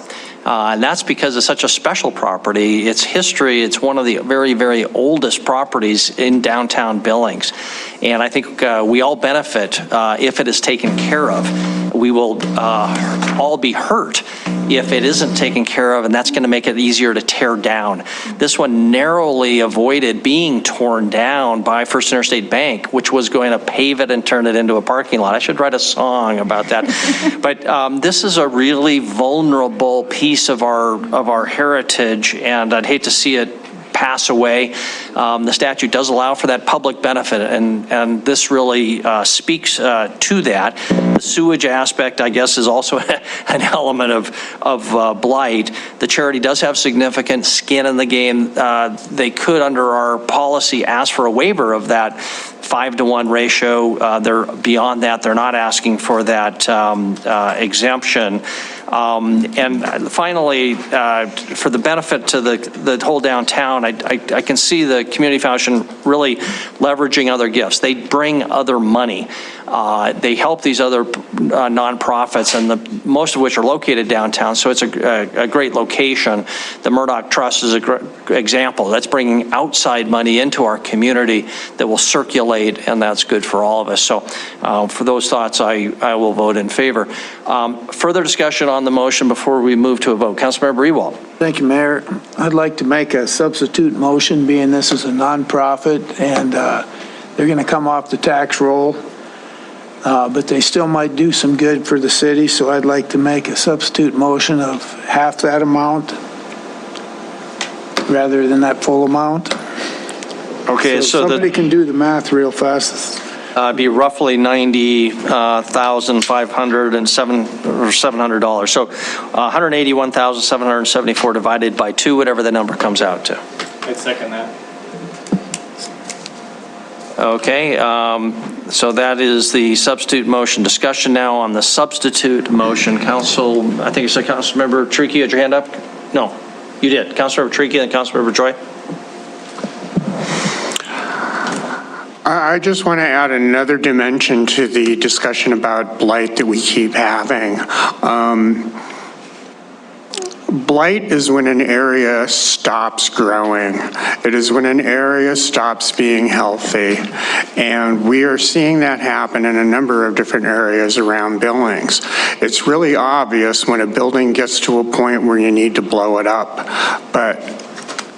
And that's the previous one that we were just talking about. That is obvious. Nobody's going to disagree with it. The tricky part is, how do you keep the city growing and how do you keep it healthy? And I see this as a project. If it weren't for actually a nonprofit coming in there, I wouldn't be anywhere nearly as excited about it, because I see them adding value to the city and I see them growing into that space and continuing to add value to the city. And when you bring value to the city, you bring people to the city, you bring economic opportunity to the city, and that is what increases property values. It is not about what any one single place looks like.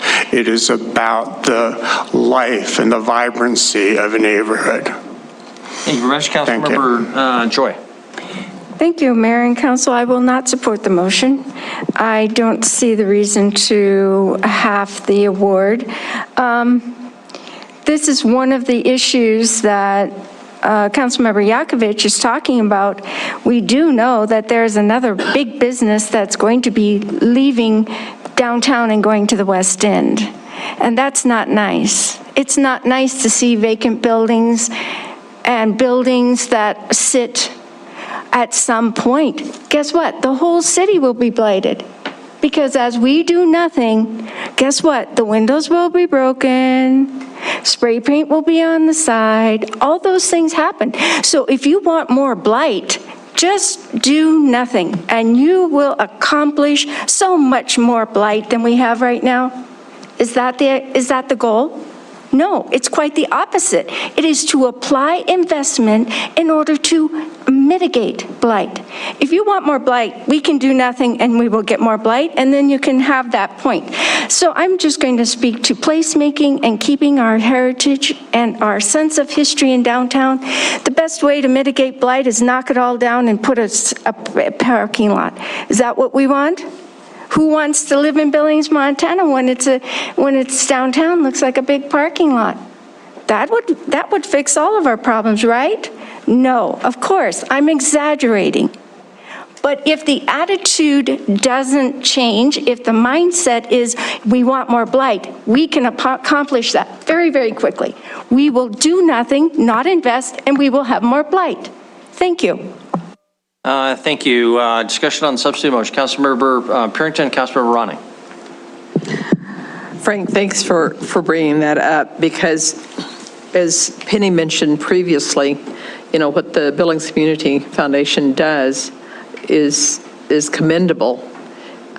We are always talking about, you know, other people stepping up, you know, private citizens, and they do step up, and you've shown that in the awards that you've made. And I too had an issue with this as far as a blighted area. I think, Mehmet, you realize that this council really look at the blight as being a big factor. So I would vote in favor of Frank's motion for half of that, because I think that would help with the sewer problem, the plumbing problem.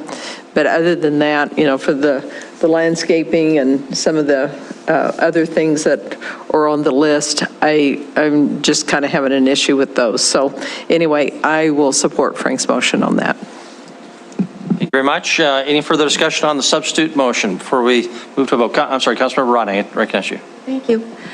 First of all, I wanted to say thank you, Mehmet, for itemizing the costs. That was the reason one of the reasons Pam and I voted against the MRM is because it wasn't itemized. So thank you for bringing this to us with those, the eligible reimbursements itemized. I really appreciate that.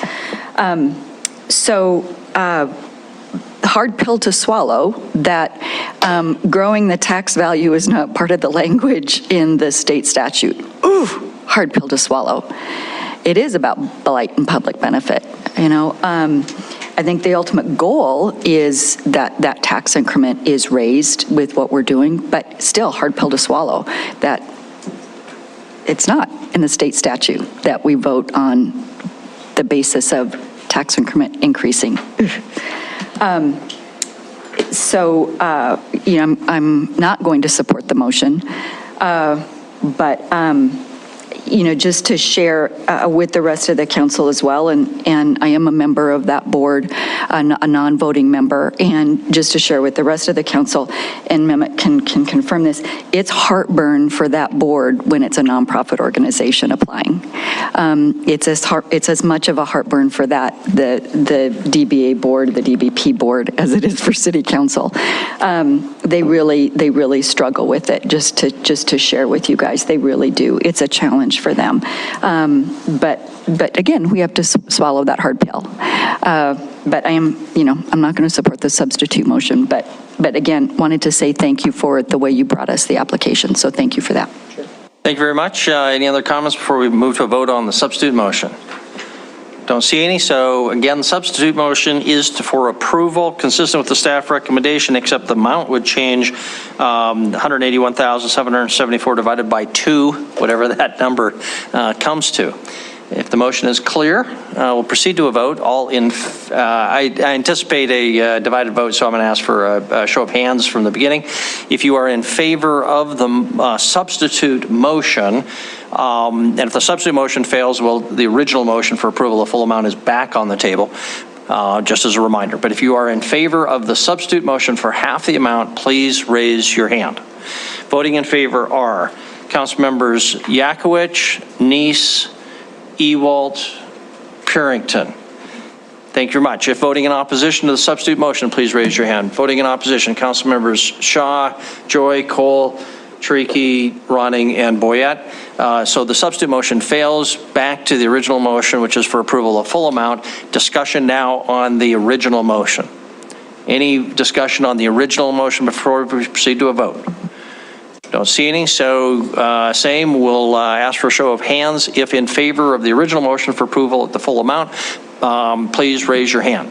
Voting in favor of that motion, Council members Shaw, Joy, Cole, Chiriky, and Boyette.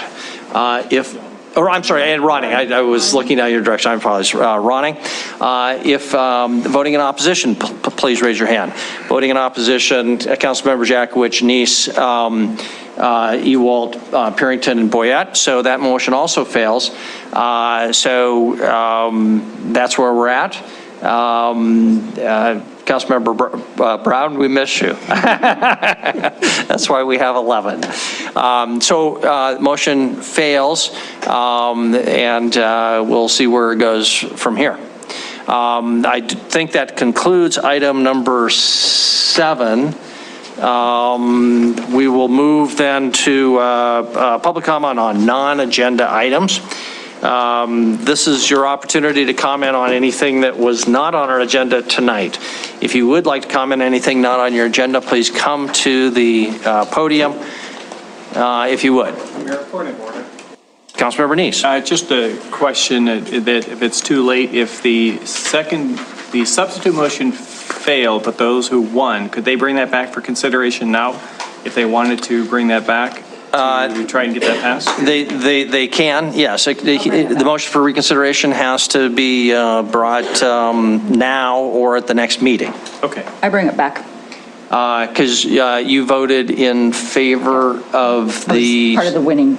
No, it would have to be somebody who voted in... well, both of those failed. So neither of them... Oh, sure, it was 5, no, was it 5-5? No. Oh, I'm sorry, yes, the original, right, I'm sorry, you're right. So you could bring back the substitute motion, you voted in favor. Which I do. Yes, okay. So you can, and would you like to make that motion for reconsideration, Councilmember Ronning? Yes. Okay, so it's a motion, needs a second. Is there, and which can be made by anybody regardless of how they voted. Councilmember Joy, you make that second. So we're now back alive on the, which puts the previously substitute motion for the 50% amount. Point of order, Mr. Mayor. Do we not have to vote on the reconsideration? We do. We have to approve whether to bring it back. Okay. But before we do have that vote, I have a question for the applicant and Mehmet. So, Lauren, if you want to come forward, you're really more important, frankly, than Mehmet on this.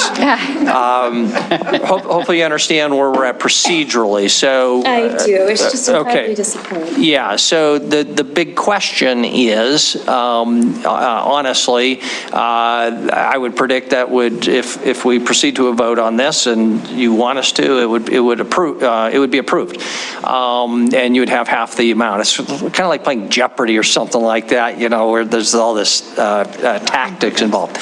If it's not approved, then you could go back to the board, and this is where Mehmet's role come in. Maybe you can comment and modify the amount, modify your application, anything like that. Just want to give you a comment or an opportunity to comment on what you would like us to, from your perspective. We're not bound by it at all, but if you would like to comment on that, and it looks like Wyeth also is going to want to comment as well. So if you want to hear from Wyeth first, Wyeth, you want to comment first while they chew on that?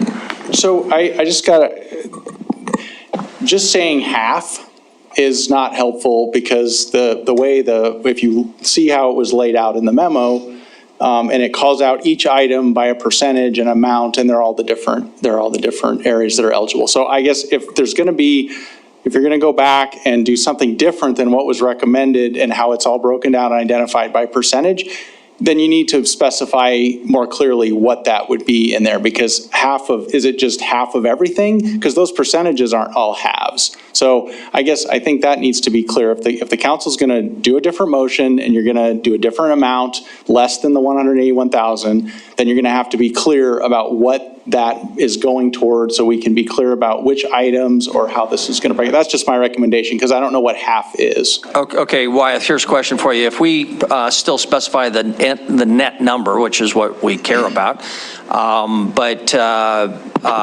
delegate to staff in working with the partnership on the specific breakdown, is there any problem with that? I mean, if we delegate, there's no requirement in the statute, is there, that we designate exactly what the dollars have to go to in the exact amount, or is there? No, there's not anything, but I guess there's a whole bunch of different things that have more or less importance here. So I guess if you want to do that, and then we're going to sit down and figure out which has been a concern of the council in the past, figure out exactly where those, where it's going to fall in those areas, then we can do that if that's the direction. We just need some direction, because half of, I don't know what that means. Okay, thank you very much. Let's get some clarification here. We'll look to council members before we put you guys on the hook here a little bit. Councilmember Ewell and Councilmember Running. Thank you, Mayor. You came asking for 181 plus, and I says, how about half? Or we go back to the original motion and it fails and you get nothing. Half is better than nothing, isn't it?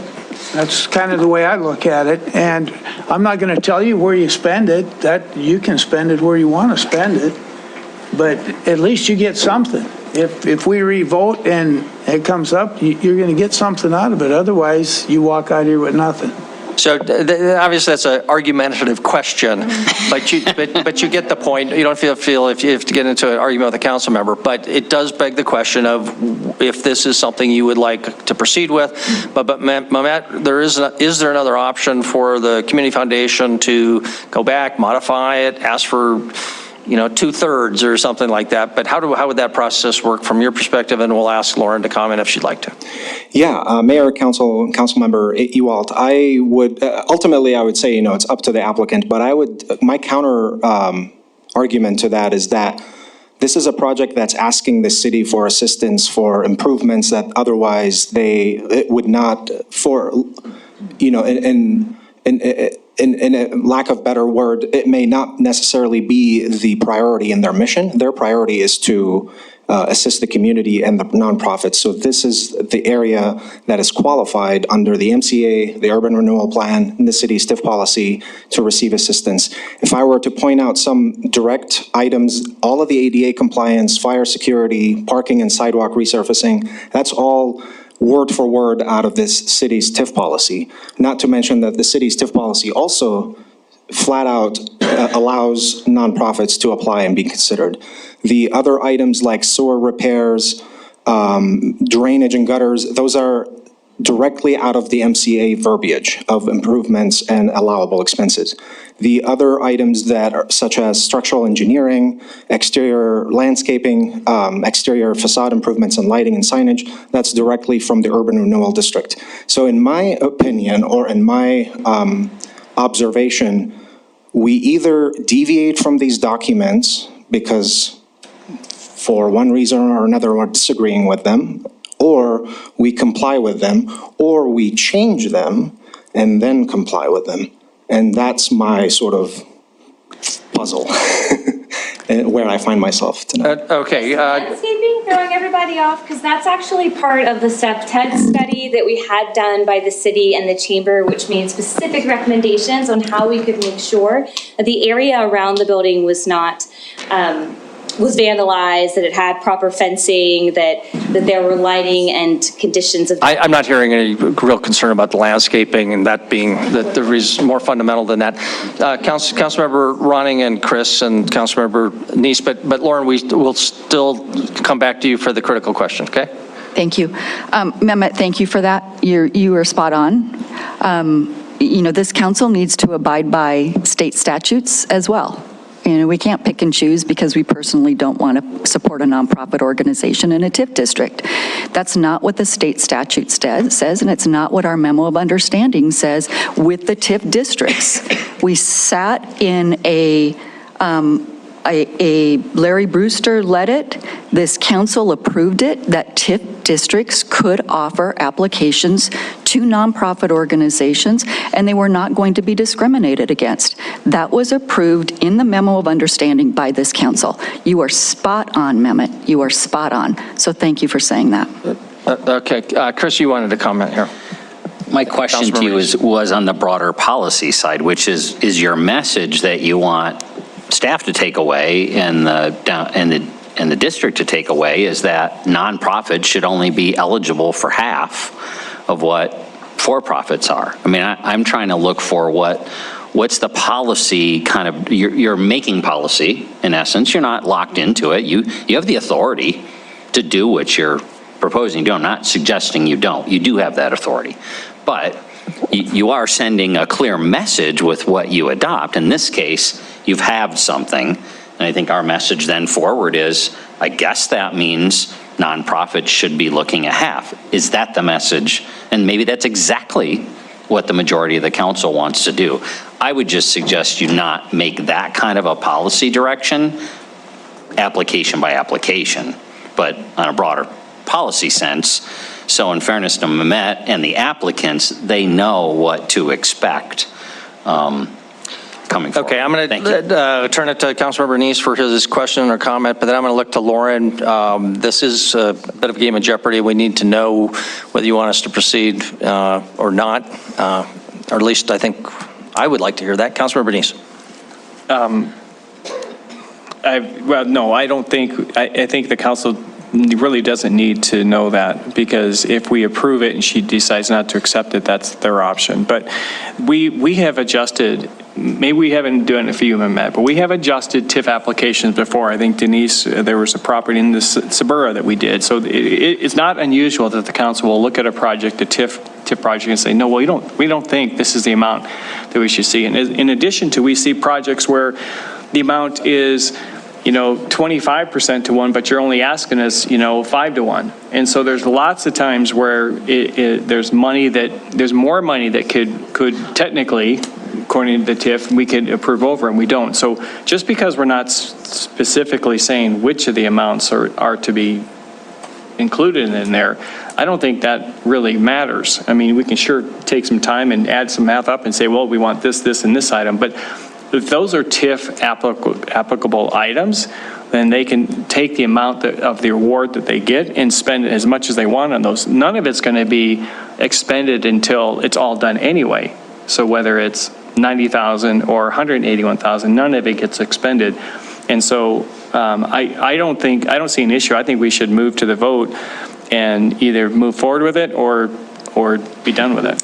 I want to know what the Community Foundation wants, and then I'll turn it to Councilmember Shaw, and just putting you in a difficult position because you're not the Community Foundation, you answer to a board, and you may not be able to answer that question. But Lauren, you need to have the opportunity. Is this, are you interested in an amount that's half that?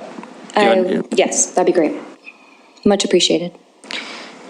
Okay, so you would be okay with proceeding with that amount. Councilmember Shaw. So I have a follow-up question for you, Lauren, which is actually what I wanted to tease out was, I would like an answer to one of three things. Do you want to return to the TIF board and come back having revamped this application? I feel like that's option one.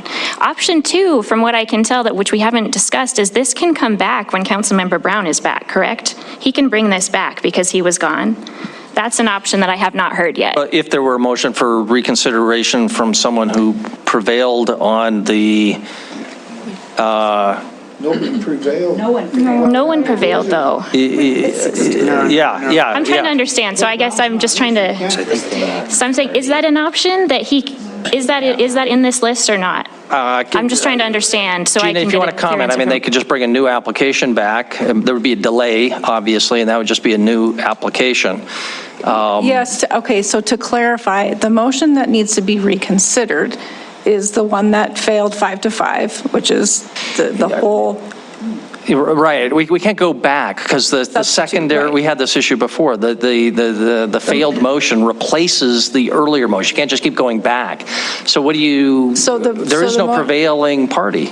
Well, or I guess it failed. Anybody can make that because, well, I agree that probably the prevailing party should be the one to make the motion to reconsider. But our rules simply state that the motion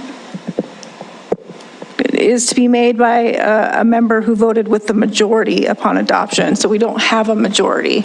So that could be interpreted as anybody could make that motion to reconsider, or that the prevailing party, which would be yeah, I guess the prevailing, if the prevailing party would be the motion, the final motion was for approval of the full amount.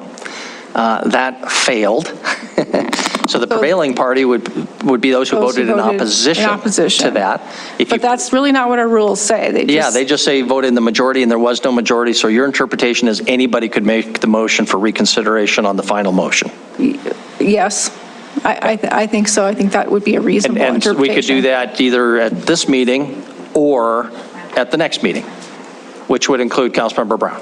Okay. But not beyond that.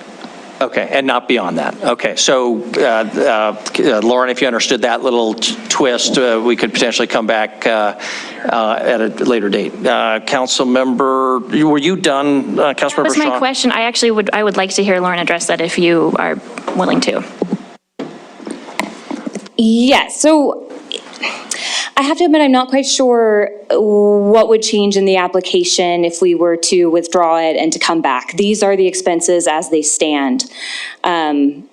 Most of these expenses are things that weren't necessarily, I guess, super easy to fundraise for. There aren't very many donors who stand up and say, yes, please put my name on that sewer running under your parking lot.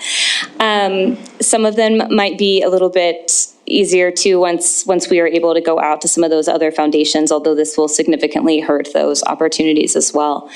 I have not had a chance to talk to the board about how they feel about taking less, or to be perfectly honest, I am absolutely confused at what's going on right now, and it's past my bedtime. So I don't think that bringing another application back it wouldn't be any different, unless there's just something different that you want to hear from me. If there's something that maybe I didn't touch on enough or didn't explain correctly, these are the expenses that we have. I can bring back the grantee list if you'd like for the last 14 years, but. Yeah, the main thing it would change would be there'd be an 11th person here. Councilmember Boyette, and then Mamet clearly wants to say something. Councilmember Boyette. Excuse me? So we'll remain at 10. Okay, well, maybe you shouldn't have disclosed that piece of strategy here. Councilmember Mamet. Yes, thank you so much. If I may, I failed to mention, although it was in the documents, but if I may bring it up to the surface, it was in the recommendation itself, the draft.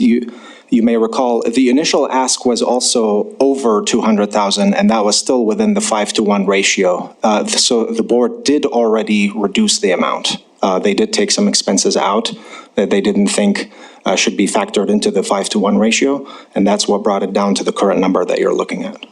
Okay, thank you. Okay, Council, we need to proceed. We'll move on to a vote here shortly, I think, and we'll have to figure out what that vote is exactly. But Councilmember Ronning. Thank you. My question is for Gina. So, Gina, in regard to, does City Council need to provide a reason to the applicant or to the tax increment district why they are voting against? Like what the legal basis is for voting against if it goes directly in opposition to our memorandum of understanding? Is there, so we're just at will to ignore the memorandum of understanding? To ignore the what? The memorandum of understanding. Excuse me, we need to focus. We got to have a end of the sidebar contract. Go ahead, please. So just, I guess I would like clarification, because like Lauren, I too am confused as to the no vote. I haven't heard, because I didn't hear any clear reasoning for a no other than it was a nonprofit organization. That was the only reason I heard. I didn't hear anything else in regard to the specific elements. I didn't hear anyone call out the specific elements like, I don't think that's blight, I don't think that's blight, I don't think that's blight, and remove those to reach that half number. So is the council at will to just say, nope? I don't believe that there is any requirement to provide reasons, but I'm going to look at it right now just to ensure that that's correct. Okay, so here's where we're at, Council. The motion was made for reconsideration of the motion, the substitute motion. The problem with that is that motion made by Councilmember Ronning, seconded by Councilmember Joy, was out of order because it wasn't the last motion. Our parliamentarian has said that the motion for reconsideration has to be on the most recent motion, which was the motion that failed 5-5. She also said that because our rules require that a motion for reconsideration be made by whoever voted in the majority, and there was no majority, that her interpretation would be that anyone could make the motion for reconsideration, if there is one. The motion for reconsideration can be made tonight, or it can be made at the next meeting, but not after that. There's always a question whether they could bring back another application. Presumably they could 3 weeks, 3 months, 3 years in the future. So that's where we're at. The question I'm going to put to the council is there a motion for reconsideration? Presumably that would be for a lower amount, presumably 50%. But as Wyeth's commented, that motion would need to be clarified as to how you get to that amount. We could go through item by item, but I guess my recommendation would be that division be turned over to staff and working with the board, because that's where these numbers came from initially, if that's the will. Lauren has said that, frankly, she's willing to take 50%, unless somebody is madly texting her from her board that, no, that's a mistake. But we've heard that. So that's where we're at. In other words, there is no motion on our table. We need to wrap up. Obviously, it's a little after 10 o'clock now. So, council, how would you like to proceed? Specifically, is there a motion for reconsideration tonight? Our next meeting, again, it would be in order. Councilmember Brown will be back. Councilmember Boyette will not. Council, how would you like to proceed? Councilmember Chiriky and Councilmember Ronnie? I'm willing to make a motion to reconsider in 2 weeks.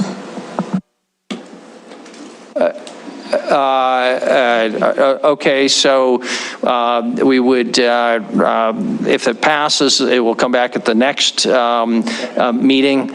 Okay. Which the mayor can put it on the agenda, and that seems like a reasonable time to do so. Was there a second for, or clarification on the motion before we look for a second? Then I had a question. Okay. Second, or you said 2 weeks? No, it's the second's a work session, so the next regular meeting is August 9th. No, August 9th. So it needs to happen at a regular meeting, not at a work session. No.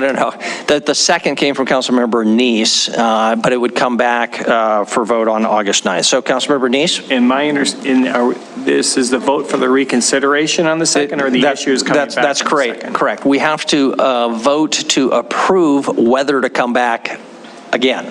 So it'd be just on the reconsideration.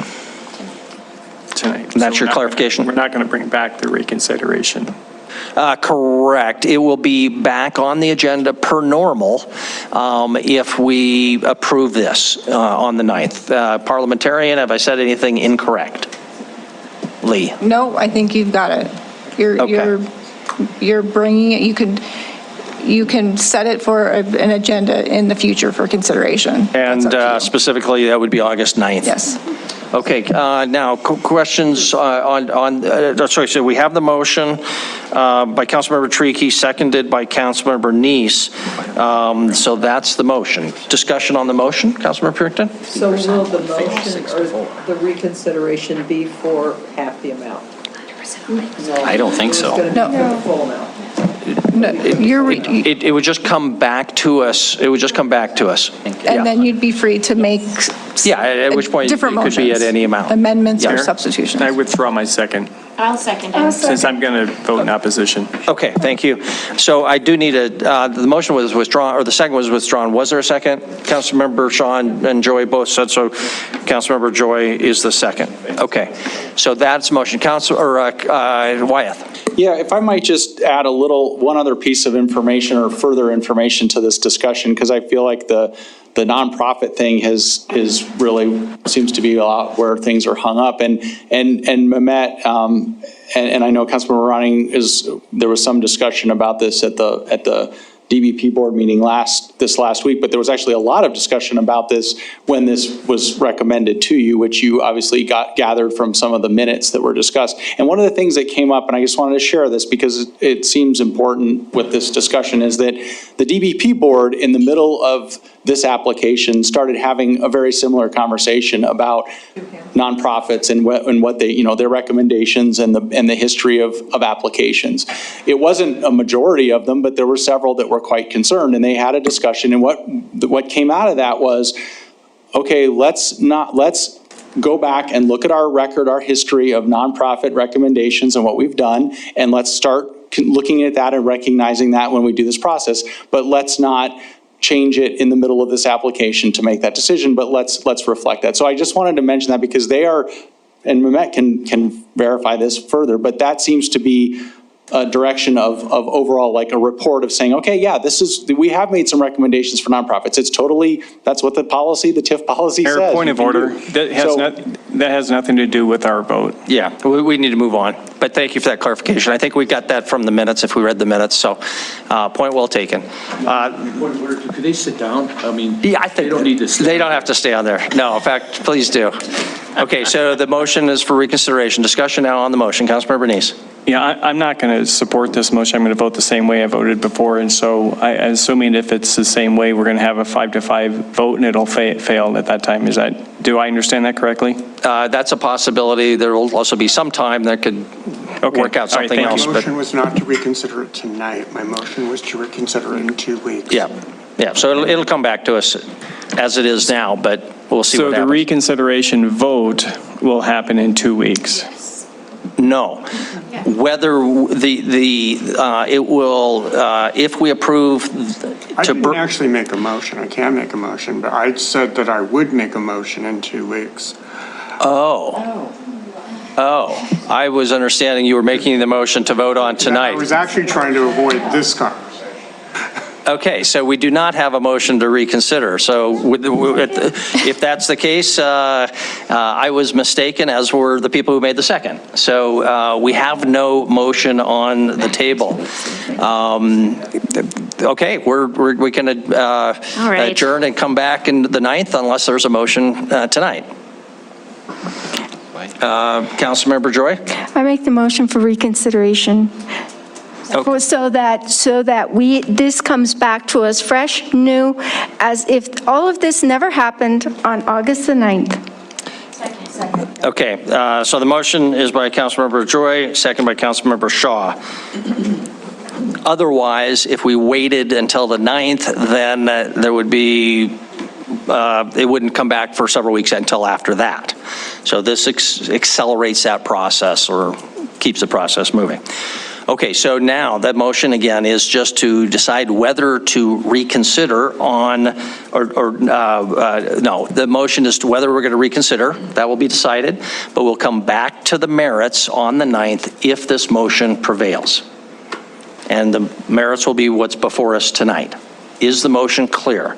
This is just whether to reconsider. Okay, I see heads nodding and in agreement, so that's, I guess, good. Are we ready to vote? Because we can clarify that if anybody's unclear. Looks like everyone is clear. So if you are voting in favor of the motion for reconsideration, so we come back on the merits on August 9th. If you're in favor of that motion, raise your hand if you are in favor. So voting in favor are Council members, sure enough. Okay, so that motion, okay, if voting in opposition, please raise your hand. Voting in opposition, the same 5 both ways. Denise, did you get that, or you want me to say that again? No, I'm good, thank you. Okay. So the motion for reconsideration fails. Whether it could be brought back next time, I don't know. We'll have our parliamentarian think about that. It's not before us tonight. So that concludes then item number 7. And I believe, right? Staff, nothing else to resolve on that, right? Okay, public comment on non-agenda items. Is there any comment on non-agenda items? Any comment on non-agenda items before we, okay, we close the public comment period on non-agenda items. Any council initiatives? Councilmember Ronning. Thank you.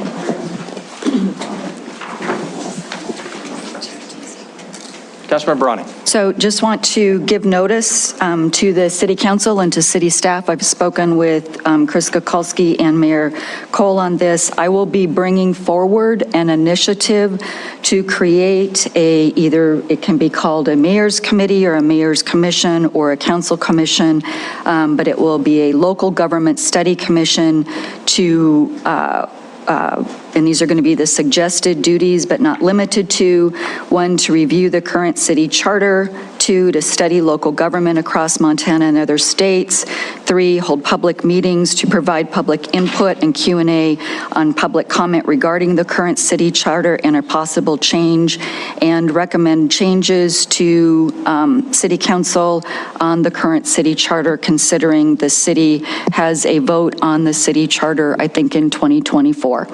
So I'd like to get that committee started and up and running, because it's going to take a lot of time and a lot of public meetings to work on possibly changing the city charter if the public wants changes and if the council wants changes. So I will be bringing forward that initiative, so just wanted to give everyone the heads up on that. Thank you for the heads up. Any other references to future initiatives?